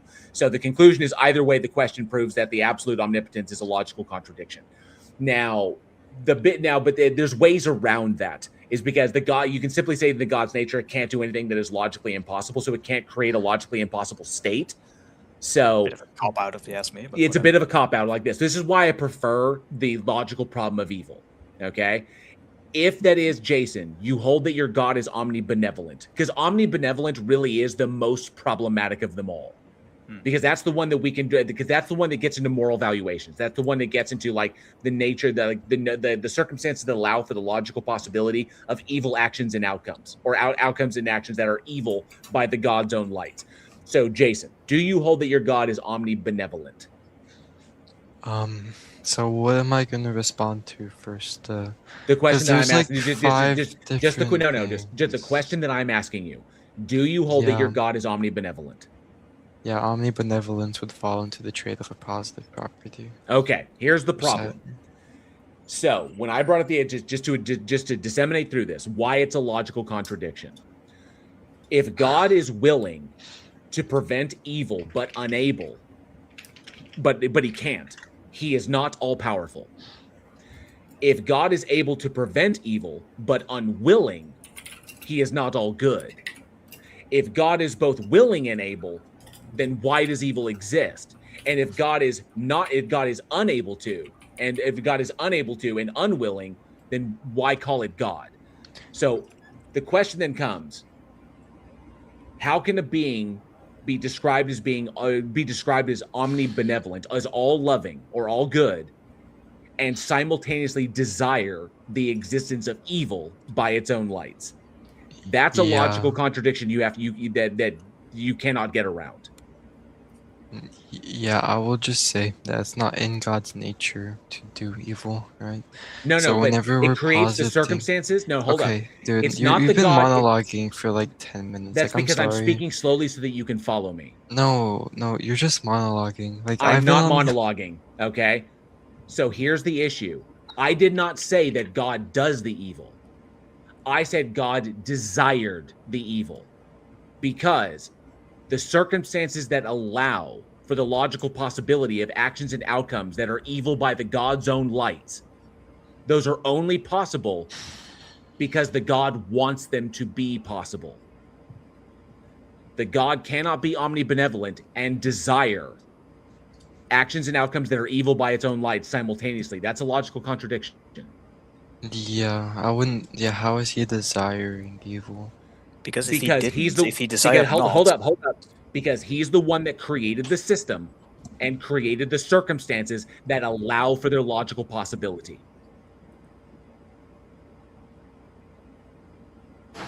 Wait, can you repeat that? My bad. Because the God is the one that created the system and is the one who created the circumstances within the system that allow for the logical possibility of actions and outcomes that are evil by its own lights. Those circumstances don't have to exist. There's no rule that says that they must. They only exist because the God wants them to exist. Yeah, I would just hold that in some, like in this case, it'd be better for like evil to exist, right? Because a part of omnibenevolence, right? I would say in this case, it wouldn't mean for like free will to exist, right? By Okay. stopping. Okay. Okay. So what talking law? time What is up to a minute. Yeah, but what law? But you made a statement there. What law says that free will requires evil? What law? Yeah, is that Yeah, a rule? Is well- that a rule that God must follow? What do you mean? That wouldn't. God wouldn't posit that. It Okay, would but just. It would does just be free- does- analytical. No, does free will? No, It no, it wouldn't. Does Yes, free it will? would. Does free will require evil? Yeah. Or does it simply require choice? In like a. Well, okay. It would require choice, which would be free will. Like other than that, you would just follow like a deterministic pathway. No, because I could have multiple you would. options between. No, I could have multiple options between multiple neutral and good. Yeah, I could have and I could if have your multiple pick neutral and could- good options. If neutral, yeah. Wait, you're pausing that there would be no neutral option. It would all be good. Yeah, but that's subjective. Like, what is subjective? That's As long as subjective? I have Bro, the ability, no, it's not. as You're long as I positing have the that. ability to make a choice, that's free will. I don't need to have evil be a part of those choices. I could eat an apple or a pear. Like that's free will, but neither of those options are evil. Right. This is where you could also extend it and say, well, if God's nature is such, God can make our nature as such. Like, I understand it's a simple example, but it's fitting, God, right? God can make our nature such that we wouldn't choose evil. Can I have 30 minutes of talking time, please? 30 minutes. 30 minutes. I'm No, not you 30 cannot- minutes. I meant 30 seconds. Yeah, I mean, My but talking time is at 1 minute and 12 seconds. I've been yeah, counting. but it's because when you make statements, we need to address them instead of because if you make I a don't statement, believe though. So like, Jason, under if any you make dialect. a statement, Jason, Oh if my you make- god, Jason, if you make a statement as a foundation and there's a flaw in that foundation, whatever is coming from that foundation is going to be equally flawed. We need to address the foundation first. Yeah, and I was trying to explain like what happened, and then you cut me off and addressed something like completely different. Okay, so can I speak? Yeah, Do I have go for permission? it. Okay, so under that like case of free will, right? If it's the case that all actions must be like good according to you, if God made them all good, that would mean that it would follow a deterministic pathway, which wouldn't be free will. So I don't believe in this case you can have like a free will without evil. Like obviously, like eating a pear or apple wouldn't involve any evil. But what I'm trying to Sorry, go on. excuse me. No. Sorry, go Continue. on. Continue, Jason. Oh no, I think that's good. Like right there. That's Okay. stop Well, it. Where's so- the okay? So let me ask this: where is the P not P in free will existing without evil? Where's the P not P? Yeah, if you think it's Yeah. impossible, so show me the logical contradiction. I don't think. I mean, okay. I guess the contradiction would be that under free will, there would have. So your God doesn't have free will, is what you're telling us. That's a statement you're making. That's just a Yeah, statement. God's will is in of itself. I hold to like Schopenhauer's view on will whenever it comes to God. Wait, Like, God's wait. will is in of itself. Okay, hang on a sec. Show me the logical contradiction between.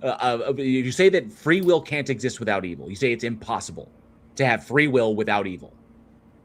Yeah, okay, Okay. so free will just means Show me okay. the logical contradiction of free will existing without evil. Because last I checked, heaven was a place that believers believed in, and that Yeah, there's there's free no will free there. will in heaven. But I'm So not like you a believer in Christian God. Like I don't believe in heaven or hell. I just Okay, want to know so if you think you're okay, God. that's fine. That's fine. But show me the logical contradiction, like the P not P in free Okay. will existing without it, Yeah. beyond just your assertion.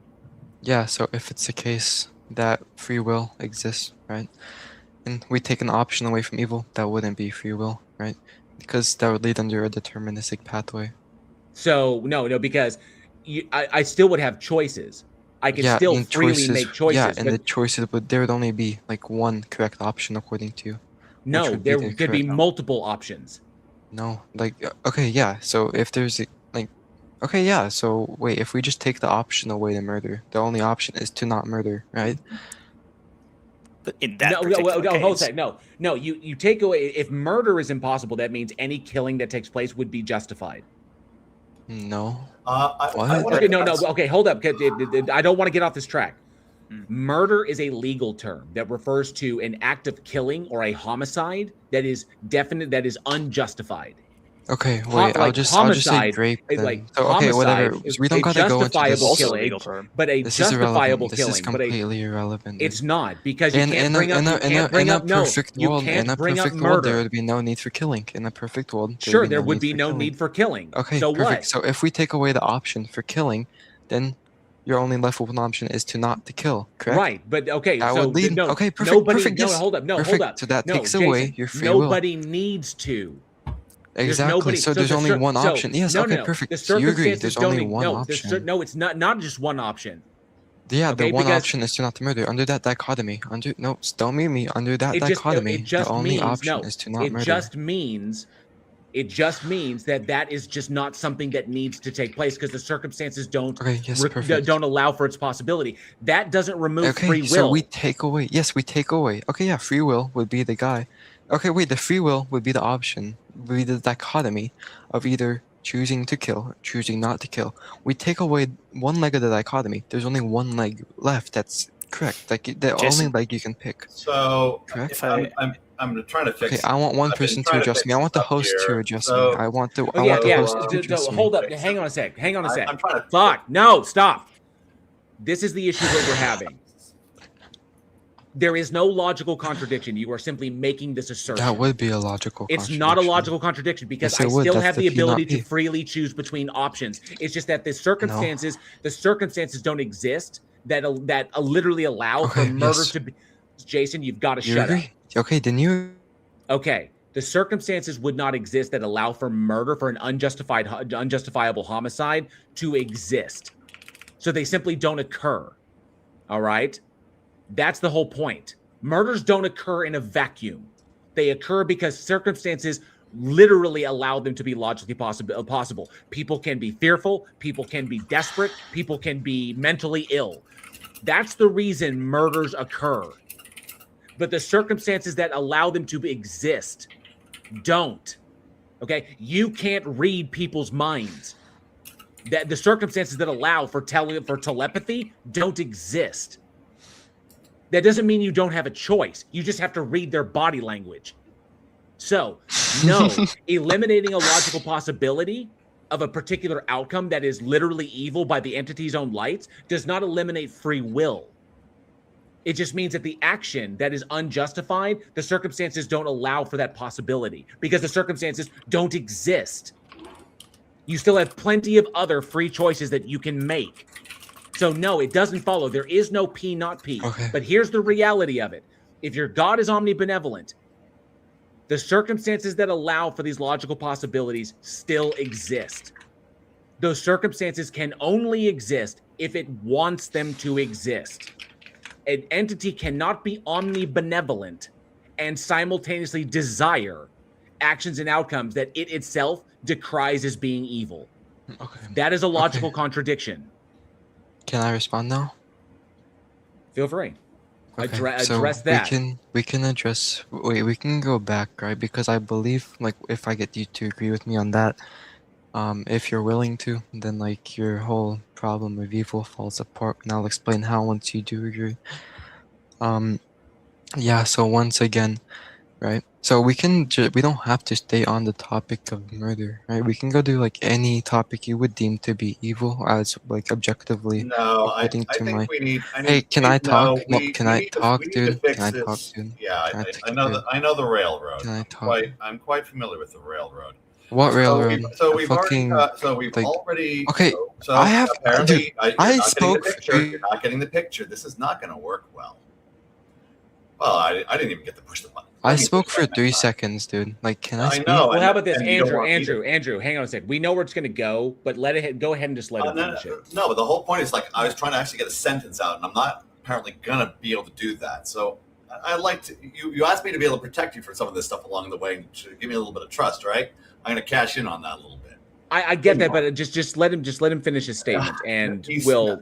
Well, the point is, I didn't get to even make a sentence. He interrupts the moment we start. So I made this. I haven't made a sentence. Jason, I haven't made a full sentence. made plenty. I know you want to start over, and I'm trying to bring back an individual point here. So your God is all benevolent, but its nature doesn't include that ability for evil. Does your God have free will? I've already said, and I hold like a Schopenhauerian. Is Like that I hold a yes like or a no? Try to giving an answer that's actually usable. It's a no.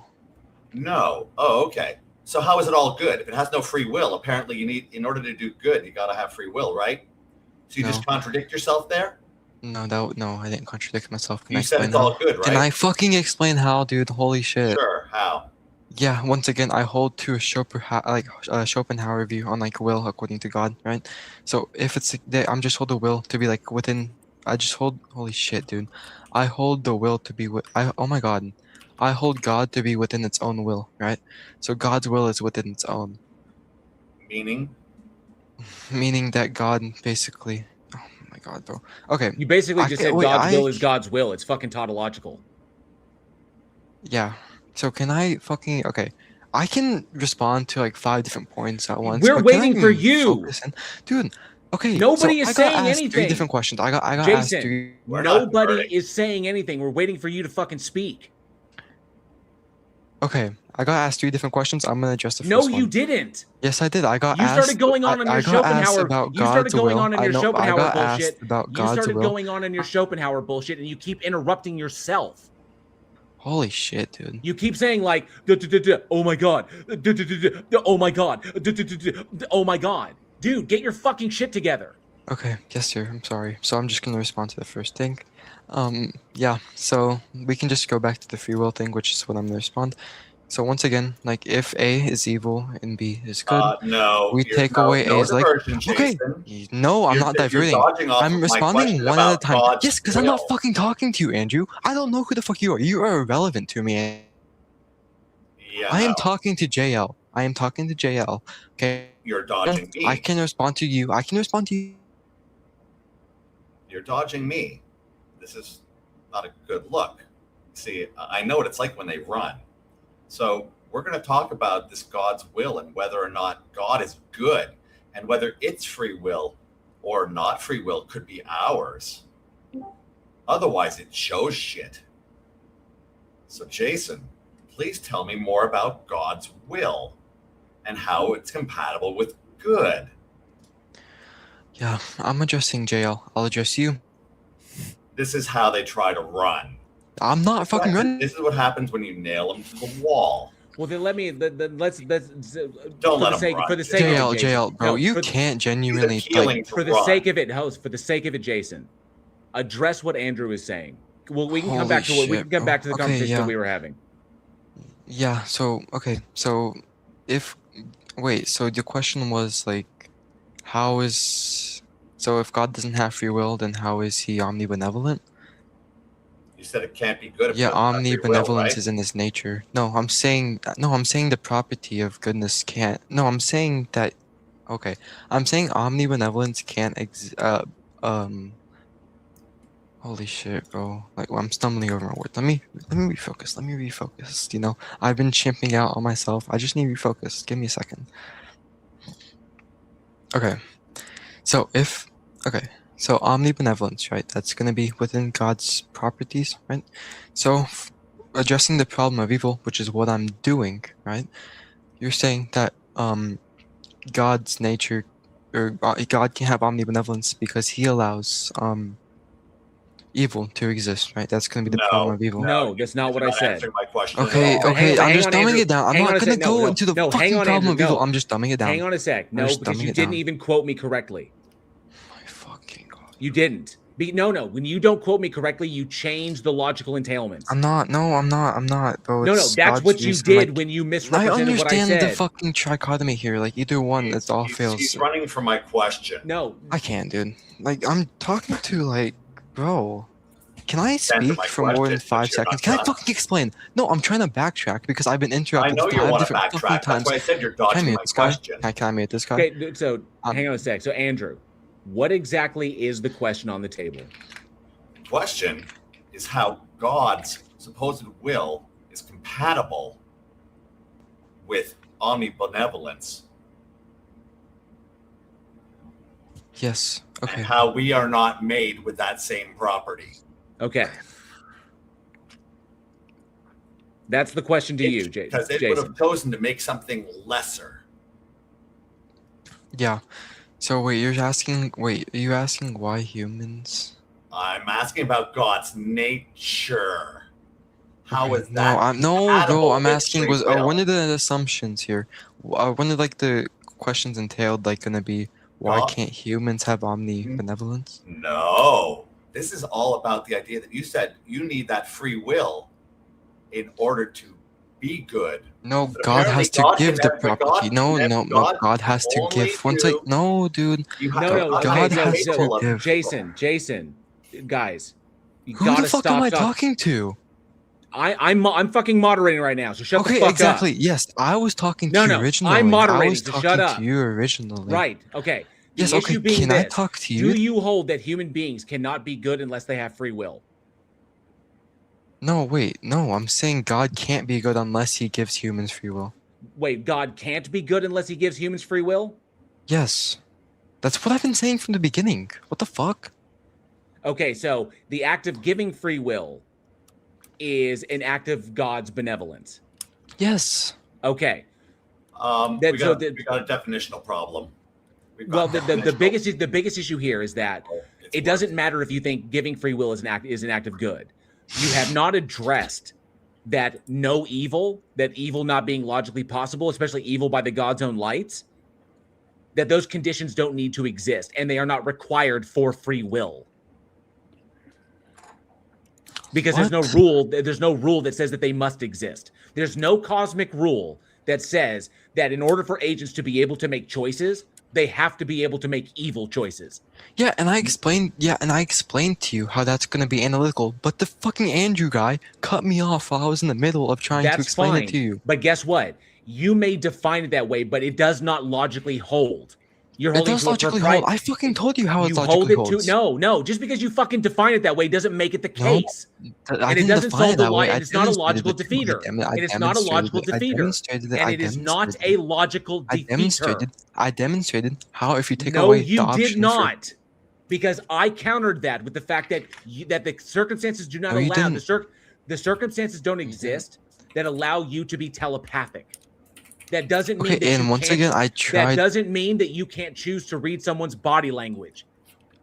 So the Yeah, and I conditions that tried to allow explain for how that outcomes, fails. the circumstances and actions that allow for evil actions and the circumstances that allow for evil actions and outcomes that are evil, or actions and outcomes that are evil by the God's own lights, those circumstances don't need to exist. They don't have to. There's no requirement. Can I speak? So where's the P not P?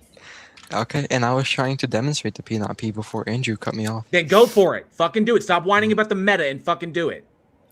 Okay, yeah. So once I said, right, okay, option A, option B. B is evil, A is good. Take away the option for B. You're only left with one option, which is good, right? That would just lead down a deterministic pathway of always choosing the option of good. If determinism like is opposite of free will, and you can't have free will like choices, then free will can't exist under that world. view, right? So that's exactly how like free will isn't gonna hold if we hold to this like structure of God existing. So, do you have any contentions? So you say it's logically. So you say that it's logically impossible for a world to exist where all agents always choose good.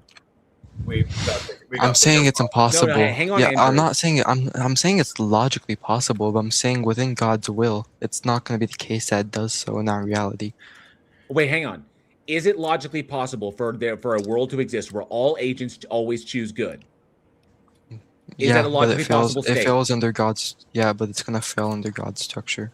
No, it wouldn't, because God's the one making it. The only reason it would fail is if it made it to fail. No. Wait, possible worlds. Wait, possible worlds don't have to include just God. Like we can hold to a possible world of God not existing. Is it logically possible for God to make a world where all agents always choose good? No, it's not possible. Then your God is not ultimate, and it is not. No, it's contradictory. God can't do contradictory things. Because there is no contradiction. Yes, it is. I fucking explained the contradiction. Yeah, and I gave the P not P. No, you didn't. You just said it's impossible. Yeah, that's the P not P. No, you just claiming it's impossible is not a demonstration of the contradiction. I gave you the P not P. I gave you no, the P you not didn't. P. You didn't, because guess what? That doesn't what you just said doesn't reflect reality, because I can simply not do. No, it doesn't, because I can simply not do A, which is a C option. It's not either. You cannot do A. No, because guess what? When faced with a choice, you can either do A, B, or do neither. So there is no binary. All right? Because I can always abstain. Yeah, when I'm faced with going left or right, when I'm faced with going, but it's not a true dichotomy. That's the problem. No, it's not. You can structure it that way for the sake. You can structure it that way for the sake of an argument, but that doesn't reflect reality. Yes, it does. No, it doesn't, because every option has. If you're given a dichotomy, no, because there is no true dichotomy. You can have three. Every point has three options. You go left, you go right, or you do nothing. Yeah, so if you're given a dichotomy of if you do grape or... I just explained to you that there is no true dichotomy in human behavior. That would be a true dichotomy. It's not. Yes, it is. Because I can either do X, I can do Y. You can either do grape or you can not grape. There is no middle option in that. Can you give me one? Give me a middle option. No, that's okay. I would love to. No. What you brought up is not analogous. No. I would love. No, what you brought up is not analogous. Yes, it is. You said there's no true dichotomies in our reality. That would be a true dichotomy that was exists in our reality, would it not? If you're given the option whether to grape a woman or not to grape a woman, right? Would that not be a true dichotomy? So in this situation, okay, given that we are talking about a specific termed act of sexual congress, yes, I can choose to either do it or I can choose to not do it. Okay, perfect. So now if we are given the dichotomy of if not to grape or to do grape, and you take away the option to grape, would that not be like deterministic in a way? No, because I can always because I can always not have because I can always not have sex. What the fuck? Right. Yeah, it's not a true dichotomy. That's the other leg. Because the way you constructed it is that I can either have consensual sex or I can have non-consensual sex. Either way, I'm having sex, or I could simply not have sex at all. Yeah, that would be that's the other leg. That'd be a third option. That's the other leg. That's the third option. I can either just not have sex. I can not have consensual sex, or I can not have non-consensual sex. I abstain from either one. Yeah, obviously. Wait, that doesn't make any sense. Like, if you're given a dichotomy of whether to go right or left, and you choose a third leg, dichotomy. You are presenting a dichotomy. Shut up. You are. Get the fuck off my stage. You don't tell me. You don't tell me to fucking shut up. JL. Now moving on to the next one. I don't give a shit. You gotta feed me these guys before you let them get to you like that. You asked me to spare you on this one to help you out for that. Remember? Lean on me. Fucking hell, these fucking out of control people. I watched them steer you. That's the worst part, though. Well, I'm trying to be as facilitating as possible for a conversation. But I gotta let him get it. I gotta let him get it out. But the problem was he was not addressing the questions that I asked, and he wanted to jump to other shit.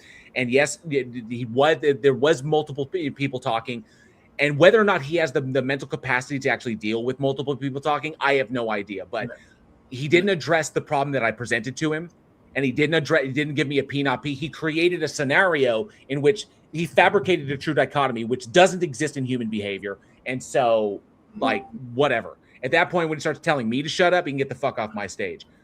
Abby, welcome to the stage. Deep breaths. I need a palate cleanser. Abby, are you there?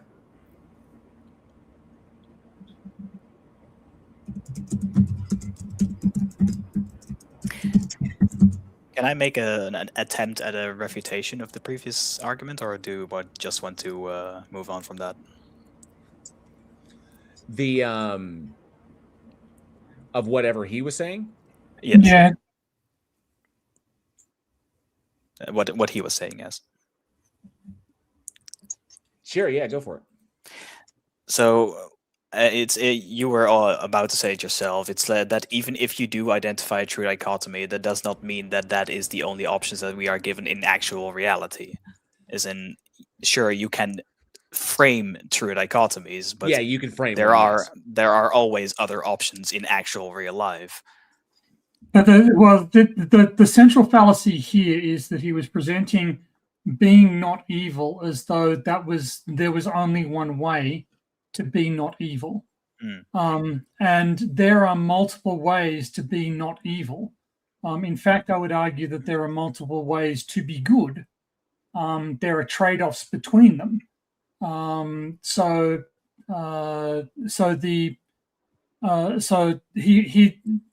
JL was right in that it wasn't a true dichotomy. It wasn't any sort of, but it wasn't just a trichotomy. It was, I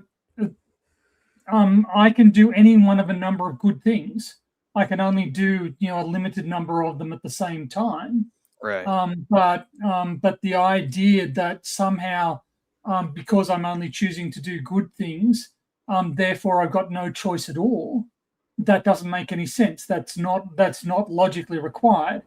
He's inserting that you've got the option between an evil act or a good act, and that's not the case. There are a lot of leaving aside even the fact that there are lots and lots of neutral acts. He was ignoring the fact that you can choose between good. Also, the rape thing, not raping somebody is not necessarily good. There are things that are not non-consensual sex that are bad, that are evil. Like, so that's not an example of a good evil dichotomy that he was trying to get to. Perhaps the easiest way to say it would be that even if you were to even if the option to perform rape would be taken away from you, you still have the free will to do any other thing that is not related to. But sort of, there are other forms of evil apart from that. Course. So the fact that I've chosen not grape is not equivalent to choosing good. So it's not a true dichotomy in the sense that he was trying to present it. Anyway. And JL, you were actually giving a pretty good example yourself, though I don't think it landed. Is that we don't have free will in the perfect sense. Like, there are things that we are unable to do, which we do not consider a limitation of our free will. We aren't able to fly without assistance. That doesn't mean we lack the free will to fly. It's just not something that we are able to do. The flight one actually is what popped into my head originally. It's like the flight thing, but I think it's a simpler one than telepathy. I thought it would go over his head. I think it did. Joe, I mean the fly. I thought the flight one would go over his head, but that's why I went to the telepathy thing. Is like, you can't read people's minds. The conditions don't exist that allow you to do that. So, but it doesn't mean that you can't read their body language. It doesn't mean that you can't do other things. So when we're talking about the conditions that allow for like logical possibility or even nomological possibility, there are multiple options. There's always varying options. And if he thinks that's what I never understood is this like. I'm surprised it never came out of his mouth. The way I have heard some apologists talk about it is that God wants sufficiently moral people, or significantly moral agents. and that to have significantly moral agents, you have to have evil. You have to give them the choice between good and evil so that you have significantly moral agents, not just moral agents, but significantly moral agents. And I'm like, Well, the reason that they won't bring that up is because it is extremely subjective. right? And It's like, not gonna but work. and why? Like, what is like significant to God? Exactly. Like, where is this standard coming from? What is this? Is Why it significant to God, or is it significant to us? Like to which us? one? You know, so, Yeah. so yeah, he didn't address it. He didn't address the logical content. He didn't give me a P, not P. He just continuously asserted over and over again that it's impossible, it can't happen, which is just nonsense. But I tried to give him the Epicurean trilemma. It failed on that. Sorry if I barked at anybody. I apologize about that. Trying to just like maintain the stage. Don't take anything personal by it. I hope you don't. That dude, I know that Andrew is right. Andrew is right. I let him rile me up because I let him carry me along, trying to give him the opportunity. I should just feed them to Andrew. I really should. So I'll highlight posthumously how big a failure this guy's argument was. You see, God apparently can be all good, and it's in his nature. See, nature does all the heavy lifting, which is a pile of bullshit. But let's just grant, for the sake of comedy, the idea of its nature. So God doesn't apparently have the choice not to do good, but is that free will? Now, at what point does God have to do anything? Because, see, if God has to do stuff, well, apparently God's being good is by granting free will. But if God doesn't have free will himself, now we've got a P, not P, because apparently God wasn't all good until he did the actual good. But he had to do it. But he didn't have free will to do it. So apparently he was still able to do the good without the free will to make the choice to give us free will. So we got ourselves a nice little perfect fucking circle here. Right. His entire definition, like I said, the definition is where this fails. God can do all good in its nature, but it didn't make us with the same nature. Nature is where this lives and dies. Never go down a single thing when nature does the work. Goes a little over my head, to be honest. I'm struggling to conceptualize all of these things here. Yeah. And just saying it is tautological. It explains nothing. There's no semantic content to that. But if you want to invoke nature, make something else with the same nature. Done. Didn't do it. Well, then, if God's all good, God made something less than what it was. Sorry, Tony, your typing is making Andrew's audio cut out a little bit. It's the Krakatoni expression. I speak aggressively. Tony types furiously. I want a carriage return. I want to hear a bing and like the ting. Well, since Abby deuced out, and really quick, I want to say hi to, one is typing super loud. Thank you, Krakatoon. But I wanted to say hi to Burt Russell. Good to thank you, bud. I appreciate that. Geo Sam, thanks so much for being here. I appreciate you hanging out. And make sure I didn't miss anybody. That was just. So I'll tell you what.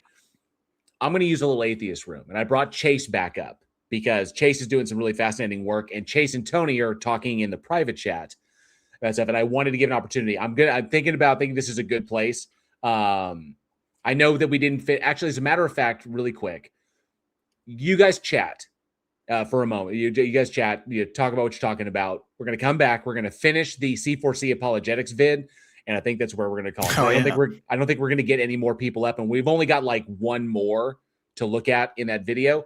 And thank you so much. It's my other stuff for 5 Australians. Says, JL, here is your palate cleanser. Have you seen Robin Adele's jazz cover of Slayer's Raining Blood? As a Slayer fan, I can confirm it is awesome. I'm going to have to check that out. As a matter of fact, before I go anywhere, Robin Adele,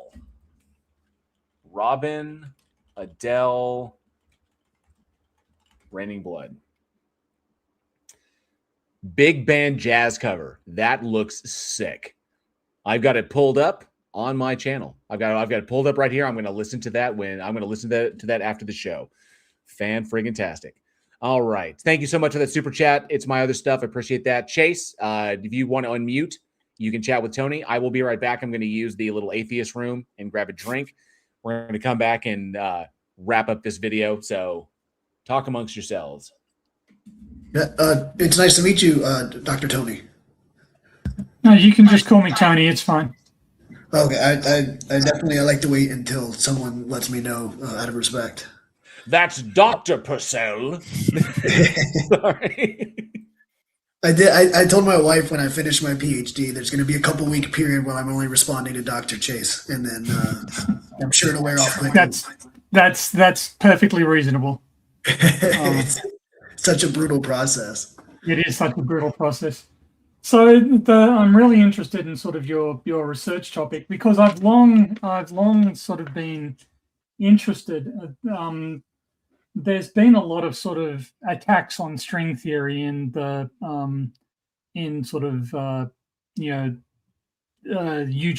right? There's some ill-informed attacks on sort of the practical utility of string theory, and I've actually really been wanting to get a string theory textbook, because if you get the chance to go into the YouTube chat, there's a chap there by the name of Clive Wells, who's a reader in mathematical physics at Cambridge, and I think he does some work in string theory as well.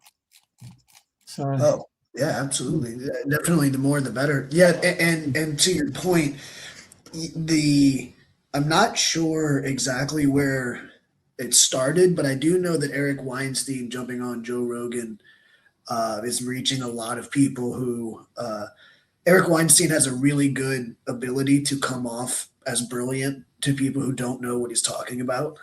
There are people like just to use an extreme opposite example, like Terrence Howard, where a regular person can just be like, "This is BS." Just as soon as I am a regular person. And then you have Eric Weinstein, where they're going, "Well, he's using things like SU3 cross SU2 cross U1 to reference the standard model, and he's saying things that on the surface level, if you Google them, like, I don't know how much you've worked with the field of mathematics of like Hopf vibration and stuff. Yeah, but I'm mostly a mathematician, so. Oh, okay. Oh, perfect. I guess as a string theorist, I kind of am as well. Yeah. So if you Google some of these words he says, you're going to get some sensible responses, and he uses that to explicitly and pretty often attack string theory. And one of the main things that I like to tell people is, while I have the ear of some people who don't know, which I'm definitely sure is I told them about the origins of string theory and why it became so interesting in the first place, which is there were competing theories for what we now use quantum chromodynamics for, but it was the structure of the proton.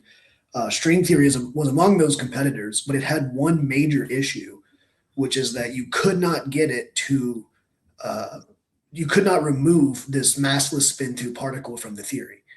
And then some amount of time later, I believe it was in the 80s with the first string revolution. There was a string revolution. I'm not sure about the exact timeline. I'm not great with history. But basically it was Feynman and some other people in that sphere who had basically shown that if you wanted to have a quantum theory of gravity, you would need a massless spin 2 particle. And that's what led to this fascinating realization that, oh my God, we had this quantum theory that we actually can't get massless spin 2 particles out of. It's a prediction of the theory. It's not something we're having to insert by hand. And usually just telling people just that story alone, they realize that Eric is being very disingenuous in his attacks on string theory, because there's very natural reasons. Now, I am the first to admit we don't have experimental data. It's difficult to falsify things at the Planck scale. But that's changing a little, right? There are sort of some deeper, there are some more subtle consequences of string theory that are being sort of at least shown to be consistent with reality, right? Yeah, specifically the new DESI data is pretty exciting. Yeah, the new DESI data. I was talking with Clive in the chat earlier, actually, about that, and the interpretation that perhaps there is an interpretation of that dark energy is changing through time, and there are theoretical problems with that sort of suggestion. So there's some really interesting, and it's not the DESI data is somewhere between 2.4 or 4.2 sigma, so it's a fair way from being completely validated. So it's still kind of speculative, but there are some. But string theory is not as remote from observational validation as it once was. Yeah, there are some other things as well that I'm personally interested in. So obviously with the dark energy stuff, you have these ideas of quintessence that came from string theory of varying time varying dark energy parameters. But the one that I'm interested in is LISA, the upcoming plans for the LISA project. I was looking at it, and there's been some work done. I'd like to maybe add some research to this field where you can do some calculations, and if you were to find a cosmic superstring or a cosmic string, there should be ways to observationally tell if this superstring is compactified in the extra 6 dimensions, or if it's not. And that would let you know if you have a cosmic string or a cosmic superstring, which would at least show extra dimensions, which would be obviously a revolutionary discovery, as well as possibly, hopefully, these topological defects in space-time would still have remnants of the Big Bang occurring within them, where we could get more direct observation at the unified scale. I'd like to write at least a review paper for the people who are going to be doing this observation, so that they don't have to sift through pages and pages of math. Maybe we can just consolidate it for them so that when they get the data, they can just reference it. All right. It sounds really, really interesting. Geophysics, is not anywhere near as theoretical, so it's not anywhere near as it's mathematically challenging, but it's not mathematically sophisticated, I don't think.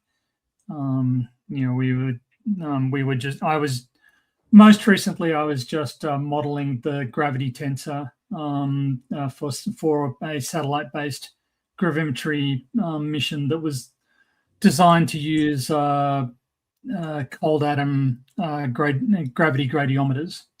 So I'm not sure if you're familiar with those, but they use a Bose-Einstein condensate, and they sort of split it up with Raman lasers, and when they recombine it, they look at the recombined wave function, and that can be used to give them the gravity gradient. And they're sort of private companies are looking for ways, how to commercialize that. And for a while there, they were looking at satellite missions around Earth, but that's not a great application. Just the sensitivity necessary to get sort of commercial applications on Earth is not that great. Anyway, there was a good action film that used Bose-Einstein condensate as a plot point. It was on Netflix. It was on Netflix, called Spectral. Oh, okay. Have you never seen it? I remember seeing that. They had some kind of entities they were creating out of Bose-Einstein condensates or something like that. It's been a long time. I have a vague memory of seeing something. And I remember tapping my wife on the shoulder and being like, oh, I know what these are. I don't think that they can make these entities, but... No, it's very difficult, because one of the things about a Bose-Einstein condensate is that all of the component atoms share the same wave function, right? They're moving as a single quantum unit, which kind of precludes them behaving like a brain or like an organism. You need to see the film and how they address it, because it's science fiction. I'm going to tell you that, but it's a fascinating, especially like I mentioned it, and Chase was kind of like, I thought it was really good, and has some really, really good moments, and some actors I think you'll recognize, Tony. But it'll get it. I enjoyed it. I enjoyed it a lot. When it came out, I was kind of like, oh shit, this is freaking awesome. So, but it's called Spectral. and it's on Right. Netflix. If you have Netflix, it's on Netflix. So I strongly I have to recommend say that I'm on board with Atomic Punk, who finally watched Nice. Disclosure Day. I haven't seen it myself yet because I've heard mixed. You know, I thought it was, I did not enjoy that film at all. Gotcha. Not All on any right. level. I just watched The Odyssey last night, and it was in some senses a painful watch, but in other senses a really good film. So just all of the armor choices and all of the costume choices, not all of them, but like, why did you do the armor that way? This is not what they look like. I'm not wearing hockey pads. and it's just like, this is so fucking distracting, because every scene, why did you do that? Why like, but the movie itself is good, right? The script is good, the action's good, the acting's good, like, all of that is good.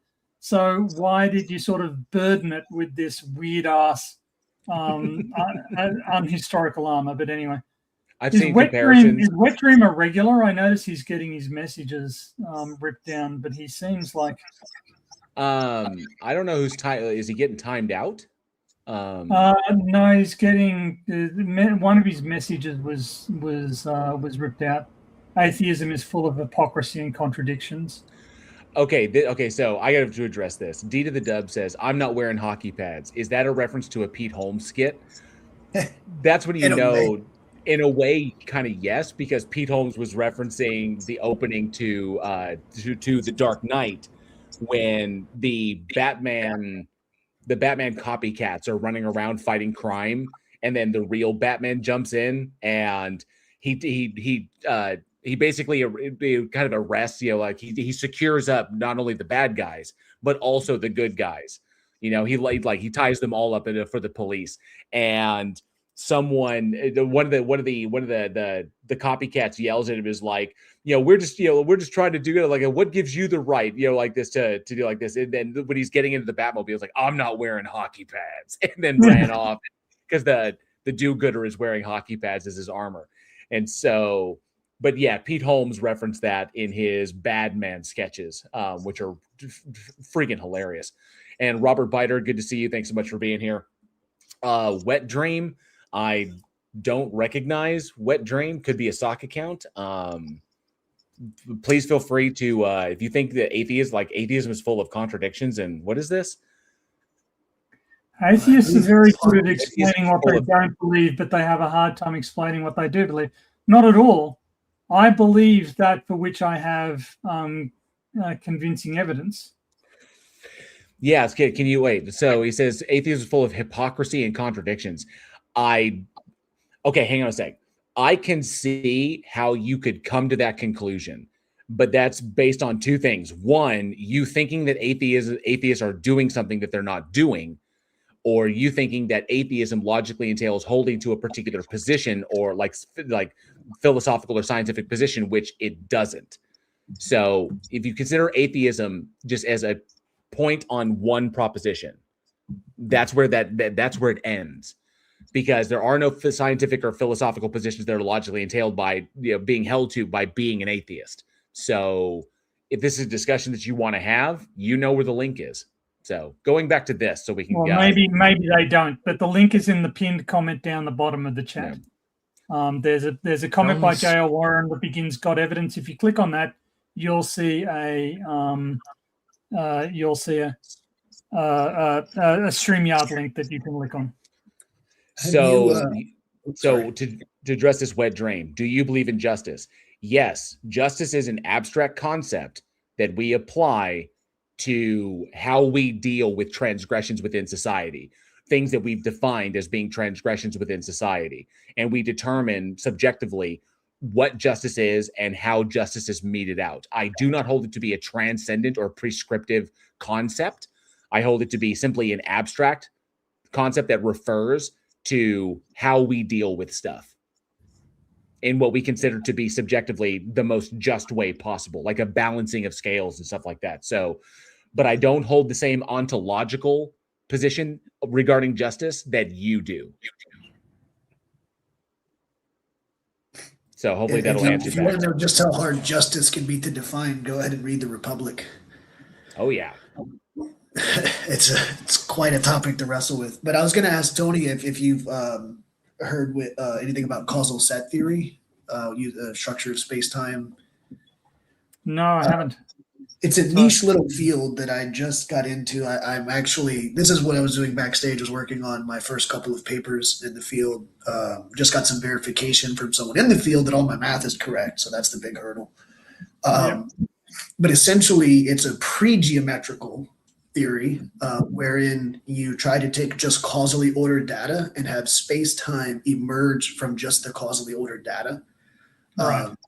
So it's kind of, and it just basically, the other thing that's really nice about it is you just need 3 simple rules. So you just need transitivity. If X causes Y and Y causes Z, then X causes Z.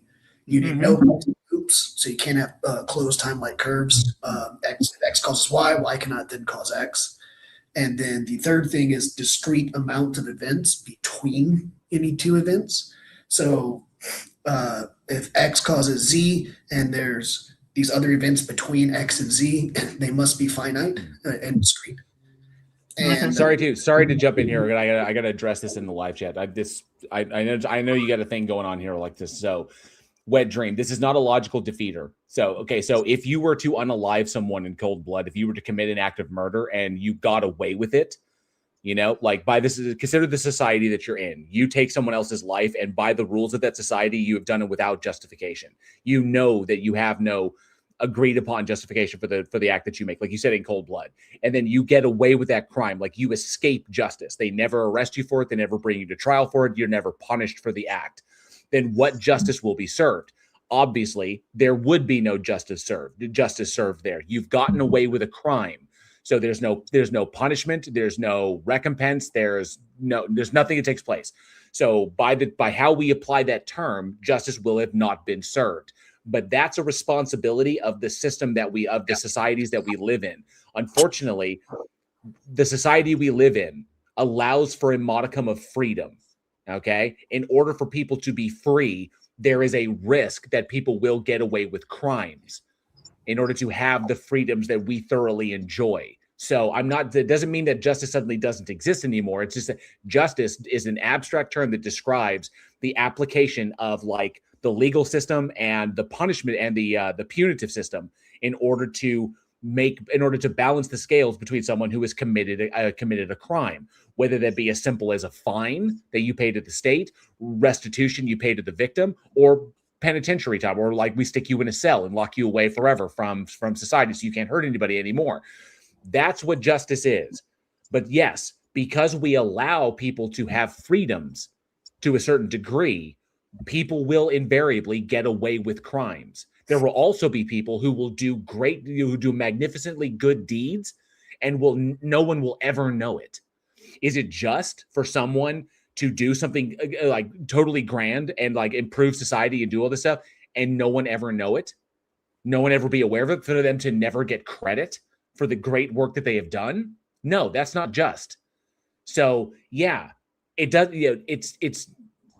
We expect that to happen if we have the level of freedoms that we have. It's literally a sacrifice that we're willing to make to have the freedoms that we do. But it's the responsibility of the society to apply that, of the members of the society to agree upon a system that allows for an application of justice. So that's all it is. He seems to be, well, he, she, they seem to be completely unaware of the Wet Dream. Do you believe in injustice? Do you believe that there are unjust things in the world? Do you believe that the world is capable of being unjust? He's also moved the goalposts. Like it's like the chat has pointed out, because now all of a sudden it's like, exactly. So you don't believe in true justice. What do you like? Yeah, what do you mean by that adjective? Adding that adjective in there is just an attempt to make a circular argument. That That you prefer a reality in which everybody is punished or rewarded according to their actions doesn't make that reality true, right? You may prefer it if you live in a reality where that is the case. That is not an argument for the existence of that reality. I'd rather believe that that's the case. Okay, you that may be true for you. You may emotionally be incapable of surviving without the concept of some universal umpire calling strikes and balls. That doesn't make that umpire exist. Yeah, this right here. So basically, you as an atheist believe that people will get away with evil, but I believe that no one will escape justice. Irrelevant. That's not a proof of a God. That's just proof that you would prefer to live in a system that has a God, that has an infinite like justice maker or whatever. Or you don't want to live in a system in which people can get away with crimes. I acknowledge that we do live in a system in which people can, because the system, the way we have it set up, allows for that possibility. And I also recognize that what it would take for us to live in a system in which people could never escape justice, that requires the sacrifice of a number of civil liberties that we really, really enjoy having. So it's a trade-off. It's kind of like like Star Trek does this really, really well with Picard. Yeah, there's a trade-off here. You know, the cost of our freedoms is that we must remain vigilant. Okay, we must remain vigilant to the things. He's missing another point. One of the key elements of most religions is that if you don't believe in the God they say you should believe in, you're going to suffer punishment. That's unjust, because believing in a God is not a moral act, right? So if I believe I forget which serial killer it was who underwent a deathbed confession and decided to die with shriven of all of his sins. But that's not justice, right? If he gets to go to heaven after killing a bunch of people, that's not justice. If a person who was raised in a different religion who acts in a perfectly moral sense throughout their life, but happens to believe in the wrong deity and gets sentenced to hell, that's not justice. So you're arguing as though religion provides justice. One of the problems I have with religions, such as Christianity, is that they are inherently unjust. They inherently reward people for paying lip service to a deity and punish people for being honest but good. So you don't get out of this by saying, well, I believe in justice, everybody's going to get punished. No, if you're a Christian, you don't believe everybody's going to get punished. You believe that people have to say, oh, sorry, and now I get my backstage pass into heaven because I confess my sins. That's not justice. That's unjust. And really, no matter how bad I am during my life, my lifetime is finite. So there's only a finite amount of evil that I can do, yet I will receive an infinite amount of torture. That doesn't seem like justice either. Also, I mean, I hold that kind of like as far as like an ultimate justice goes, because I don't believe in a God, is that people eventually die. And that when they do evil acts or acts that we consider evil, that when they do these things, it's not like they do these things and they get to go happy, skippy, joy, it's not like they get to continue on with their lives unabated. Okay. When people do evil actions, the systems we have in place to bring them to justice are pretty solid.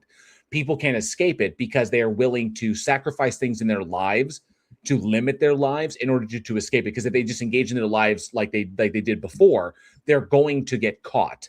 So honestly, I hold that the way we have the system set up reduces the quality of life for those who do crimes and then get away with them, because they limit themselves. They cannot operate within society, enjoy all of its benefits, because they're constantly in hiding. They're constantly paranoid. They're constantly looking over their shoulder. They live in a state of constant dread, fearful that they will eventually get found out and be sent to prison for their crimes. That state that mental state that they live in is kind of like a prison that they create for themselves. Okay, that doesn't allow them That only to. works for people who aren't sociopaths. That it only works for people who aren't like who care about those things.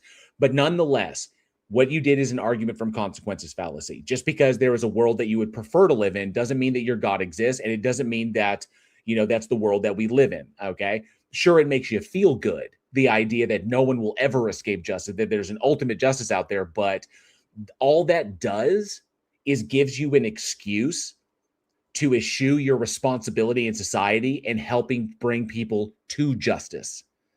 And en masse, when we have a whole mass of people in society, especially those in power, who believe that there's a God that will bring everyone to justice, that's kind of an excuse as to why we don't have systems in place that secure our freedoms and bring people to justice at the same time, because we're not willing to do the work. So all I see is people not willing to do the hard work to bring people to justice and just making an excuse that, oh, well, God will sort it out in the end, which to me is ridiculously antisocial. So when it comes down to it, to put it very simply, you hold your position because you prefer to be an antisocial asshole, because it's so much easier to be an antisocial asshole than to actually do to actually do the hard work, be a part of society, and make something of use. So But he's prattling inanely. Love of money is the root of all evil. No, it isn't. How many serial killers killed for money? Not many. How many sexual assaulters were in it for the money? Not many. Well, right? now he's just preaching the eye of the needle for a rich man. So, wet dream. I'm going to leave it at this before we go on to finish this video because it's getting late. Your preaching is irrelevant, and we don't care. Okay, if you want to come up here and try to defend your position, feel free. The stage is still open. We're just watching this video so I can get it done and I can throw it in the trash. Okay, so please feel free to come up here and defend yourself. But if all you're going to do is spam nonsense in the chat, the mods are going to handle you. I'll just leave it at that. My question to this is, how much money did Adam have? What's that? There was a fall. How much money did Eve get paid? How much money did Cain have? So the point that they're making, because wet dream seems too stupid to understand it, is apparent. So God was so upset that he condemned all of humanity to suffer death. So clearly, evil must have existed at that point, and money wasn't a part of it. Where was the money involved in the Cain and Abel story? There was none, was there? So this entire money is the root of all evil. No, it fucking isn't. And spare me your idiotic aphorisms. Yeah, also, if you have people who are living somewhere and they don't know the difference between good and evil, maybe don't let an evil snake show up. Well, the evidence that the snake is evil is fairly fucking minimal. In fact, if you look at the story, God lies to Adam and Eve, saying on the day you eat of the fruit of this tree, you will die. And then it has to be clarified, he meant spiritual death. Well, he didn't say spiritual death, and he's explaining death to Adam and Eve as though they have any concept of what death is. Apparently, death hadn't entered the world before, so they don't know what it is to die. So he's talking about completely meaningless concepts to Adam and Eve.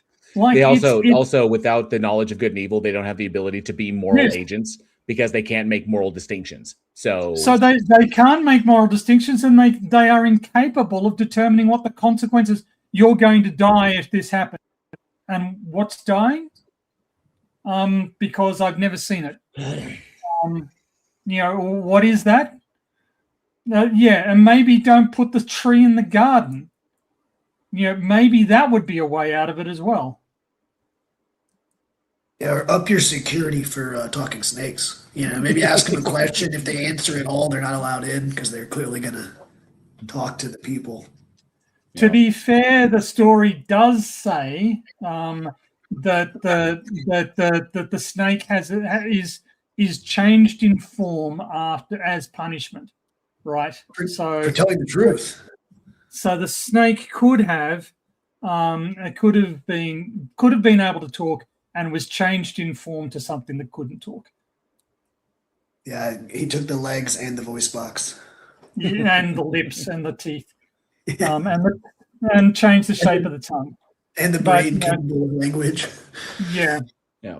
But apart from that, the story is completely plausible. It's only that bit that I have problems with. Yeah, once we get past those 12 to 15 holes, I'm on board. That's right. All right, let's see what this is. Than the secular worldview does. 9. Please stop claiming that only stupid people are atheists. Please. Oh, you smug fuck. Shade. Smug fuck. Stop saying only stupid people or brainwashed people or indoctrinated people turn out to be theists. Theism has nothing to do with intellect, okay? Yes, but neither does being brainwashed, neither does being indoctrinated. These are things that can happen to intelligent people too. So I like his statement right there. Theism has nothing to do with intellect. Like, you're damn right it doesn't. Well, I think the point he's saying is that intelligent people can have religious convictions, and it's true. They can, because it has nothing to do with intellect. It has everything to do with emotions. So, yes. I like the little You shade have for Andrew atheists. Kamal. You have Christopher Hirata. You have Rick Rosner. 3 people with some of the highest IQ scores. yeah, I don't need to get into the whole what is it? Can't test that eye. Yeah, Planet Peterson brings this up quite often. The what is the term when you get once you get past a certain point? Oh, what the hell is it that he brings up? But he basically like when someone says I have an IQ of 200, it's virtually pointless to. I mean, oh fuck, what is the phrase that he uses? So many Standard deviations. Yeah, so many standard deviations, and it's ridiculous. So it doesn't matter. Intelligent people can. But all that IQ test is how good you are at IQ tests, right? But Tony pointed out, in very intelligent people can still be convinced of nonsensical shit. But yeah, that's the standard deviation argument. There are not enough people in that group because it's a normalized test. So I can't compare you to peers if you're 1 in 8 trillion and there's only 8 billion people on the planet. Right. I can't possibly compare you or even know if that's true or not. Yeah. We know of. And they are each theists. Okay, so please stop saying that theism is only a faith for dumb people. Back your arguments up with stats, with rational explanations and proofs. Sure, rational explanation. Beliefs are propositions that you're convinced of. It's a process that happens as a result of being exposed to various evidence, argumentation, or simply persuasive speakers. That you are convinced of a proposition is not a matter of whether you are intelligent or not. It's a matter of how persuasive what you were presented with is. If very, very intelligent people can be convinced of nonsensical bullshit, if that nonsensical bullshit is presented in an extremely persuasive way, or if it has some personal utility for them, some emotional or psychological utility for them, they can accept things. Just like Francis S. Collins, extraordinarily intelligent individual, understands evolution, understands genetics. I don't need to go into all of his accolades. Literally a devout Christian who believes that God exists because he saw a frozen river on a hike. So a river that was like a little waterfall that was frozen into 3 streams on a hike. And he said, Holy Trinity. That's not rational. Is it summertime? Because I would believe. Yeah. So that's not rational. But the best thing is that Collins himself will say that's not rational. He said it is literally an emotional position. Logic and reason does not get you to a God. It's all about the internal, emotional states of that. So he's intellectually honest about the whole thing. We don't say, at least I don't say, that only stupid people fall for this. I say that it is individuals who are intelligent are taking advantage of people's ignorance and their emotional vulnerability to convince them of shit that is irrational. That's what that's about. So it's not dumb people, it's irrational people, which is why Christianity targets the emotionally and the psychologically and the financially vulnerable or the destitute. Just like Kelsis way back in the day pointed out, these individuals that these Christians go after the vulgar, and the vulgar and the ignorant, and refused to debate wise men. He saw it as predatory, which is exactly what it is. Finally, number 10, please stop regurgitating. Okay, now I understand Christians on the That's rich. It's rich coming from an apologist. other side, sometimes we regurgitate too, but please do your own research, okay? Which I have a great deal, but Into what? What is he suggesting we research here? Like, well, okay, so regurgitating various talking, I mean, I'm kind of hearing myself, but regurgitating various talking points that came from people before them, like however that might be, this exact same thing that he's already copped to, that apologists do it as well. But doing your own research, like for example, I could just rest on the Epicurean trilemma as Epicurus, like, or even maybe if it's Carneades, I could rest on it as they put it, or I could look at Christianity today and I could reformulate it in a way that tracks a little bit better, given that my understanding of things and the experiences that I had are different from those of Epicurus. So we can take stuff that we've heard in the past and we can think about it, reformulate it, repackage it, and we can try to express it in a better way or a more articulate way. We can do that. But that's the work that we all do. We see the work done by prior people, and we can either just regurgitate what they said, or we can do work and we can repackage what they said. We can add to what they said. We can do a number of things, which is what science does, which is how all of this works, which is how philosophy works. Every single new philosophical field is building upon the prior work done beforehand. So, you know, I would say apologists are the ones who are more guilty of regurgitating shit because of all the arguments. They're still nonsense. Yeah, and to add to that, there's this notion, and I've heard this several times, even just in personal conversations, where they will pretend like we have prophets in science. Like, oh, you're just listening to Einstein, I'm listening to Jesus. And they don't seem to understand exactly what you're saying is that when you're getting an education in science, you are reproducing these experiments. You are doing it for yourself. I can't help that the speed of light is about 300 million meters per second. If I measure it and find that, I can't help it. That's what everybody finds. Yeah. So I'm going to have to repeat that that's the speed of light. And so I've noticed this like false equivalence where it's like they kind of think that we're just listening to scientists because they're scientists, and they're almost treating them as prophets of science rather than independent researchers. Which is, like you said, really rich coming from a religion that prides itself on memorizing holy scripture and quoting it. Yeah. So it's important to realize that when processing data, there are two elements involved. One is the degree of scientific cognition or mathematical literacy that the subject can bring to the data in front of them. The other one is the identity protection element. People's ability to correctly analyze the data seems to degrade if the data contradicts their identity. So, being as if you have some predisposition to a particular position, your ability to correctly interpret data that challenges that is diminished because your subconscious kicks in and goes, no, that I can't be reading this right. It's got to agree with what I think. Therefore, I'm going to sort of short circuit the actual analysis, and I'm going to just confirm that this thing backs me up, even though it objectively doesn't. There are a bunch of studies on this. The most famous of which is Motivated Numeracy and Enlightened Self-Government by Kahn et al. In 2017. But if you've got some non-evidence-based position that is important to you, it cripples you when it comes to dispassionately analyzing evidence. And I think we see that a lot with Bob Joe, if I'm being brutally honest. I wanted to see if 1 second. No, Wet is no longer in the chat. Okay, that's fine. I was just kind of curious.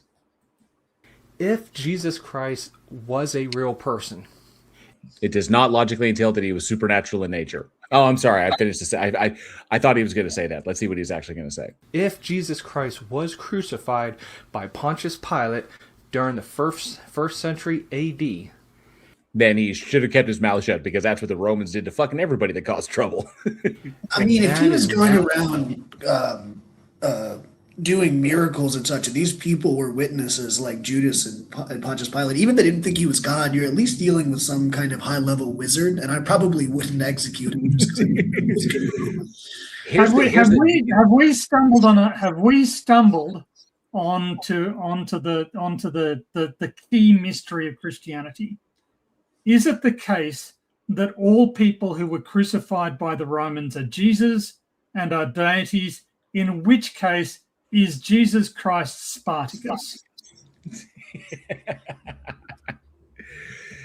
The thing that always bugged me, and it's bugged me for years, and I've never had a theist like address this, is Jesus supposedly died and then he resurrected, and then he appears to like all these people all around town, like, oh, just, you know, Jesus popping out like fucking scene from Signs, you know, like walking through the bushes and shit.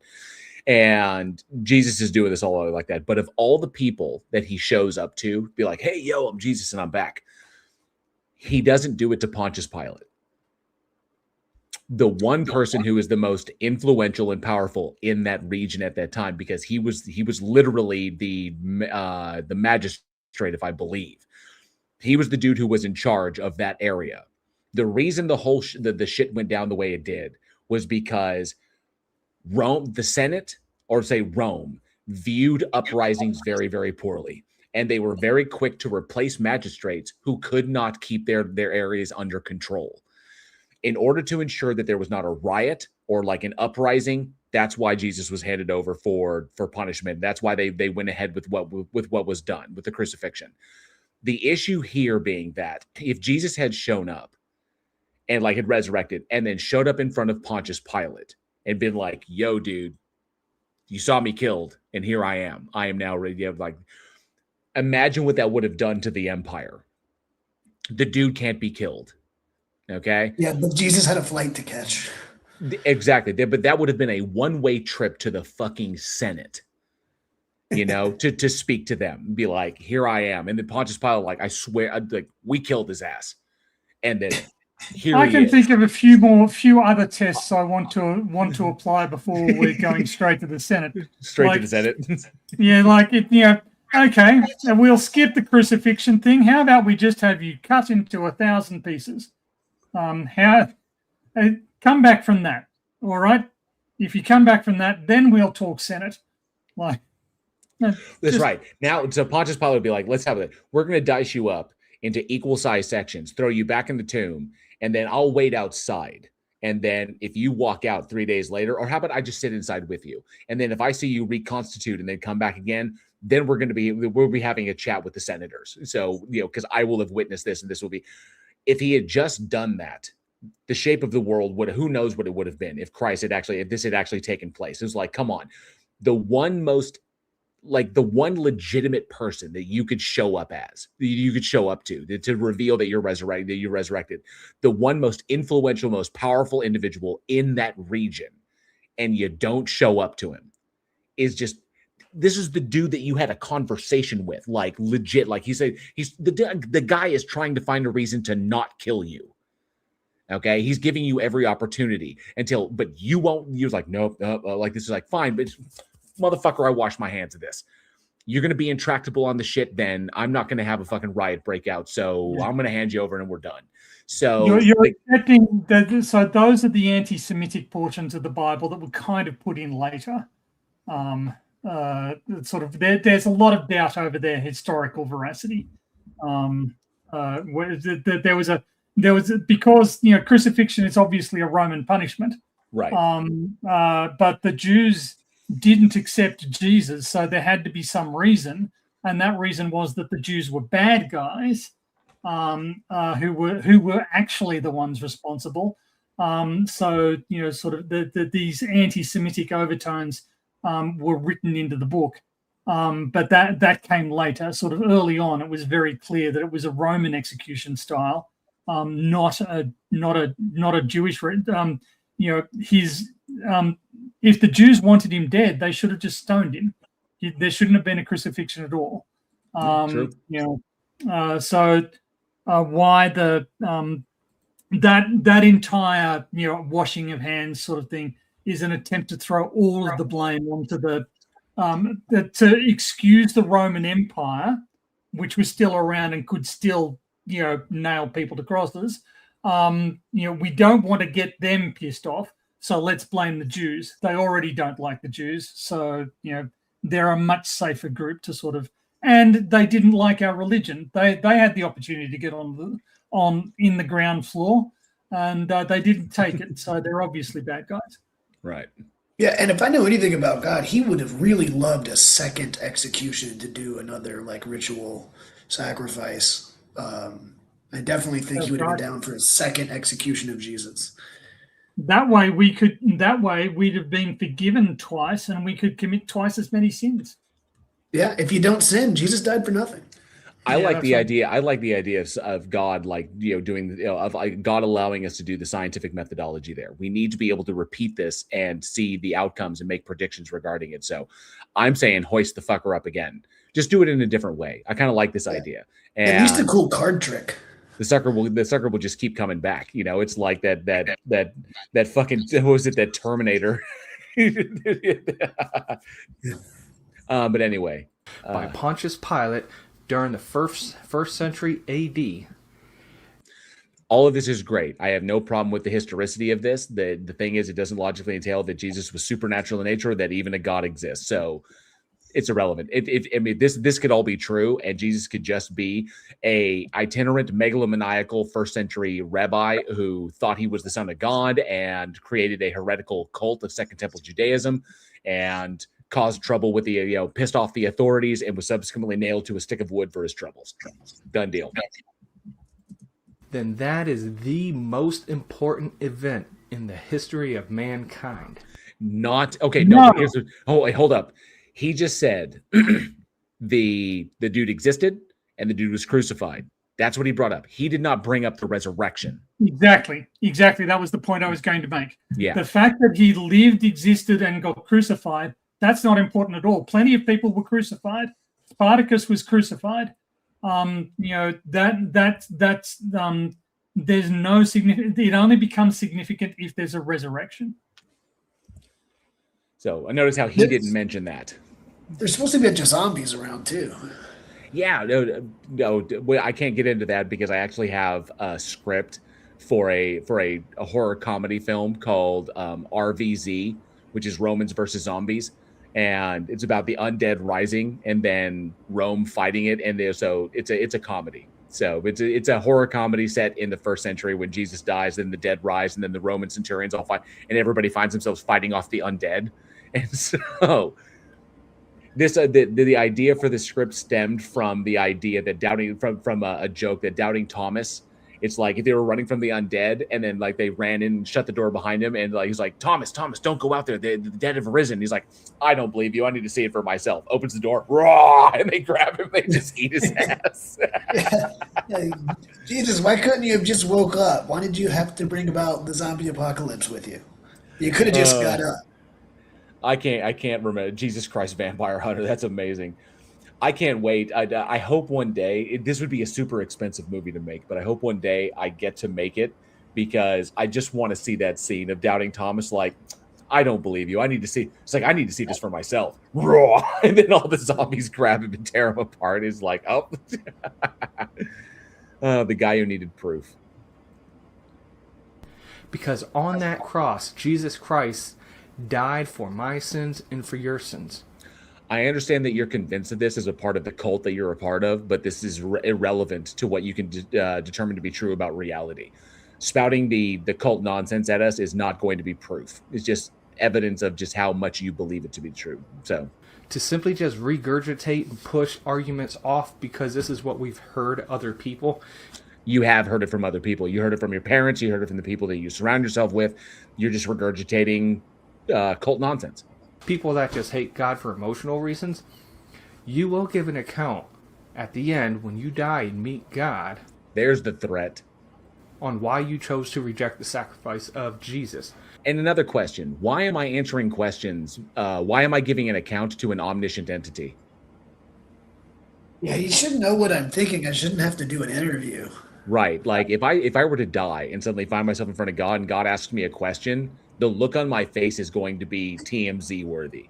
Because I'm gonna be like, and God's gonna know it. So why is an omniscient entity asking me fucking questions? Do you have an excuse for what you did?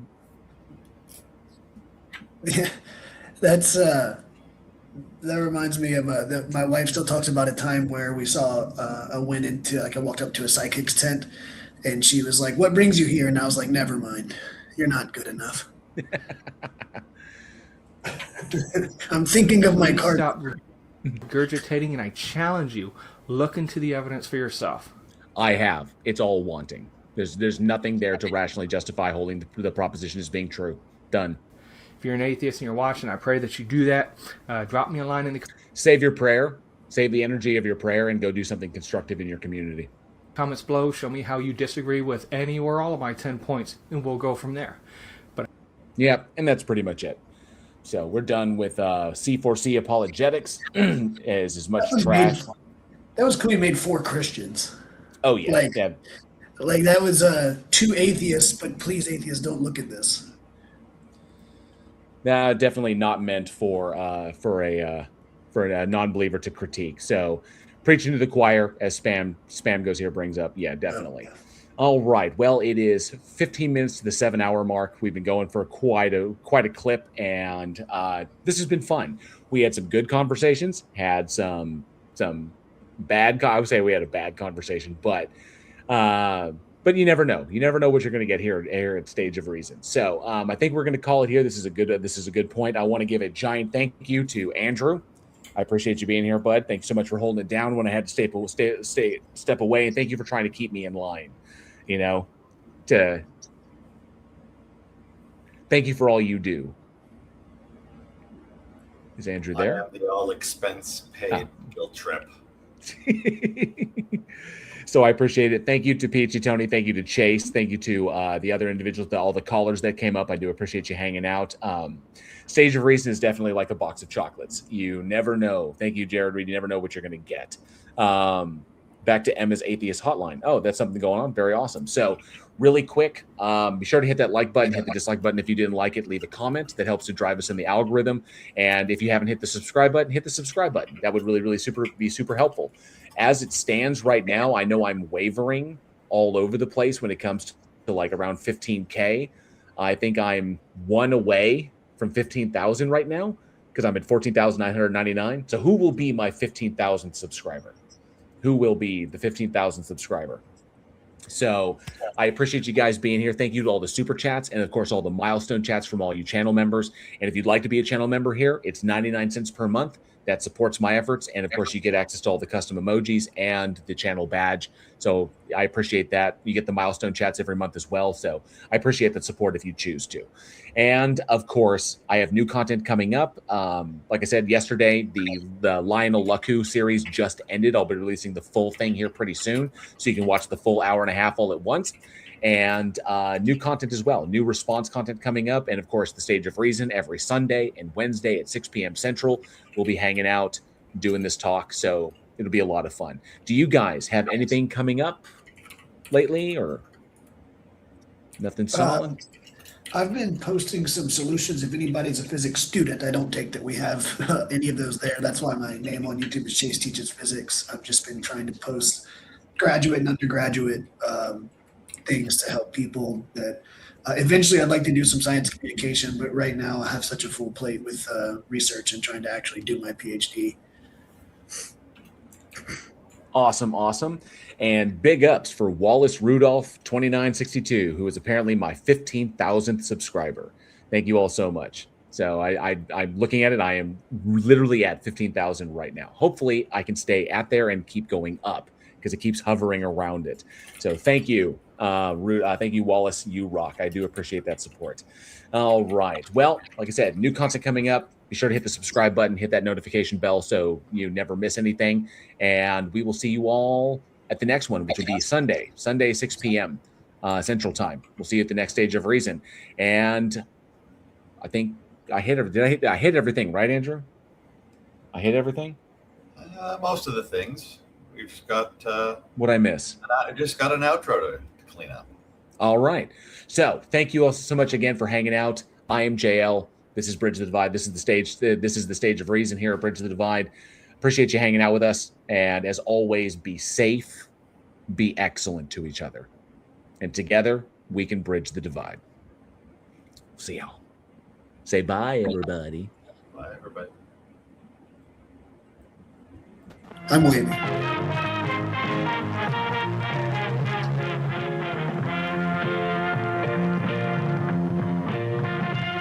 Tony didn't wave in Australia. He's an imposter. Get him. I had my right hand on the mouse.